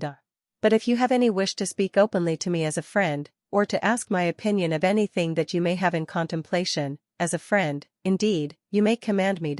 I will hear whatever you like. I will tell you exactly what I think." "As a friend?" repeated Mr. Knightley. "Emma, that I fear is a word. No, I have no wish. Stay, yes, why should I hesitate? I have gone too far already for concealment. Emma, I accept your offer, extraordinary as it may seem, I accept it, and refer myself to you as a friend. Tell me, then, have I no chance of ever succeeding?" He stopped in his earnestness to look the question, and the expression of his eyes overpowered her. "My dearest Emma," said he, "for dearest you will always be, whatever the event of this hour's conversation, my dearest, most beloved Emma, tell me at once. Say no, if it is to be said." She could really say nothing. "You are silent," he cried, with great animation, "absolutely silent. At present I ask no more." Emma was almost ready to sink under the agitation of this moment. The dread of being awakened from the happiest dream was perhaps the most prominent feeling. "I cannot make speeches, Emma," he soon resumed, and in a tone of such sincere, decided, intelligible tenderness as was tolerably convincing. "If I loved you less, I might be able to talk about it more. But you know what I am. You hear nothing but truth from me. I have blamed you, and lectured you, and you have borne it as no other woman in England would have borne it. Bear with the truths I would tell you now, dearest Emma, as well as you have borne with them. The manner, perhaps, may have as little to recommend them. God knows, I have been a very indifferent lover. But you understand me. Yes, you see, you understand my feelings, and will return them if you can. At present, I ask only to hear, once to hear your voice." While he spoke, Emma's mind was most busy, and, with all the wonderful velocity of thought, had been able, and yet without losing a word, to catch and comprehend the exact truth of the whole, to see that Harriet's hopes had been entirely groundless, a mistake, a delusion, as complete a delusion as any of her own, that Harriet was nothing, that she was everything herself, that what she had been saying relative to Harriet had been all taken as the language of her own feelings, and that her agitation, her doubts, her reluctance, her discouragement, had been all received as discouragement from herself. And not only was there time for these convictions, with all their glow of attendant happiness, there was time also to rejoice that Harriet's secret had not escaped her, and to resolve that it need not, and should not. It was all the service she could now render her poor friend, for as to any of that heroism of sentiment which might have prompted her to entreat him to transfer his affection from herself to Harriet, as infinitely the most worthy of the two, or even the more simple sublimity of resolving to refuse him at once and forever, without vouchsafing any motive, because he could not marry them both, Emma had it not. She felt for Harriet, with pain and with contrition, but no flight of generosity run mad, opposing all that could be probable or reasonable, entered her brain. She had led her friend astray, and it would be a reproach to her forever, but her judgment was as strong as her feelings, and as strong as it had ever been before, in reprobating any such alliance for him, as most unequal and degrading. Her way was clear, though not quite smooth. She spoke then, on being so entreated. What did she say? Just what she ought, of course. A lady always does. She said enough to shew there need not be despair, and to invite him to say more himself. He had despaired at one period, he had received such an injunction to caution and silence, as for the time crushed every hope. She had begun by refusing to hear him. The change had perhaps been somewhat sudden, her proposal of taking another turn, her renewing the conversation which she had just put an end to, might be a little extraordinary, she felt its inconsistency, but Mr. Knightley was so obliging as to put up with it, and seek no farther explanation.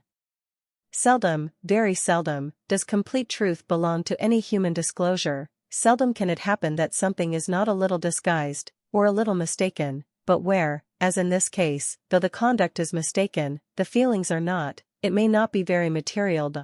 Mr. Knightley could not impute to Emma a more relenting heart than she possessed, or a heart more disposed to accept of his. He had, in fact, been wholly unsuspicious of his own influence. He had followed her into the shrubbery with no idea of trying it. He had come, in his anxiety to see how she bore Frank Churchill's engagement, with no selfish view, no view at all, but of endeavoring, if she allowed him an opening, to soothe or to counsel her. The rest had been the work of the moment, the immediate effect of what he heard, on his feelings. The delightful assurance of her total indifference towards Frank Churchill, of her having a heart completely disengaged from him, had given birth to the hope that, in time, he might gain her affection himself, but it had been no present hope, he had only, in the momentary conquest of eagerness over judgment, aspired to be told that she did not forbid his attempt to attach her. The superior hopes which gradually opened were so much the more enchanting. The affection, which he had been asking to be allowed to create, if he could, was already his. Within half an hour, he had passed from a thoroughly distressed state of mind, to something so like perfect happiness, that it could bear no other name. Her change was equalled. This 1/2 hour had given to each the same precious certainty of being beloved, had cleared from each the same degree of ignorance, jealousy, or distrust.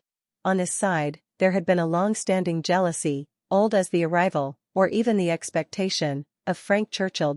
He had been in love with Emma, and jealous of Frank Churchill, from about the same period, one sentiment having probably enlightened him as to the other.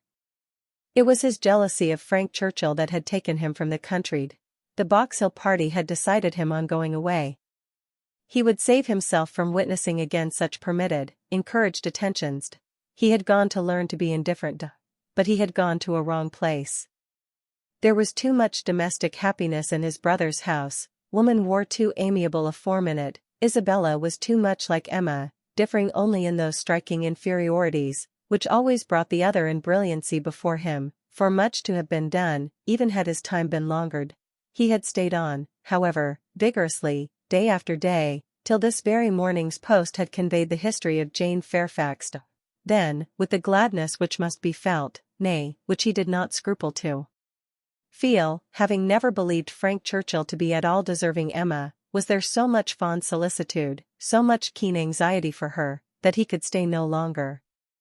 He had ridden home through the rain, and had walked up directly after dinner, to see how the sweetest and best of all creatures, faultless in spite of all her faults, bore the discovery. He had found her agitated and low. Frank Churchill was a villain.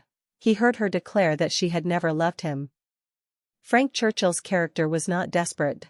She was his own Emma, by hand and word, when they returned into the house, and if he could have thought of Frank Churchill then, he might have deemed him a very good sort of fellow. Chapter 14. What totally different feelings did Emma take back into the house from what she had brought out? She had then been only daring to hope for a little respite of suffering, she was now in an exquisite flutter of happiness, and such happiness moreover as she believed must still be greater when the flutter should have passed away. They sat down to tea, the same party round the same table. How often it had been collected, and how often had her eyes fallen on the same shrubs in the lawn, and observed the same beautiful effect of the western sun, but never in such a state of spirits, never in anything like it, and it was with difficulty that she could summon enough of her usual self to be the attentive lady of the house, or even the attentive daughter. Poor Mr. Woodhouse little suspected what was plotting against him in the breast of that man whom he was so cordially welcoming, and so anxiously hoping might not have taken cold from his ride. Could he have seen the heart, he would have cared very little for the lungs, but without the most distant imagination of the impending evil, without the slightest perception of anything extraordinary in the looks or ways of either, he repeated to them very comfortably all the articles of news he had received from Mr. Perry, and talked on with much self-contentment, totally unsuspicious of what they could have told him in return. As long as Mr. Knightley remained with them, Emma's fever continued, but when he was gone, she began to be a little tranquilized and subdued, and in the course of the sleepless night, which was the tax for such an evening, she found one or two such very serious points to consider, as made her feel that even her happiness must have some alloy. Her father, and Harriet. She could not be alone without feeling the full weight of their separate claims, and how to guard the comfort of both to the utmost, was the question. With respect to her father, it was a question soon answered. She hardly knew yet what Mr. Knightley would ask, but a very short parley with her own heart produced the most solemn resolution of never quitting her father.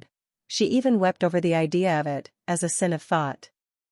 While he lived, it must be only an engagement, but she flattered herself that if divested of the danger of drawing her away, it might become an increase of comfort to him.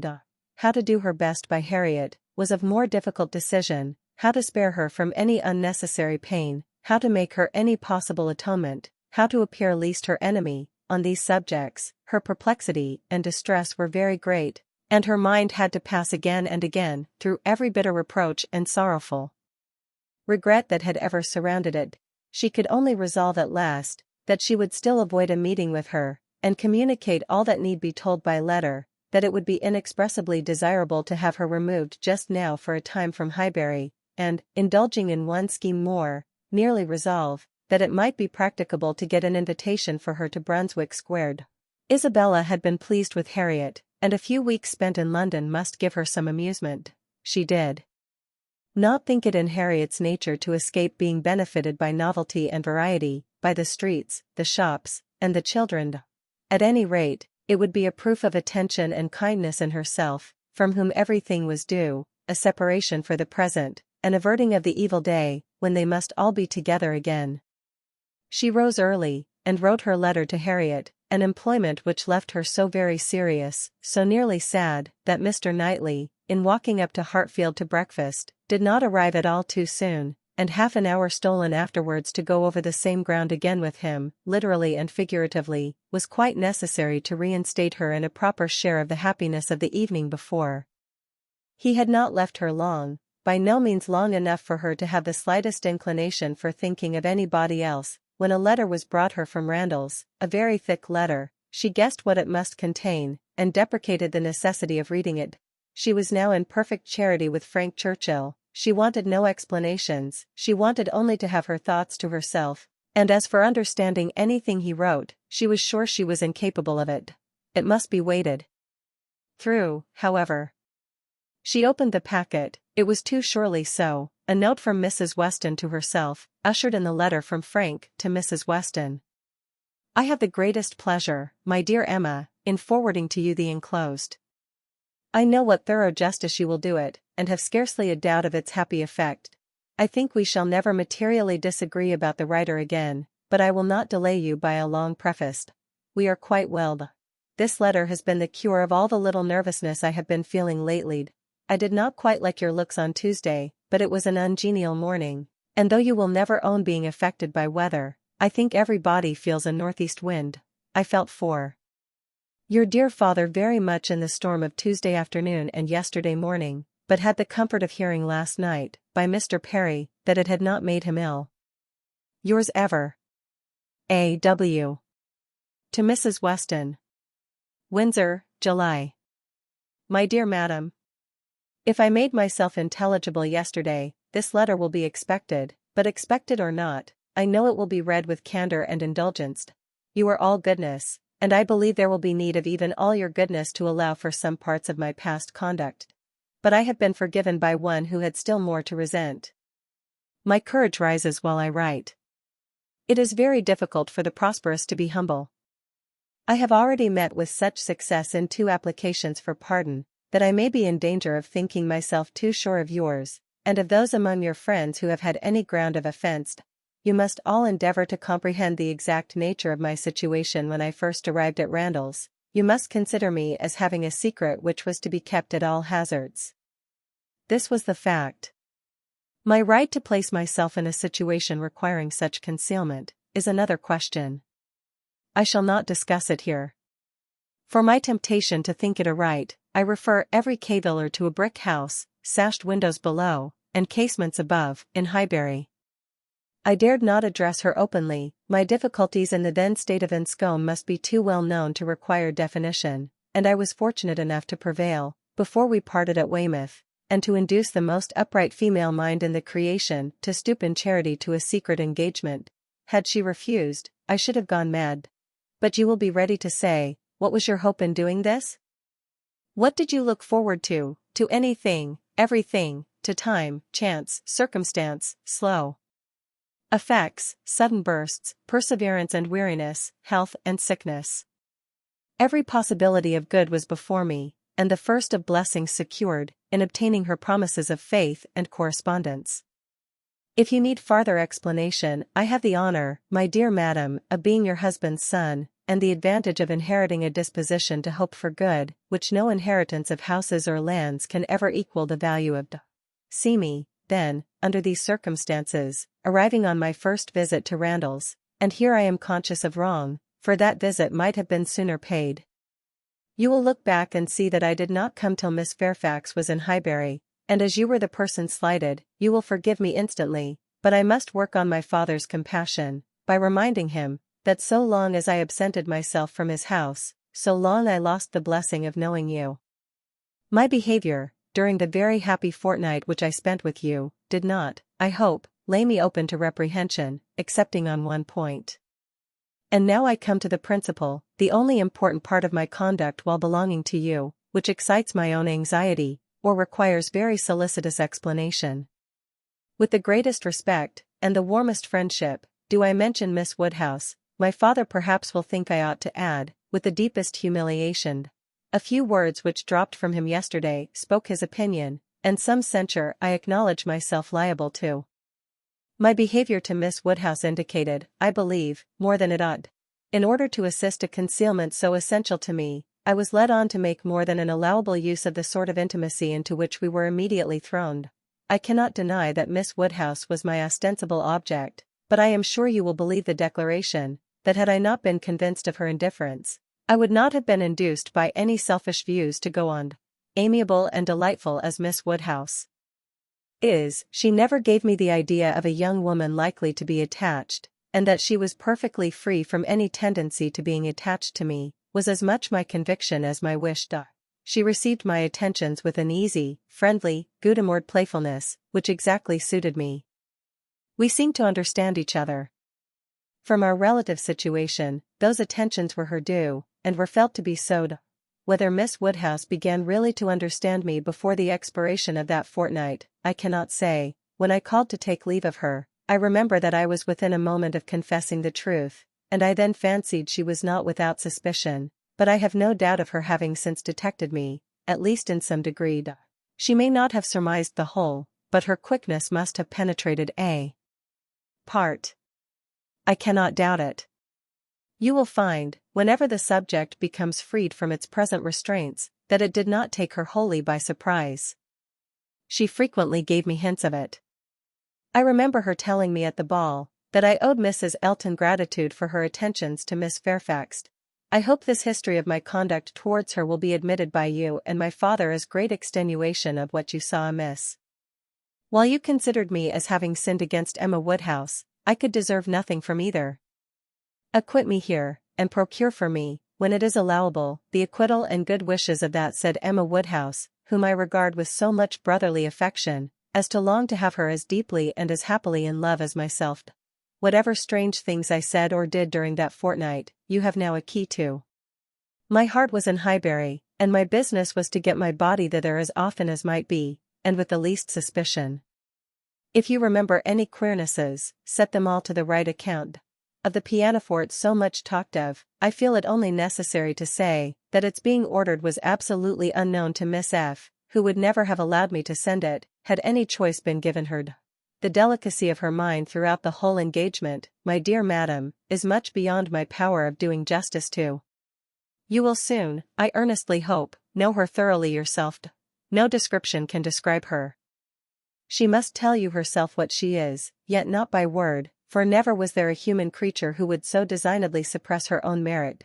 Since I began this letter, which will be longer than I foresaw, I have heard from her. She gives a good account of her own health, but as she never complains, I dare not depend. I want to have your opinion of her looks. I know you will soon call on her, she is living in dread of the visit. Perhaps it is paid already. Let me hear from you without delay, I am impatient for 1,000 particulars.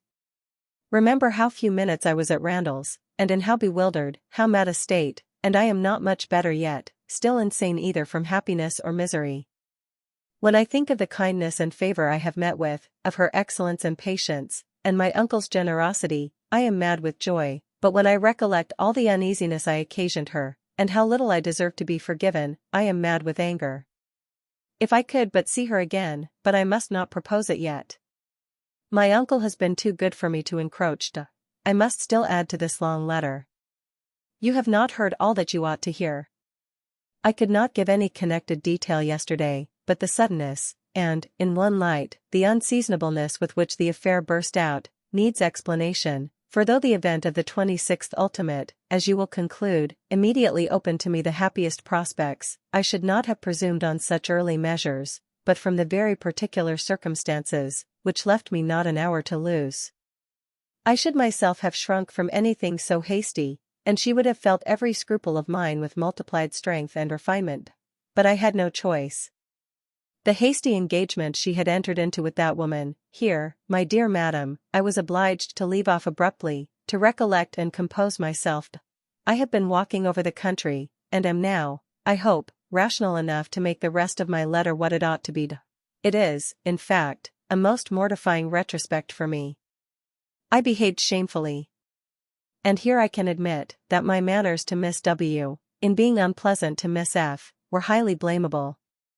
She disapproved them, which ought to have been enough. My plea of concealing the truth she did not think sufficient. She was displeased, I thought unreasonably so, I thought her, on 1,000 occasions, unnecessarily scrupulous and cautious.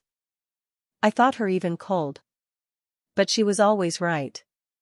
If I had followed her judgment, and subdued my spirits to the level of what she deemed proper, I should have escaped the greatest unhappiness I have ever known. We quarreled. Do you remember the morning spent at Donwell? There every little dissatisfaction that had occurred before came to a crisis. I was late, I met her walking home by herself, and wanted to walk with her, but she would not suffer it. She absolutely refused to allow me, which I then thought most unreasonable. Now, however, I see nothing in it but a very natural and consistent degree of discretion. While I, to blind the world to our engagement, was behaving 1 hour with objectionable particularity to another woman, was she to be consenting the next to a proposal which might have made every previous caution useless? Had we been met walking together between Donwell and Highbury, the truth must have been suspected. I was mad enough, however, to resent. I doubted her affection. I doubted it more the next day on Box Hill, when, provoked by such conduct on my side, such shameful, insolent neglect of her, and such apparent devotion to Miss W., as it would have been impossible for any woman of sense to endure, she spoke her resentment in a form of words perfectly intelligible to me. in short, my dear madam, it was a quarrel blameless on her side, abominable on mine, and I returned the same evening to Richmond, though I might have stayed with you till the next morning. Merely because I would be as angry with her as possible. Even then, I was not such a fool as not to mean to be reconciled in time, but I was the injured person, injured by her coldness, and I went away determined that she should make the first advances. I shall always congratulate myself that you were not of the Box Hill party. Had you witnessed my behavior there, I can hardly suppose you would ever have thought well of me again. Its effect upon her appears in the immediate resolution it produced. As soon as she found I was really gone from Randalls, she closed with the offer of that officious Mrs. Elton, the whole system of whose treatment of her, by the by, has ever filled me with indignation and hatred. I must not quarrel with the spirit of forbearance which has been so richly extended towards myself, but, otherwise, I should loudly protest against the share of it which that woman has known. Jane, indeed, you will observe that I have not yet indulged myself in calling her by that name, even to you. Think, then, what I must have endured in hearing it bandied between the Eltons, with all the vulgarity of needless repetition, and all the insolence of imaginary superiority. Have patience with me, I shall soon have done. She closed with this offer, resolving to break with me entirely, and wrote the next day to tell me that we never were to meet again. She felt the engagement to be a source of repentance and misery to each. She dissolved it. This letter reached me on the very morning of my poor aunt's death. I answered it within an hour, but from the confusion of my mind, and the multiplicity of business falling on me at once, my answer, instead of being sent with all the many other letters of that day, was locked up in my writing desk, and I, trusting that I had written enough, though but a few lines, to satisfy her, remained without any uneasiness. I was rather disappointed that I did not hear from her again speedily, but I made excuses for her, and was too busy, and, may I add, too cheerful in my views to be captious. We removed to Windsor, and 2 days afterwards I received a parcel from her, my own letters all returned, and a few lines at the same time by the post, stating her extreme surprise at not having had the smallest reply to her last, and adding, that a silence on such a point could not be misconstrued, and as it must be equally desirable to both to have every subordinate arrangement concluded as soon as possible, she now sent me, by a safe conveyance, all my letters, and requested that if I could not directly command hers, so as to send them to Highbury within a week, I would forward them after that period to her in short, the full direction to Mr. Smallridge's, near Bristol, stared me in the face. I knew the name, the place, I knew all about it, and instantly saw what she had been doing. It was perfectly accordant with that resolution of character which I knew her to possess, and the secrecy she had maintained, as to any such design in her former letter, was equally descriptive of its anxious delicacy. For the world would not, she have seemed to threaten me. Imagine the shock, imagine how, till I had actually detected my own blunder, I raved at the blunders of the post. What was to be done? One thing only. I must speak to my uncle. Without his sanction I could not hope to be listened to again. I spoke, circumstances were in my favor, the late event had softened away his pride, and he was, earlier than I could have anticipated, wholly reconciled and complying, and could say at last, poor man, with a deep sigh, that he wished I might find as much happiness in the marriage state as he had done. I felt that it would be of a different sort. Are you disposed to pity me for what I must have suffered in opening the cause to him, for my suspense while all was at stake? No, do not pity me till I reached Highbury, and saw how ill I had made her. Do not pity me till I saw her wan, sick looks. I reached Highbury at the time of day when, from my knowledge of their late breakfast hour, I was certain of a good chance of finding her alone. I was not disappointed, and at last I was not disappointed either in the object of my journey. A great deal of very reasonable, very just displeasure I had to persuade away. But it is done, we are reconciled, dearer, much dearer, than ever, and no moment's uneasiness can ever occur between us again. Now, my dear madam, I will release you, but I could not conclude before. 1,000 thanks for all the kindness you have ever shown me, and 10,000 for the attentions your heart will dictate towards her. If you think me in a way to be happier than I deserve, I am quite of your opinion. Miss W. calls me the child of good fortune. I hope she is right. In one respect, my good fortune is undoubted, that of being able to subscribe myself. Your obliged and affectionate son, F.C. Weston Churchill. Chapter 15. This letter must make its way to Emma's feelings. She was obliged, in spite of her previous determination to the contrary, to do it all the justice that Mrs. Weston foretold. As soon as she came to her own name, it was irresistible. Every line relating to herself was interesting, and almost every line agreeable, and when this charm ceased, the subject could still maintain itself, by the natural return of her former regard for the writer, and the very strong attraction which any picture of love must have for her at that moment. She never stopped till she had gone through the whole, and though it was impossible not to feel that he had been wrong, yet he had been less wrong than she had supposed, and he had suffered, and was very sorry, and he was so grateful to Mrs. Weston, and so much in love with Miss Fairfax, and she was so happy herself, that there was no being severe, and could he have entered the room, she must have shaken hands with him as heartily as ever. She thought so well of the letter, that when Mr. Knightley came again, she desired him to read it.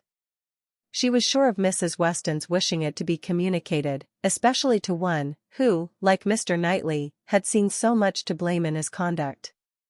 "I shall be very glad to look it over," said he, "but it seems long. I will take it home with me at night." But that would not do. Mr. Weston was to call in the evening, and she must return it by him. "I would rather be talking to you," he replied, "but as it seems a matter of justice, it shall be done." He began, stopping, however, almost directly to say, "Had I been offered the sight of one of this gentleman's letters to his mother-in-law a few months ago, Emma, it would not have been taken with such indifference." He proceeded a little farther, reading to himself, and then, with a smile, observed, "Humph. A fine complimentary opening, but it is his way. One man's style must not be the rule of another's. We will not be severe. It will be natural for me," he added shortly afterwards, "to speak my opinion aloud as I read. By doing it, I shall feel that I am near you. It will not be so great a loss of time, but if you dislike it—" "Not at all. I should wish it." Mr. Knightley returned to his reading with greater alacrity. "He trifles here," said he, "as to the temptation. He knows he is wrong, and has nothing rational to urge. Bad. He ought not to have formed the engagement. His father's disposition, he is unjust, however, to his father." Mr. Weston's sanguine temper was a blessing on all his upright and honorable exertions, but Mr. Weston earned every present comfort before he endeavored to gain it. Very true, he did not come till Miss Fairfax was here. "And I have not forgotten," said Emma, "how sure you were that he might have come sooner if he would. You pass it over very handsomely, but you were perfectly right. I was not quite impartial in my judgment, Emma, but yet, I think, had you not been in the case, I should still have distrusted him." When he came to Miss Woodhouse, he was obliged to read the whole of it aloud, all that related to her, with a smile, a look, a shake of the head, a word or two of assent, or disapprobation, or merely of love, as the subject required, concluding, however, seriously, and, after steady reflection, thus: "Very bad, though it might have been worse. Playing a most dangerous game. Too much indebted to the event for his acquittal. No judge of his own manners by you'd. Always deceived in fact by his own wishes, and regardless of little besides his own convenience, fancying you to have fathomed his secret. Natural enough, his own mind full of intrigue, that he should suspect it in others. Mystery, finesse, how they pervert the understanding. My Emma, does not everything serve to prove more and more the beauty of truth and sincerity in all our dealings with each other?" Emma agreed to it, and with a blush of sensibility on Harriet's account, which she could not give any sincere explanation of. "You had better go on," said she. He did so, but very soon stopped again to say, "The pianoforte. Ah! That was the act of a very, very young man, one too young to consider whether the inconvenience of it might not very much exceed the pleasure. A boyish scheme, indeed. I cannot comprehend a man's wishing to give a woman any proof of affection which he knows she would rather dispense with, and he did know that she would have prevented the instrument's coming if she could." After this, he made some progress without any pause. Frank Churchill's confession of having behaved shamefully was the first thing to call for more than a word in passing. "I perfectly agree with you, sir," was then his remark. "You did behave very shamefully. You never wrote a truer line." And having gone through what immediately followed of the basis of their disagreement, and his persisting to act in direct opposition to Jane Fairfax's sense of right, he made a fuller pause to say, "This is very bad." He had induced her to place herself, for his sake, in a situation of extreme difficulty and uneasiness, and it should have been his first object to prevent her from suffering unnecessarily. She must have had much more to contend with, in carrying on the correspondence, than he could. He should have respected even unreasonable scruples, had there been such, but hers were all reasonable. We must look to her one fault, and remember that she had done a wrong thing in consenting to the engagement, to bear that she should have been in such a state of punishment. Emma knew that he was now getting to the Box Hill party, and grew uncomfortable. Her own behavior had been so very improper. She was deeply ashamed, and a little afraid of his next look. It was all read, however, steadily, attentively, and without the smallest remark, and, excepting one momentary glance at her, instantly withdrawn, in the fear of giving pain, no remembrance of Box Hill seemed to exist. "There is no saying much for the delicacy of our good friends, the Eltons," was his next observation. "His feelings are natural. What?" Actually resolved to break with him entirely, she felt the engagement to be a source of repentance and misery to each. She dissolved it. What a view this gives of her sense of his behavior. Well, he must be a most extraordinary. Nay, read on. You will find how very much he suffers." "I hope he does," replied Mr. Knightley coolly, and resuming the letter. "Smallridge. What does this mean? What is all this?" She had engaged to go as governess to Mrs. Smallridge's children, a dear friend of Mrs. Elton's, a neighbor of Maple Grove, and, by the by, I wonder how Mrs. Elton bears the disappointment. "Say nothing, my dear Emma, while you oblige me to read, not even of Mrs. Elton. Only 1 page more. I shall soon have done. What a letter the man writes! I wish you would read it with a kinder spirit towards him. Well, there is feeling here. He does seem to have suffered in finding her ill. Certainly, I can have no doubt of his being fond of her. Dearer, much dearer than ever. I hope he may long continue to feel all the value of such a reconciliation. He is a very liberal thinker, with his thousands and tens of thousands. Happier than I deserve. Come, he knows himself there. Miss Woodhouse calls me the child of good fortune. Those were Miss Woodhouse's words, were they? And a fine ending, and there is the letter. The child of good fortune. That was your name for him, was it? You do not appear so well satisfied with his letter as I am, but still you must, at least I hope you must, think the better of him for it. I hope it does him some service with you. Yes, certainly it does.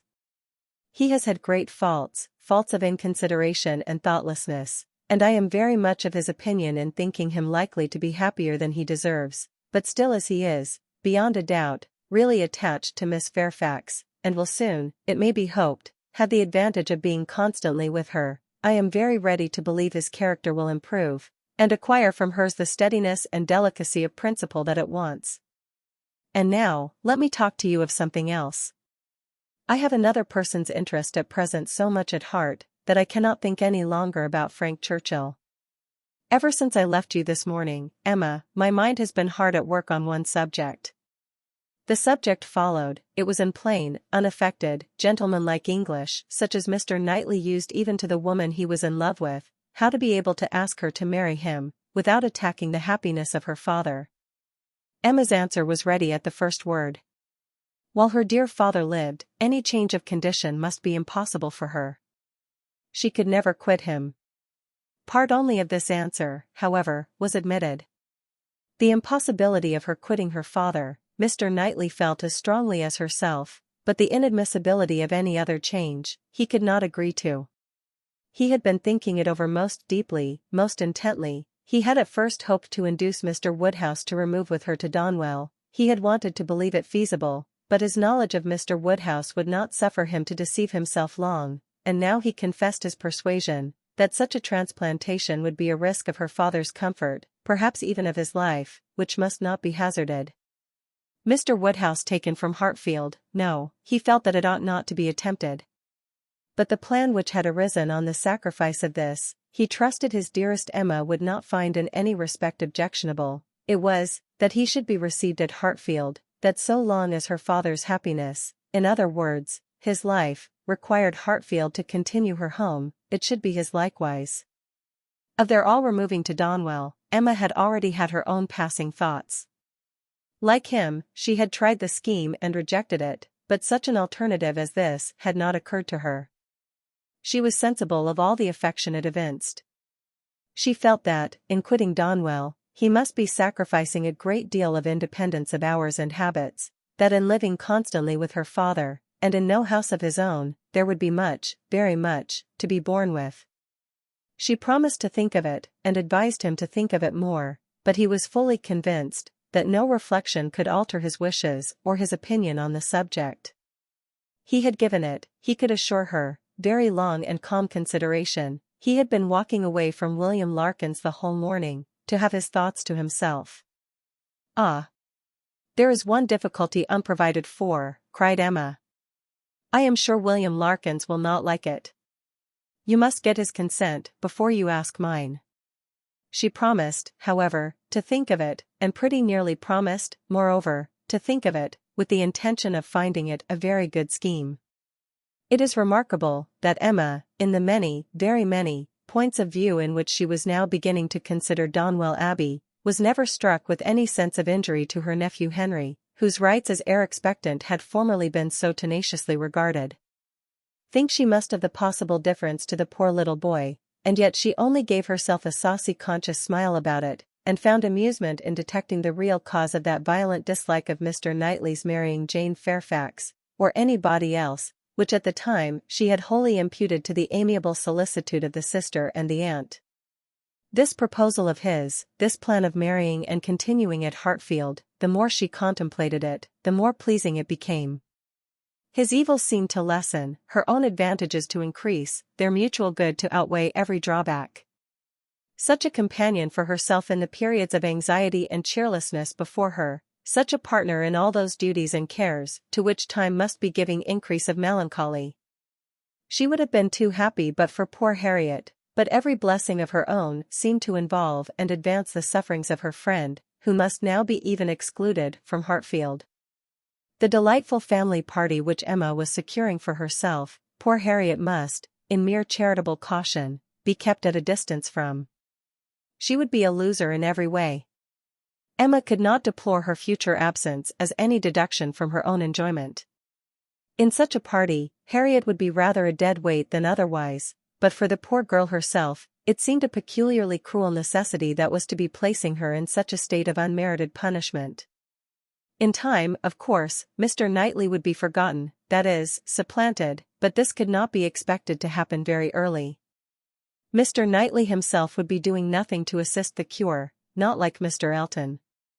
Mr. Knightley, always so kind, so feeling, so truly considerate for everybody, would never deserve to be less worshipped than now, and it really was too much to hope even of Harriet, that she could be in love with more than 3 men in 1 year. Chapter 16. It was a very great relief to Emma to find Harriet as desirous as herself to avoid a meeting. Their intercourse was painful enough by letter. How much worse, had they been obliged to meet? Harriet expressed herself very much as might be supposed, without reproaches, or apparent sense of ill usage, and yet Emma fancied there was a something of resentment, a something bordering on it in her style, which increased the desirableness of their being separate. It might be only her own consciousness, but it seemed as if an angel only could have been quite without resentment under such a stroke. She had no difficulty in procuring Isabella's invitation, and she was fortunate in having a sufficient reason for asking it, without resorting to invention. There was a tooth amiss. Harriet really wished, and had wished some time, to consult a dentist. Mrs. John Knightley was delighted to be of use, anything of ill health was a recommendation to her, and though not so fond of a dentist as of a Mr. Wingfield, she was quite eager to have Harriet under her care. When it was thus settled on her sister's side, Emma proposed it to her friend, and found her very persuadable. Harriet was to go, she was invited for at least a fortnight, she was to be conveyed in Mr. Woodhouse's carriage. It was all arranged, it was all completed, and Harriet was safe in Brunswick Square. Now Emma could, indeed, enjoy Mr. Knightley's visits. Now she could talk, and she could listen with true happiness, unchecked by that sense of injustice, of guilt, of something most painful, which had haunted her when remembering how disappointed a heart was near her, how much might at that moment, and at a little distance, be enduring by the feelings which she had led astray herself. The difference of Harriet at Mrs. Goddard's, or in London, made perhaps an unreasonable difference in Emma's sensations, but she could not think of her in London without objects of curiosity and employment, which must be averting the past, and carrying her out of herself. She would not allow any other anxiety to succeed directly to the place in her mind which Harriet had occupied. There was a communication before her, one which she only could be competent to make, the confession of her engagement to her father, but she would have nothing to do with it at present. She had resolved to defer the disclosure till Mrs. Weston were safe and well. No additional agitation should be thrown at this period among those she loved, and the evil should not act on herself by anticipation before the appointed time. A fortnight, at least, of leisure and peace of mind, to crown every warmer, but more agitating, delight, should be hers. She soon resolved, equally as a duty and a pleasure, to employ half an hour of this holiday of spirits in calling on Miss Fairfax. She ought to go, and she was longing to see her, the resemblance of their present situations increasing every other motive of goodwill.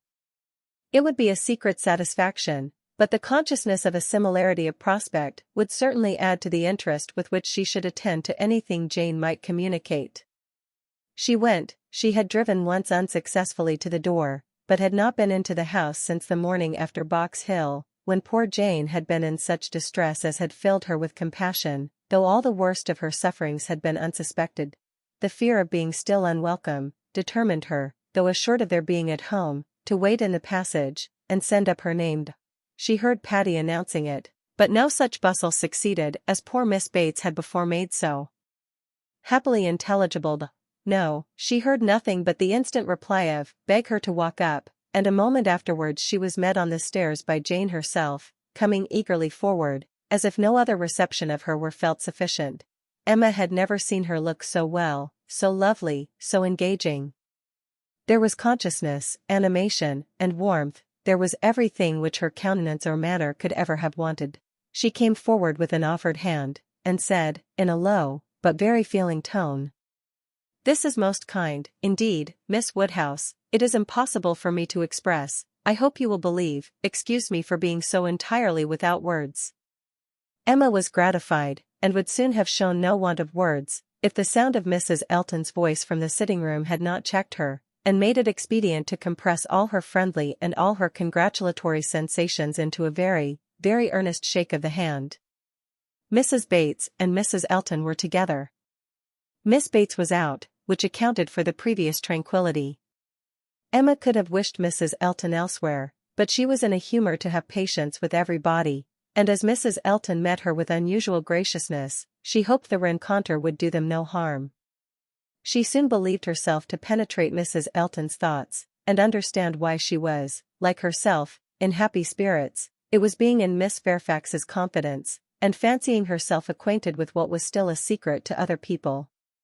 Emma saw symptoms of it immediately in the expression of her face, and while paying her own compliments to Mrs. Bates, and appearing to attend to the good old lady's replies, she saw her with a sort of anxious parade of mystery fold up a letter which she had apparently been reading aloud to Miss Fairfax, and return it into the purple and gold reticule by her side, saying, with significant nods, "We can finish this some other time, you know. You and I shall not want opportunities. And, in fact, you have heard all the essential already. I only wanted to prove to you that Mrs. S. admits our apology, and is not offended. You see how delightfully she writes. Oh! She is a sweet creature. You would have doted on her, had you gone. But not a word more. Let us be discreet, quite on our good behavior. Hush, you remember those lines, I forget the poem at this moment. For when a lady's in the case, you know, all other things give place. Now I say, my dear, in our case, for lady, read, mum. A word to the wise, I am in a fine flow of spirits, and I. But I want to set your heart at ease as to Mrs. Esta. My representation, you see, has quite appeased her. And again, on Emma's merely turning her head to look at Mrs. Bates's knitting, she added, in a half-whisper. I mentioned no names, you will observe. Oh. No, cautious as a minister of state. I managed it extremely well. Emma could not doubt. It was a palpable display, repeated on every possible occasion. When they had all talked a little while in harmony of the weather and Mrs. Weston, she found herself abruptly addressed with. Do not you think, Miss Woodhouse, our saucy little friend here is charmingly recovered? Do not you think her cure does Perry the highest credit? Here was a side glance of great meaning at Jane. Upon my word, Perry has restored her in a wonderful short time. Oh. If you had seen her, as I did, when she was at the worst. And when Mrs. Bates was saying something to Emma, whispered farther, we do not say a word of any assistance that Perry might have, not a word of a certain young physician from Windsor. Oh. No, Perry shall have all the credit. I have scarce had the pleasure of seeing you, Miss Woodhouse, she shortly afterwards began, since the party to Box Hill. Very pleasant party. But yet I think there was something wanting. Things did not seem, that is, there seemed a little cloud upon the spirits of some. So it appeared to me at least, but I might be mistaken. However, I think it answered so far as to tempt one to go again.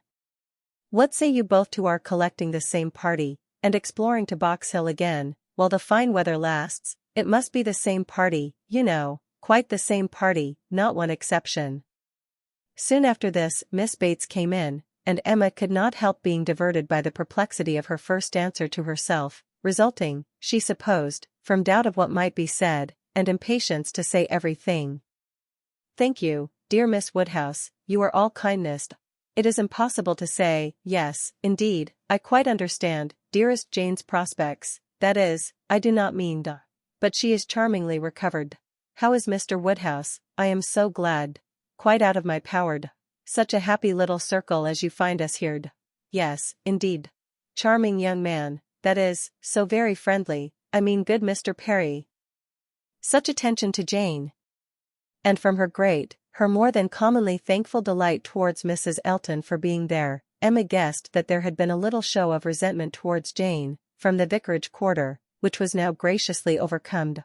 After a few whispers, indeed, which placed it beyond a guess, Mrs. Elton, speaking louder, said, Yes, here I am, my good friend, and here I have been so long, that anywhere else I should think it necessary to apologize, but, the truth is, that I am waiting for my lord and master. He promised to join me here, and pay his respects to you. What? Are we to have the pleasure of a call from Mr. Elton? That will be a favor indeed. For I know gentlemen do not like morning visits, and Mr. Elton's time is so engaged.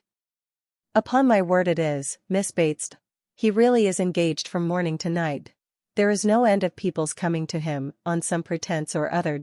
The magistrates, and overseers, and churchwardens, are always wanting his opinion. They seem not able to do anything without him. Upon my word, Mr. E., I often say, rather you than I.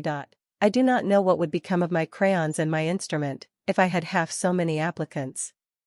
Bad enough as it is, for I absolutely neglect them both to an unpardonable degree. I believe I have not played a bar this fortnight. However, he is coming, I assure you, yes, indeed, on purpose to wait on you all. And putting up her hand to screen her words from Emma, a congratulatory visit, you know. Oh. Yes, quite indispensable. Miss Bates looked about her, so happily. He promised to come to me as soon as he could disengage himself from Knightley, but he and Knightley are shut up together in deep consultation. Mr. E. is Knightley's right hand. Emma would not have smiled for the world, and only said, Is Mr. Elton gone on foot to Donwell? He will have a hot walk. Oh. No, it is a meeting at the Crown, a regular meeting. Weston and Cole will be there too, but one is apt to speak only of those who lead. I fancy Mr. E. and Knightley have everything their own way.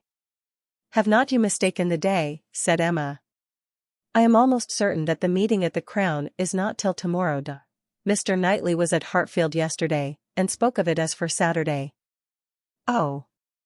No, the meeting is certainly today, was the abrupt answer, which denoted the impossibility of any blunder on Mrs. Elton's side.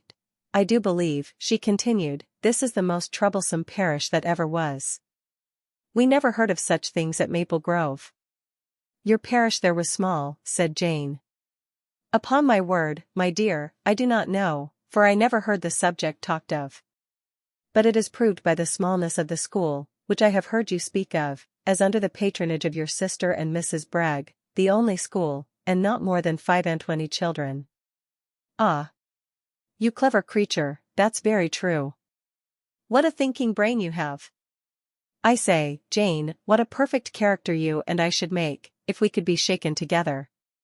My liveliness and your solidity would produce perfection. Not that I presume to insinuate, however, that some people may not think you perfection already. But hush, not a word, if you please." It seemed an unnecessary caution. Jane was wanting to give her words, not to Mrs. Elton, but to Miss Woodhouse, as the latter plainly saw. The wish of distinguishing her, as far as civility permitted, was very evident, though it could not often proceed beyond a look. Mr. Elton made his appearance. His lady greeted him with some of her sparkling vivacity. "Very pretty, sir, upon my word, to send me on here, to be an encumbrance to my friends, so long before you vouchsafed to come, but you knew what a dutiful creature you had to deal with. You knew I should not stir till my lord and master appeared.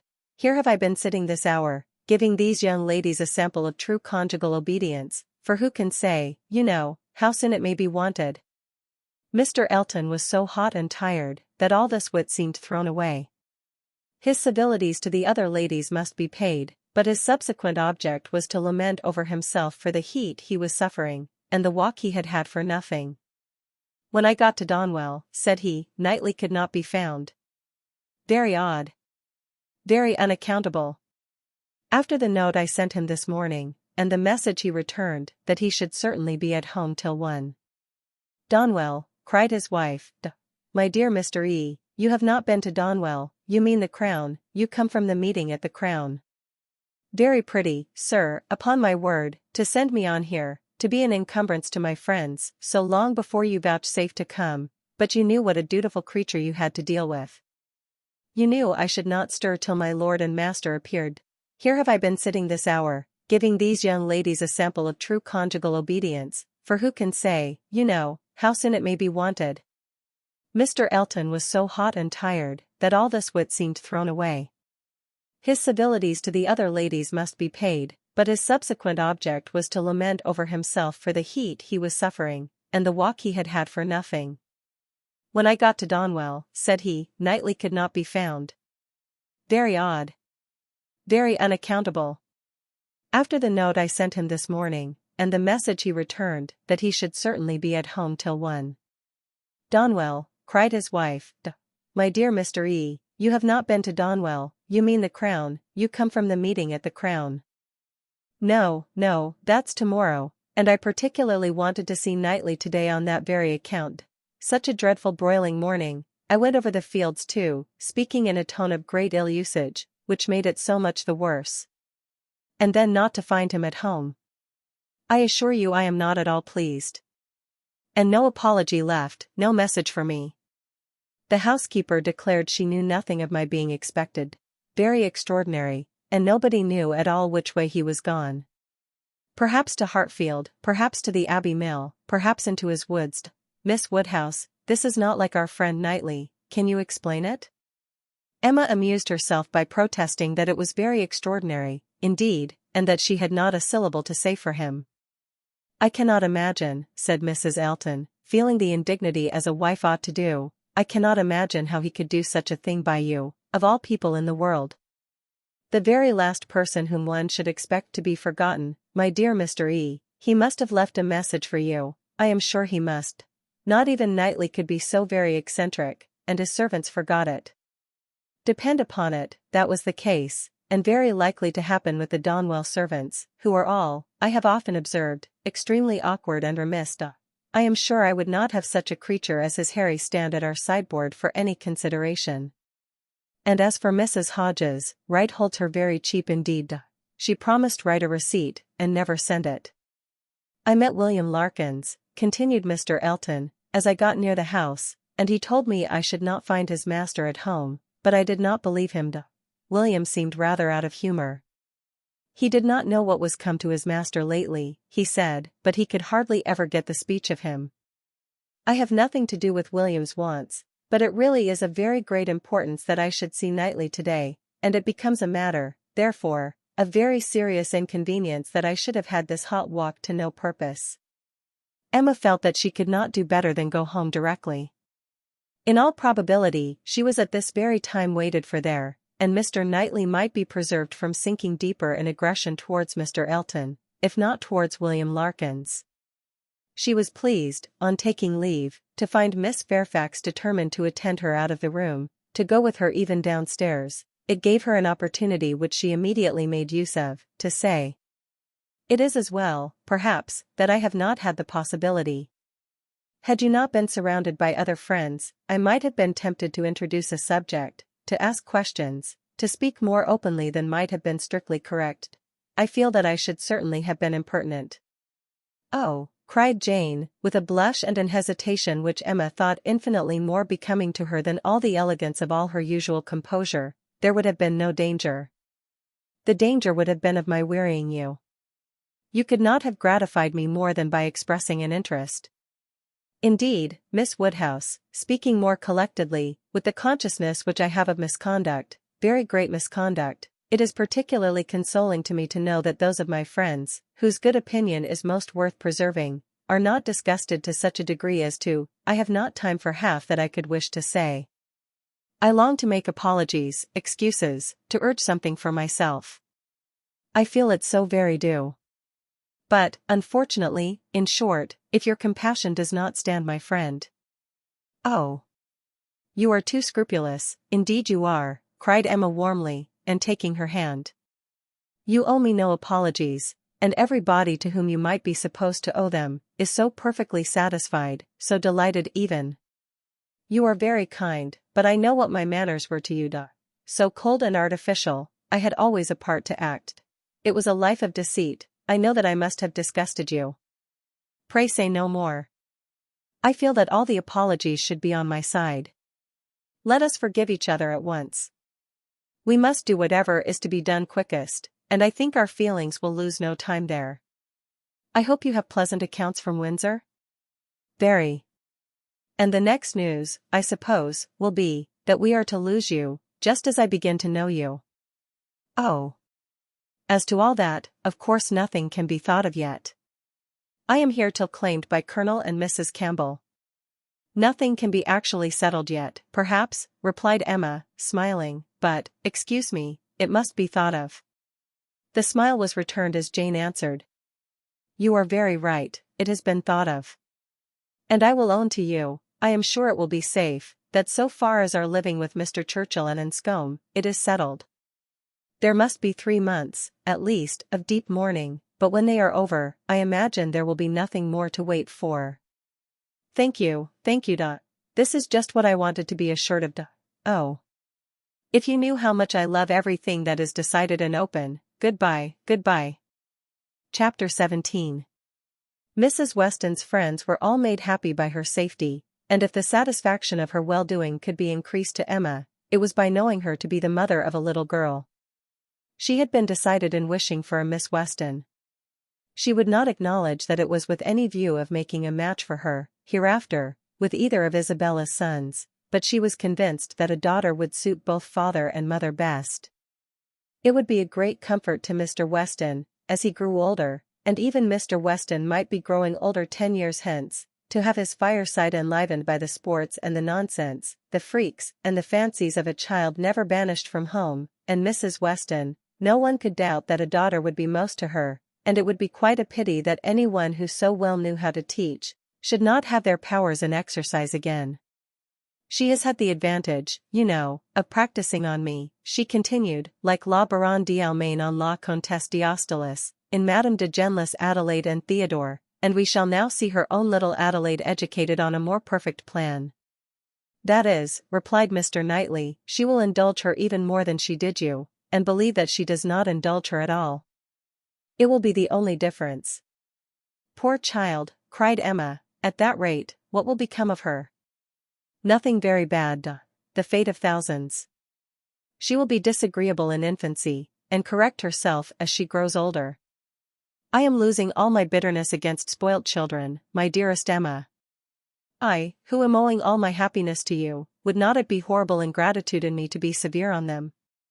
Emma laughed, and replied, but I had the assistance of all your endeavors to counteract the indulgence of other people. I doubt whether my own sense would have corrected me without it. Do you? I have no doubt. Nature gave you understanding, Miss Taylor gave you principles. You must have done well. My interference was quite as likely to do harm as good. It was very natural for you to say, what right has he to lecture me? And I am afraid very natural for you to feel that it was done in a disagreeable manner. I do not believe I did you any good. The good was all to myself, by making you an object of the tenderest affection to me. I could not think about you so much without doting on you, faults and all, and by dint of fancying so many errors, have been in love with you ever since you were 13 at least. I am sure you were of use to me, cried Emma. I was very often influenced rightly by you, oftener than I would own at the time. I am very sure you did me good. And if poor little Anna Weston is to be spoiled, it will be the greatest humanity in you to do as much for her as you have done for me, except falling in love with her when she is 13. How often, when you were a girl, have you said to me, with one of your saucy looks, Mr. Knightley, I am going to do so and so, Papa says I may, or I have Miss Taylor's leave, something which, you knew, I did not approve. In such cases, my interference was giving you 2 bad feelings, instead of 1. What an amiable creature I was, no wonder you should hold my speeches in such affectionate remembrance. Mr. Knightley. You always called me, Mr. Knightley, and, from habit, it is not so very formal a sound, and yet it is formal. I want you to call me something else, but I do not know what. I remember once calling you George, in one of my amiable fits, about 10 years ago. I did it because I thought it would offend you, but, as you made no objection, I never did it again. And cannot you call me George now? Impossible, I never can call you anything but Mr. Knightley. I will not promise even to equal the elegant terseness of Mrs. Elton, by calling you Mr. Cade. But I will promise, she added presently, laughing and blushing, I will promise to call you once by your Christian name. I do not say when, but perhaps you may guess where, in the building in which N takes M for better, for worse. Emma grieved that she could not be more openly just to one important service which his better sense would have rendered her, to the advice which would have saved her from the worst of all her womanly follies, her wilful intimacy with Harriet Smith, but it was too tender a subject. She could not enter on it. Harriet was very seldom mentioned between them. This, on his side, might merely proceed from her not being thought of, but Emma was rather inclined to attribute it to delicacy, and a suspicion, from some appearances, that their friendship were declining. She was aware herself, that, parting under any other circumstances, they certainly should have corresponded more, and that her intelligence would not have rested, as it now almost wholly did, on Isabella's letters. He might observe that it was so. The pain of being obliged to practice concealment towards him, was very little inferior to the pain of having made Harriet unhappy. Isabella sent quite as good an account of her visitor as could be expected. On her first arrival she had thought her out of spirits, which appeared perfectly natural, as there was a dentist to be consulted, but, since that business had been over, she did not appear to find Harriet different from what she had known her before. Isabella, to be sure, was no very quick observer, yet if Harriet had not been equal to playing with the children, it would not have escaped her. Emma's comforts and hopes were most agreeably carried on, by Harriet's being to stay longer. Her fortnight was likely to be a month at least. Mr. and Mrs. John Knightley were to come down in August, and she was invited to remain till they could bring her back. John does not even mention your friend, said Mr. Knightley. Here is his answer, if you like to see it. It was the answer to the communication of his intended marriage. Emma accepted it with a very eager hand, with an impatience all alive to know what he would say about it, and not at all checked by hearing that her friend was unmentioned. John enters like a brother into my happiness, continued Mr. Knightley, but he is no complimenter, and though I well know him to have, likewise, a most brotherly affection for you, he is so far from making flourishes, that any other young woman might think him rather cool in her praise. But I am not afraid of your seeing what he writes. He writes like a sensible man, replied Emma, when she had read the letter. I honor his sincerity. It is very plain that he considers the good fortune of the engagement as all on my side, but that he is not without hope of my growing, in time, as worthy of your affection, as you think me already. Had he said anything to bear a different construction, I should not have believed him. My Emma, he means no such thing. He only means. He and I should differ very little in our estimation of the two, interrupted she, with a sort of serious smile, much less, perhaps, than he is aware of, if we could enter without ceremony or reserve on the subject. Emma, my dear Emma. Oh, she cried with more thorough gaiety, if you fancy your brother does not do me justice, only wait till my dear father is in the secret, and hear his opinion. Depend upon it, he will be much farther from doing you justice. He will think all the happiness, all the advantage, on your side of the question, all the merit on mine. I wish I may not sink into poor Emma with him at once. His tender compassion towards oppressed worth can go no farther.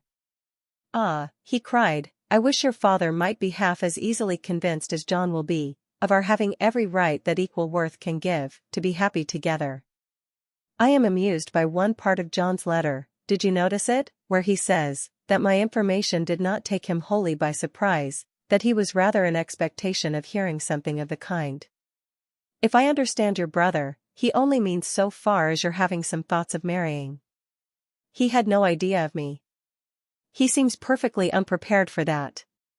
Yes, but I am amused that he should have seen so far into my feelings. What has he been judging by? I am not conscious of any difference in my spirits or conversation that could prepare him at this time for my marrying any more than at another. But it was so, I suppose. I dare say there was a difference when I was staying with them the other day. I believe I did not play with the children quite so much as usual. I remember one evening the poor boys saying, Uncle seems always tired now. The time was coming when the news must spread farther, and other persons' reception of it tried. As soon as Mrs. Weston was sufficiently recovered to admit Mr. Woodhouse's visits, Emma, having it in view that her gentle reasonings should be employed in the cause, resolved first to announce it at home, and then at Randalls. But how to break it to her father at last, she had bound herself to do it, in such an hour of Mr. Knightley's absence, or when it came to the point her heart would have failed her, and she must have put it off, but Mr. Knightley was to come at such a time, and follow up the beginning she was to make. She was forced to speak, and to speak cheerfully too. She must not make it a more decided subject of misery to him, by a melancholy tone herself. She must not appear to think it a misfortune. With all the spirits she could command, she prepared him first for something strange, and then, in a few words, said that if his consent and approbation could be obtained, which, she trusted, would be attended with no difficulty, since it was a plan to promote the happiness of all, she and Mr. Knightley meant to marry, by which means Hartfield would receive the constant addition of that person's company whom she knew he loved, next to his daughters. And Mrs. Weston, best in the world. Poor man, it was at first a considerable shock to him, and he tried earnestly to dissuade her from it. She was reminded, more than once, of having always said she would never marry, and assured that it would be a great deal better for her to remain single, and told of poor Isabella, and poor Miss Taylor. But it would not do. Emma hung about him affectionately, and smiled, and said it must be so, and that he must not class her with Isabella and Mrs. Weston, whose marriages taking them from Hartfield, had, indeed, made a melancholy change, but she was not going from Hartfield, she should be always there, she was introducing no change in their numbers or their comforts, but for the better, and she was very sure that he would be a great deal the happier for having Mr. Knightley always at hand, when he were once got used to the idea. Did he not love Mr. Knightley very much? He would not deny that he did, she was sure. Whom did he ever want to consult on business but Mr. Knightley, who was so useful to him, who so ready to write his letters, who so glad to assist him, who so cheerful, so attentive, so attached to him? Would not he like to have him always on the spot? Yes. That was all very true. Mr. Knightley could not be there too often, he should be glad to see him every day, but they did see him every day as it was. why could not they go on as they had done?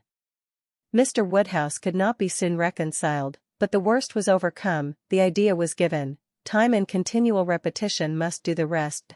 To Emma's entreaties and assurances succeeded Mr. Knightley's, whose fond praise of her gave the subject even a kind of welcome, and he was soon used to be talked to by each, on every fair occasion.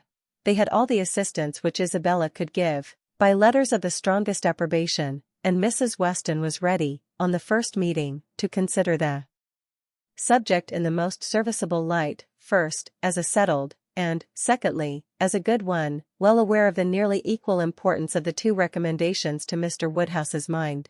It was agreed upon, as what was to be, and every body by whom he was used to be guided assuring him that it would be for his happiness, and having some feelings himself which almost admitted it, he began to think that some time or other, in another year or two, perhaps, it might not be so very bad if the marriage did take place.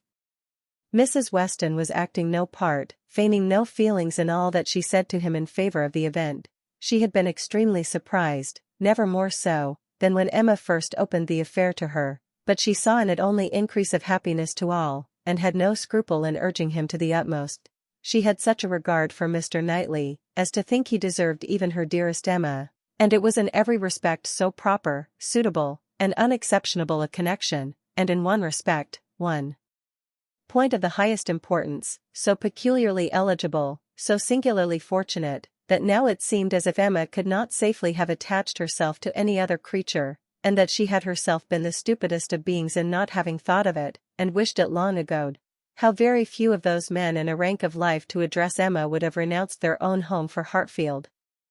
And who but Mr. Knightley could know and bear with Mr. Woodhouse, so as to make such an arrangement desirable? The difficulty of disposing of poor Mr. Woodhouse had been always felt in her husband's plans and her own, for a marriage between Frank and Emma.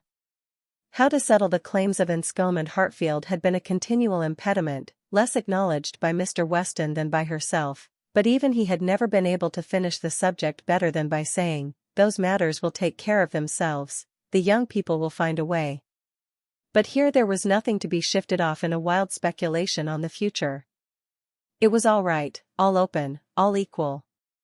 No sacrifice on any side worth the name.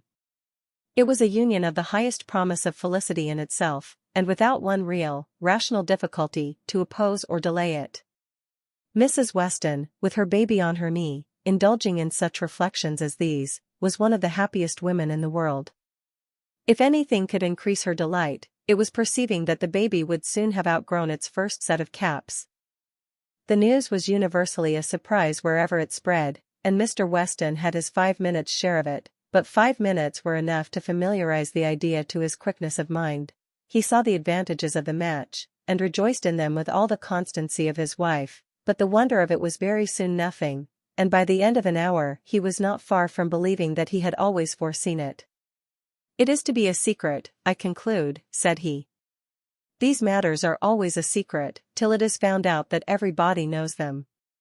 Only let me be told when I may speak out. I wonder whether Jane has any suspicion." He went to Highbury the next morning, and satisfied himself on that point. He told her the news. Was not she like a daughter, his eldest daughter, he must tell her, and Miss Bates being present, it passed, of course, to Mrs. Cole, Mrs. Perry, and Mrs. Elton, immediately afterwards. It was no more than the principals were prepared for. They had calculated from the time of its being known at Randalls, how soon it would be over Highbury, and were thinking of themselves, as the evening wonder in many a family circle, with great sagacity. In general, it was a very well-approved match. Some might think him, and others might think her, the most in luck. One set might recommend their all removing to Donwell, and leaving Hartfield for the John Knightleys, and another might predict disagreements among their servants, but yet, upon the whole, there was no serious objection raised, except in one habitation, the vicarage. There, the surprise was not softened by any satisfaction. Mr. Elton cared little about it, compared with his wife. He only hoped the young lady's pride would now be contented, and supposed she had always meant to catch Knightley if she could, and, on the point of living at Hartfield, could daringly exclaim, "Rather he than I." But Mrs. Elton was very much discomposed indeed. Poor Knightley! Poor fellow, sad business for him. She was extremely concerned, for, though very eccentric, he had 1,000 good qualities. How could he be so taken in, did not think him at all in love, not in the least. Poor Knightley, there would be an end of all pleasant intercourse with him. How happy he had been to come and dine with them whenever they asked him. But that would be all over now. Poor fellow, no more exploring parties to Donwell made for her. Oh! No, there would be a Mrs. Knightley to throw cold water on everything. Extremely disagreeable. But she was not at all sorry that she had abused the housekeeper the other day. Shocking plan, living together. It would never do. She knew a family near Maple Grove who had tried it, and been obliged to separate before the end of the first quarter. Chapter 18. Time passed on. A few more tomorrows, and the party from London would be arriving. It was an alarming change, and Emma was thinking of it one morning, as what must bring a great deal to agitate and grieve her, when Mr. Knightley came in, and distressing thoughts were put by. After the first chat of pleasure, he was silent, and then, in a graver tone, began with, "I have something to tell you, Emma, some news." "Good or bad?" said she, quickly, looking up in his face. "I do not know which it ought to be called." "Oh. Good, I am sure. I see it in your countenance. You are trying not to smile." "I am afraid," said he, composing his features, "I am very much afraid, my dear Emma, that you will not smile when you hear it." "Indeed? But why so? I can hardly imagine that anything which pleases or amuses you, should not please and amuse me too." "There is one subject," he replied, "I hope but one, on which we do not think alike." He paused a moment, again smiling, with his eyes fixed on her face. "Does nothing occur to you? Do not you recollect Harriet Smith?" Her cheeks flushed at the name, and she felt afraid of something, though she knew not what. "Have you heard from her yourself this morning?" cried he. "You have, I believe, and know the whole." "No, I have not. I know nothing. Pray tell me." "You are prepared for the worst, I see, and very bad it is. Harriet Smith marries Robert Martin." Emma gave a start, which did not seem like being prepared, and her eyes, in eager gaze, said, "No, this is impossible," but her lips were closed. "It is so, indeed," continued Mr. Knightley, "I have it from Robert Martin himself. He left me not half an hour ago." She was still looking at him with the most speaking amazement. "You like it, my Emma, as little as I feared. I wish our opinions were the same. But in time they will. Time, you may be sure, will make one or the other of us think differently, and, in the meanwhile, we need not talk much on the subject." "You mistake me, you quite mistake me," she replied, exerting herself. "It is not that such a circumstance would now make me unhappy, but I cannot believe it. It seems an impossibility. You cannot mean to say that Harriet Smith has accepted Robert Martin.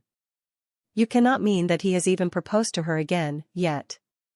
You only mean that he intends it."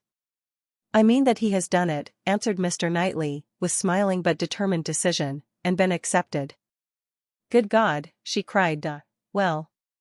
Then, having recourse to her work-basket, in excuse for leaning down her face, and concealing all the exquisite feelings of delight and entertainment which she knew she must be expressing, she added, "Well, now tell me everything, make this intelligible to me. How, where, when, let me know it all. I never was more surprised, but it does not make me unhappy, I assure you. How has it been possible?" "It is a very simple story. He went to town on business 3 days ago, and I got him to take charge of some papers which I was wanting to send to John. He delivered these papers to John, at his chambers, and was asked by him to join their party the same evening to Astley's. They were going to take the 2 eldest boys to Astley's. The party was to be our brother and sister, Henry, John, and Miss Smith. My friend Robert could not resist. They called for him in their way, were all extremely amused, and my brother asked him to dine with them the next day, which he did, and in the course of that visit, as I understand, he found an opportunity of speaking to Harriet, and certainly did not speak in vain. She made him, by her acceptance, as happy even as he is deserving.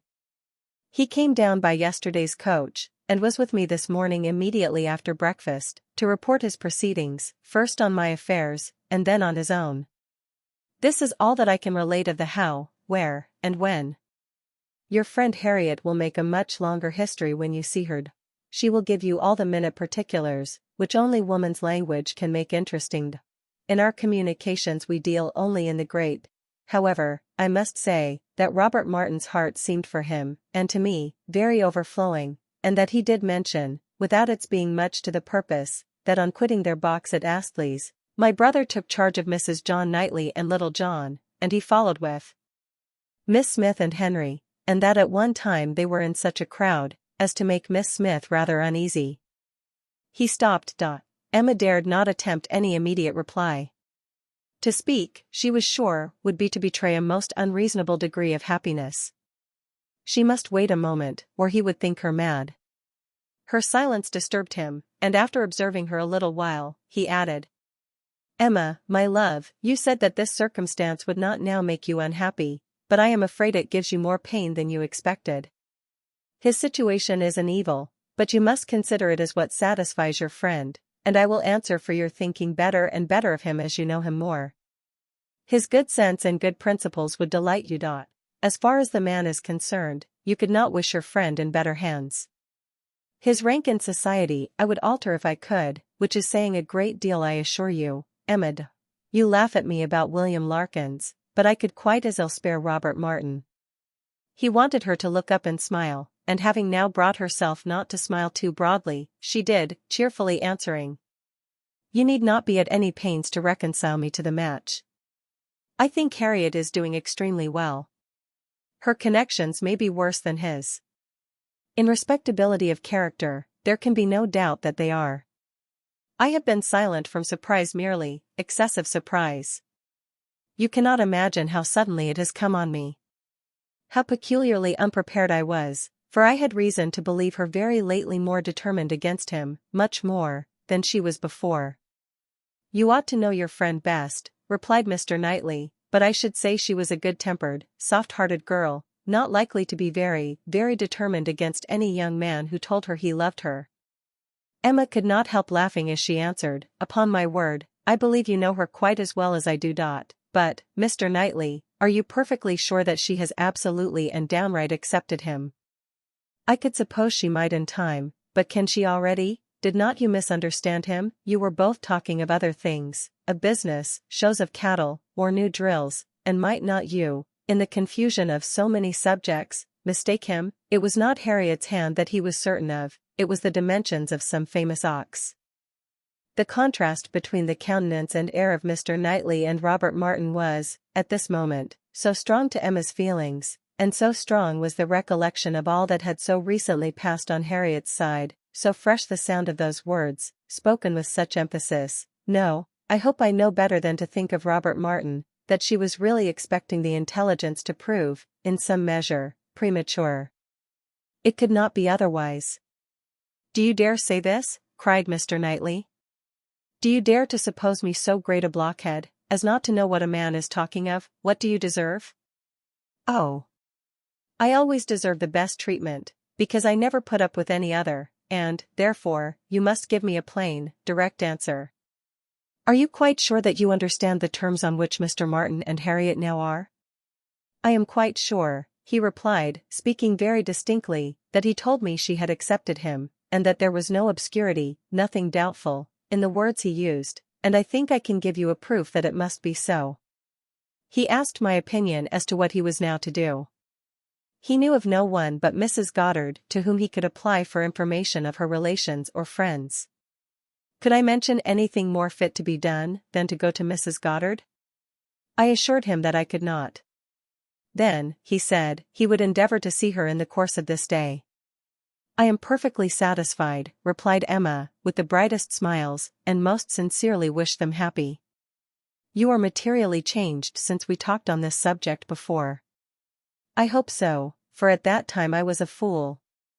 And I am changed also, for I am now very willing to grant you all Harriet's good qualities. I have taken some pains for your sake, and for Robert Martin's sake, whom I have always had reason to believe as much in love with her as ever, to get acquainted with her. I have often talked to her a good deal. You must have seen that I did.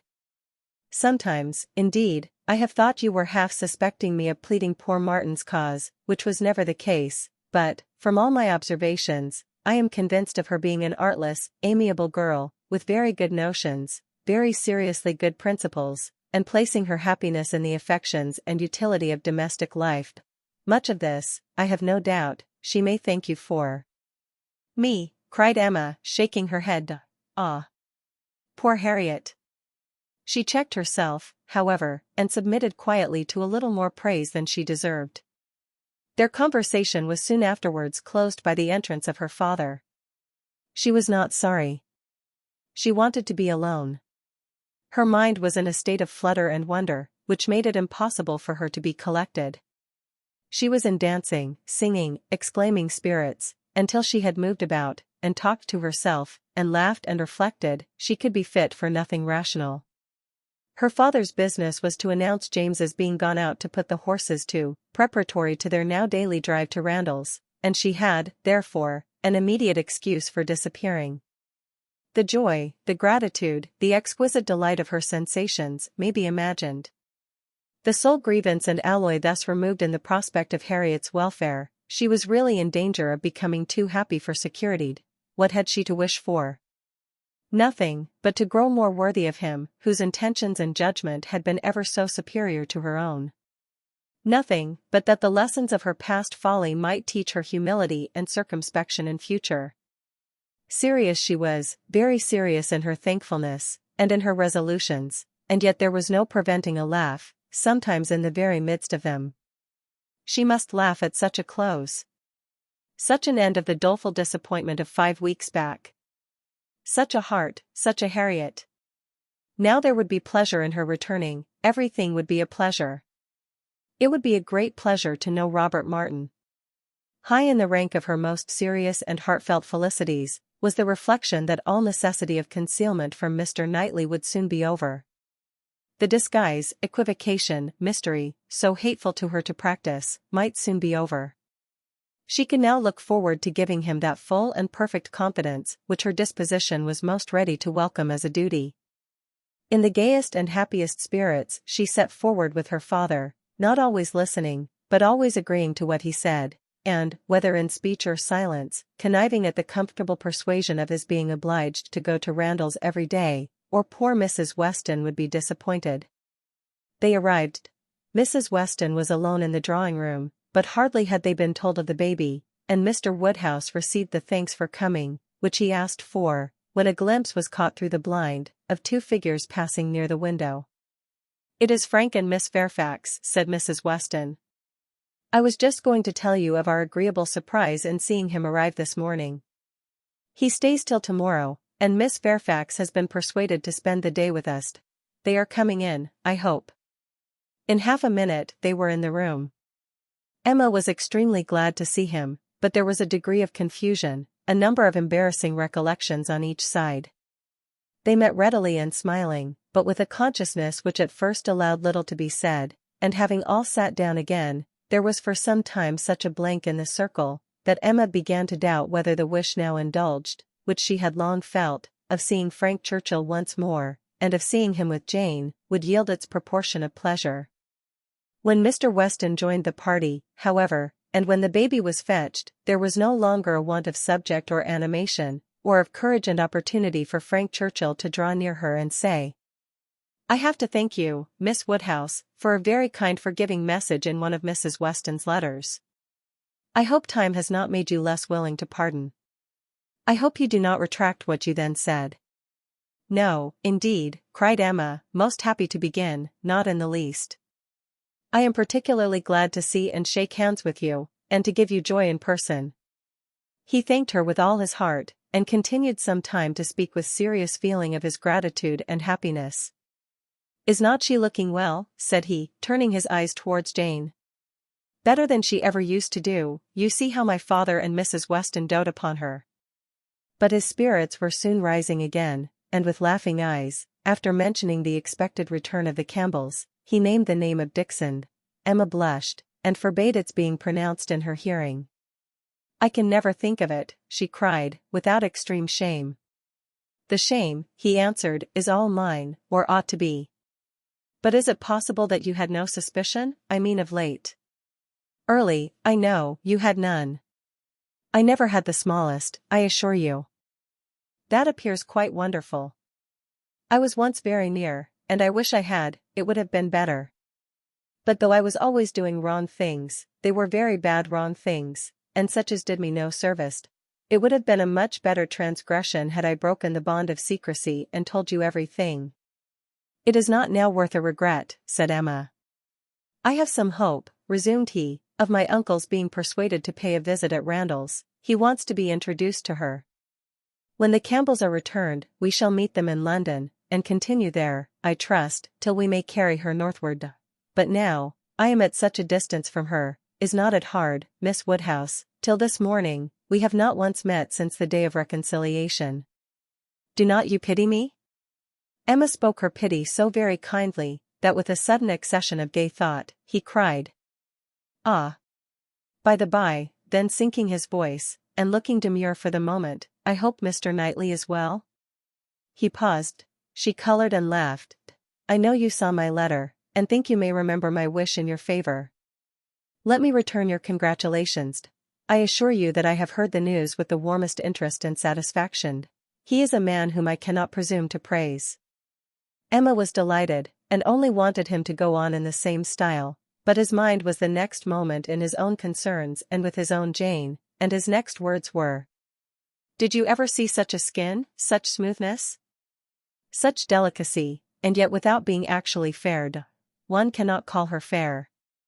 It is a most uncommon complexion, with her dark eyelashes and hair, a most distinguishing complexion. So peculiarly the lady in it, just color enough for beauty. I have always admired her complexion, replied Emma, archly, but do not I remember the time when you found fault with her for being so pale, when we first began to talk of her? Have you quite forgotten? Oh! No, what an impudent dog I was, how could I dare? But he laughed so heartily at the recollection, that Emma could not help saying. I do suspect that in the midst of your perplexities at that time, you had very great amusement in tricking us all. I am sure you had. I am sure it was a consolation to you. Oh! No, no, no, how can you suspect me of such a thing? I was the most miserable wretch. Not quite so miserable as to be insensible to mirth. I am sure it was a source of high entertainment to you, to feel that you were taking us all and perhaps I am the readier to suspect, because, to tell you the truth, I think it might have been some amusement to myself in the same situation. I think there is a little likeness between us. He bowed. If not in our dispositions, she presently added, with a look of true sensibility, there is a likeness in our destiny, the destiny which bids fair to connect us with two characters so much superior to our own. True, true, he answered, warmly. No, not true on your side. You can have no superior, but most true on mine. She is a complete angel. Look at her. Is not she an angel in every gesture? Observe the turn of her throat. Observe her eyes, as she is looking up at my father. You will be glad to hear, inclining his head, and whispering seriously, that my uncle means to give her all my aunt's jewels. They are to be new set. I am resolved to have some in an ornament for the head. Will not it be beautiful in her dark hair? Very beautiful, indeed, replied Emma, and she spoke so kindly, that he gratefully burst out. How delighted I am to see you again! And to see you in such excellent looks, I would not have missed this meeting for the world. I should certainly have called at Hartfield, had you failed to come. The others had been talking of the child, Mrs. Weston giving an account of a little alarm she had been under, the evening before, from the infant's appearing not quite well. She believed she had been foolish, but it had alarmed her, and she had been within half a minute of sending for Mr. Perry. Perhaps she ought to be ashamed, but Mr. Weston had been almost as uneasy as herself. In 10 minutes, however, the child had been perfectly well again. This was her history, and particularly interesting it was to Mr. Woodhouse, who commended her very much for thinking of sending for Perry, and only regretted that she had not done it. She should always send for Perry, if the child appeared in the slightest degree disordered, were it only for a moment. She could not be too soon alarmed, nor send for Perry too often. It was a pity, perhaps, that he had not come last night, for, though the child seemed well now, very well considering, it would probably have been better if Perry had seen it. Frank Churchill caught the name. "Perry," said he to Emma, and trying, as he spoke, to catch Miss Fairfax's eye. "My friend Mr. Perry. What are they saying about Mr. Perry? Has he been here this morning? And how does he travel now? Has he set up his carriage?" Emma soon recollected, and understood him, and while she joined in the laugh, it was evident from Jane's countenance that she too was really hearing him, though trying to seem deaf. "Such an extraordinary dream of mine," he cried. "I can never think of it without laughing. She hears us, Miss Woodhouse. I see it in her cheek, her smile, her vain attempt to frown. Look at her. Do not you see that, at this instant, the very passage of her own letter, which sent me the report, is passing under her eye, that the whole blunder is spread before her, that she can attend to nothing else, though pretending to listen to the others?" Jane was forced to smile completely, for a moment, and the smile partly remained as she turned towards him, and said in a conscious, low, yet steady voice, "How you can bear such recollections, is astonishing to me. They will sometimes obtrude, but how you can court them." He had a great deal to say in return, and very entertainingly, but Emma's feelings were chiefly with Jane, in the argument, and on leaving Randalls, and falling naturally into a comparison of the two men, she felt, that pleased as she had been to see Frank Churchill, and really regarding him as she did with friendship, she had never been more sensible of Mr. Knightley's high superiority of character. The happiness of this most happy day received its completion in the animated contemplation of his worth which this comparison produced. Chapter 19. If Emma had still, at intervals, an anxious feeling for Harriet, a momentary doubt of its being possible for her to be really cured of her attachment to Mr. Knightley, and really able to accept another man from unbiased inclination, it was not long that she had to suffer from the recurrence of any such uncertainty. A very few days brought the party from London, and she had no sooner an opportunity of being 1 hour alone with Harriet, than she became perfectly satisfied, unaccountable as it was, that Robert Martin had thoroughly supplanted Mr. Knightley, and was now forming all her views of happiness. Harriet was a little distressed, did look a little foolish at first, but having once owned that she had been presumptuous and silly, and self-deceived, before, her pain and confusion seemed to die away with the words, and leave her without a care for the past, and with the fullest exultation in the present and future, for, as to her friend's approbation, Emma had instantly removed every fear of that nature, by meeting her with the most unqualified congratulations. Harriet was most happy to give every particular of the evening at Astley's, and the dinner the next day, she could dwell on it all with the utmost delight. But what did such particulars explain? The fact was, as Emma could now acknowledge, that Harriet had always liked Robert Martin, and that his continuing to love her had been irresistible. Beyond this, it must ever be unintelligible to Emma. The event, however, was most joyful, and every day was giving her fresh reason for thinking so. Harriet's parentage became known. She proved to be the daughter of a tradesman, rich enough to afford her the comfortable maintenance which had ever been hers, and decent enough to have always wished for concealment. Such was the blood of gentility which Emma had formerly been so ready to vouch for. It was likely to be as untainted, perhaps, as the blood of many a gentleman, but what a connection had she been preparing for Mr. Knightley, or for the Churchills, or even for Mr. Elton, the stain of illegitimacy, unbleached by nobility or wealth, would have been a stain indeed. No objection was raised on the father's side, the young man was treated liberally, it was all as it should be, and as Emma became acquainted with Robert Martin, who was now introduced at Hartfield, she fully acknowledged in him all the appearance of sense and worth which could bid fairest for her little friend. She had no doubt of Harriet's happiness with any good-tempered man, but with him, and in the home he offered, there would be the hope of more, of security, stability, and improvement. She would be placed in the midst of those who loved her, and who had better sense than herself, retired enough for safety, and occupied enough for cheerfulness. She would be never led into temptation, nor left for it to find her out. She would be respectable and happy, and Emma admitted her to be the luckiest creature in the world, to have created so steady and persevering an affection in such a man, or, if not quite the luckiest, to yield only to herself. Harriet, necessarily drawn away by her engagements with the Martins, was less and less at Hartfield, which was not to be regretted. The intimacy between her and Emma must sink, their friendship must change into a calmer sort of goodwill, and, fortunately, what ought to be, and must be, seemed already beginning, and in the most gradual, natural manner. Before the end of September, Emma attended Harriet to church, and saw her hand bestowed on Robert Martin with so complete a satisfaction, as no remembrances, even connected with Mr. Elton as he stood before them, could impaired. Perhaps, indeed, at that time she scarcely saw Mr. Elton, but as the clergyman whose blessing at the altar might next fall on herself. Robert Martin and Harriet Smith, the latest couple engaged of the three, were the first to be married. Jane Fairfax had already quitted Highbury, and was restored to the comforts of her beloved home with the Campbells. The Mr. Churchills were also in town, and they were only waiting for November. The intermediate month was the one fixed on, as far as they dared, by Emma and Mr. Knightley.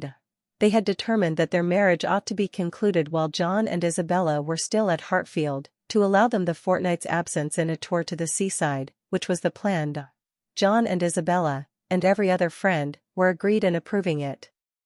But Mr. Woodhouse, how was Mr. Woodhouse to be induced to consent, he, who had never yet alluded to their marriage, but as a distant event? When first sounded on the subject, he was so miserable, that they were almost hopeless. A second allusion, indeed, gave less pain. He began to think it was to be, and that he could not prevent it, a very promising step of the mind on its way to resignation. Still, however, he was not happy. Nay, he appeared so much otherwise, that his daughter's courage failed. She could not bear to see him suffering, to know him fancying himself neglected, and though her understanding almost acquiesced in the assurance of both the Mr. Knightleys, that when once the event were over, his distress would be soon over too, she hesitated, she could not proceed. In this state of suspense, they were befriended, not by any sudden illumination of Mr. Woodhouse's mind, or any wonderful change of his nervous system, but by the operation of the same system in another way. Mrs. Weston's poultry house was robbed one night of all her turkeys, evidently by the ingenuity of man. Other poultry yards in the neighborhood also suffered. Pilfering was housebreaking to Mr. Woodhouse's fears. He was very uneasy, and but for the sense of his son-in-law's protection, would have been under wretched alarm every night of his life. The strength, resolution, and presence of mind of the Mr. Knightleys commanded his fullest dependence. While either of them protected him and his, Hartfield was safe. But Mr. John Knightley must be in London again by the end of the first week in November. The result of this distress was, that, with a much more voluntary, cheerful consent than his daughter had ever presumed to hope for at the moment, she was able to fix her wedding day, and Mr. Elton was called on, within a month from the marriage of Mr. and Mrs. Robert Martin, to join the hands of Mr. Knightley and Miss Woodhouse. The wedding was very much like other weddings, where the parties have no taste for finery or parade, and Mrs. Elton, from the particulars detailed by her husband, thought it all extremely shabby, and very inferior to her own. Very little white satin, very few lace veils, a most pitiful business, Selina would stare when she heard of it. But, in spite of these deficiencies, the wishes, the hopes, the confidence, the predictions of the small band of true friends who witnessed the ceremony, were fully answered in the perfect happiness of the union. Finus. Thank you for joining us on this complete journey through Emma by Jane Austen. We hope you've enjoyed every moment of this timeless classic and the beautiful story of Emma Woodhouse and her world in Highbury. If you loved this audiobook, don't forget to like, comment, and share it with others who adore classic literature. Make sure to subscribe to Classic Library and turn on the notification bell to stay updated on all our future audiobooks. Many more captivating stories and timeless classics are on their way, and we'd love to have you with us for the next adventure. Thank you for your support, and we look forward to seeing you in our next audiobook.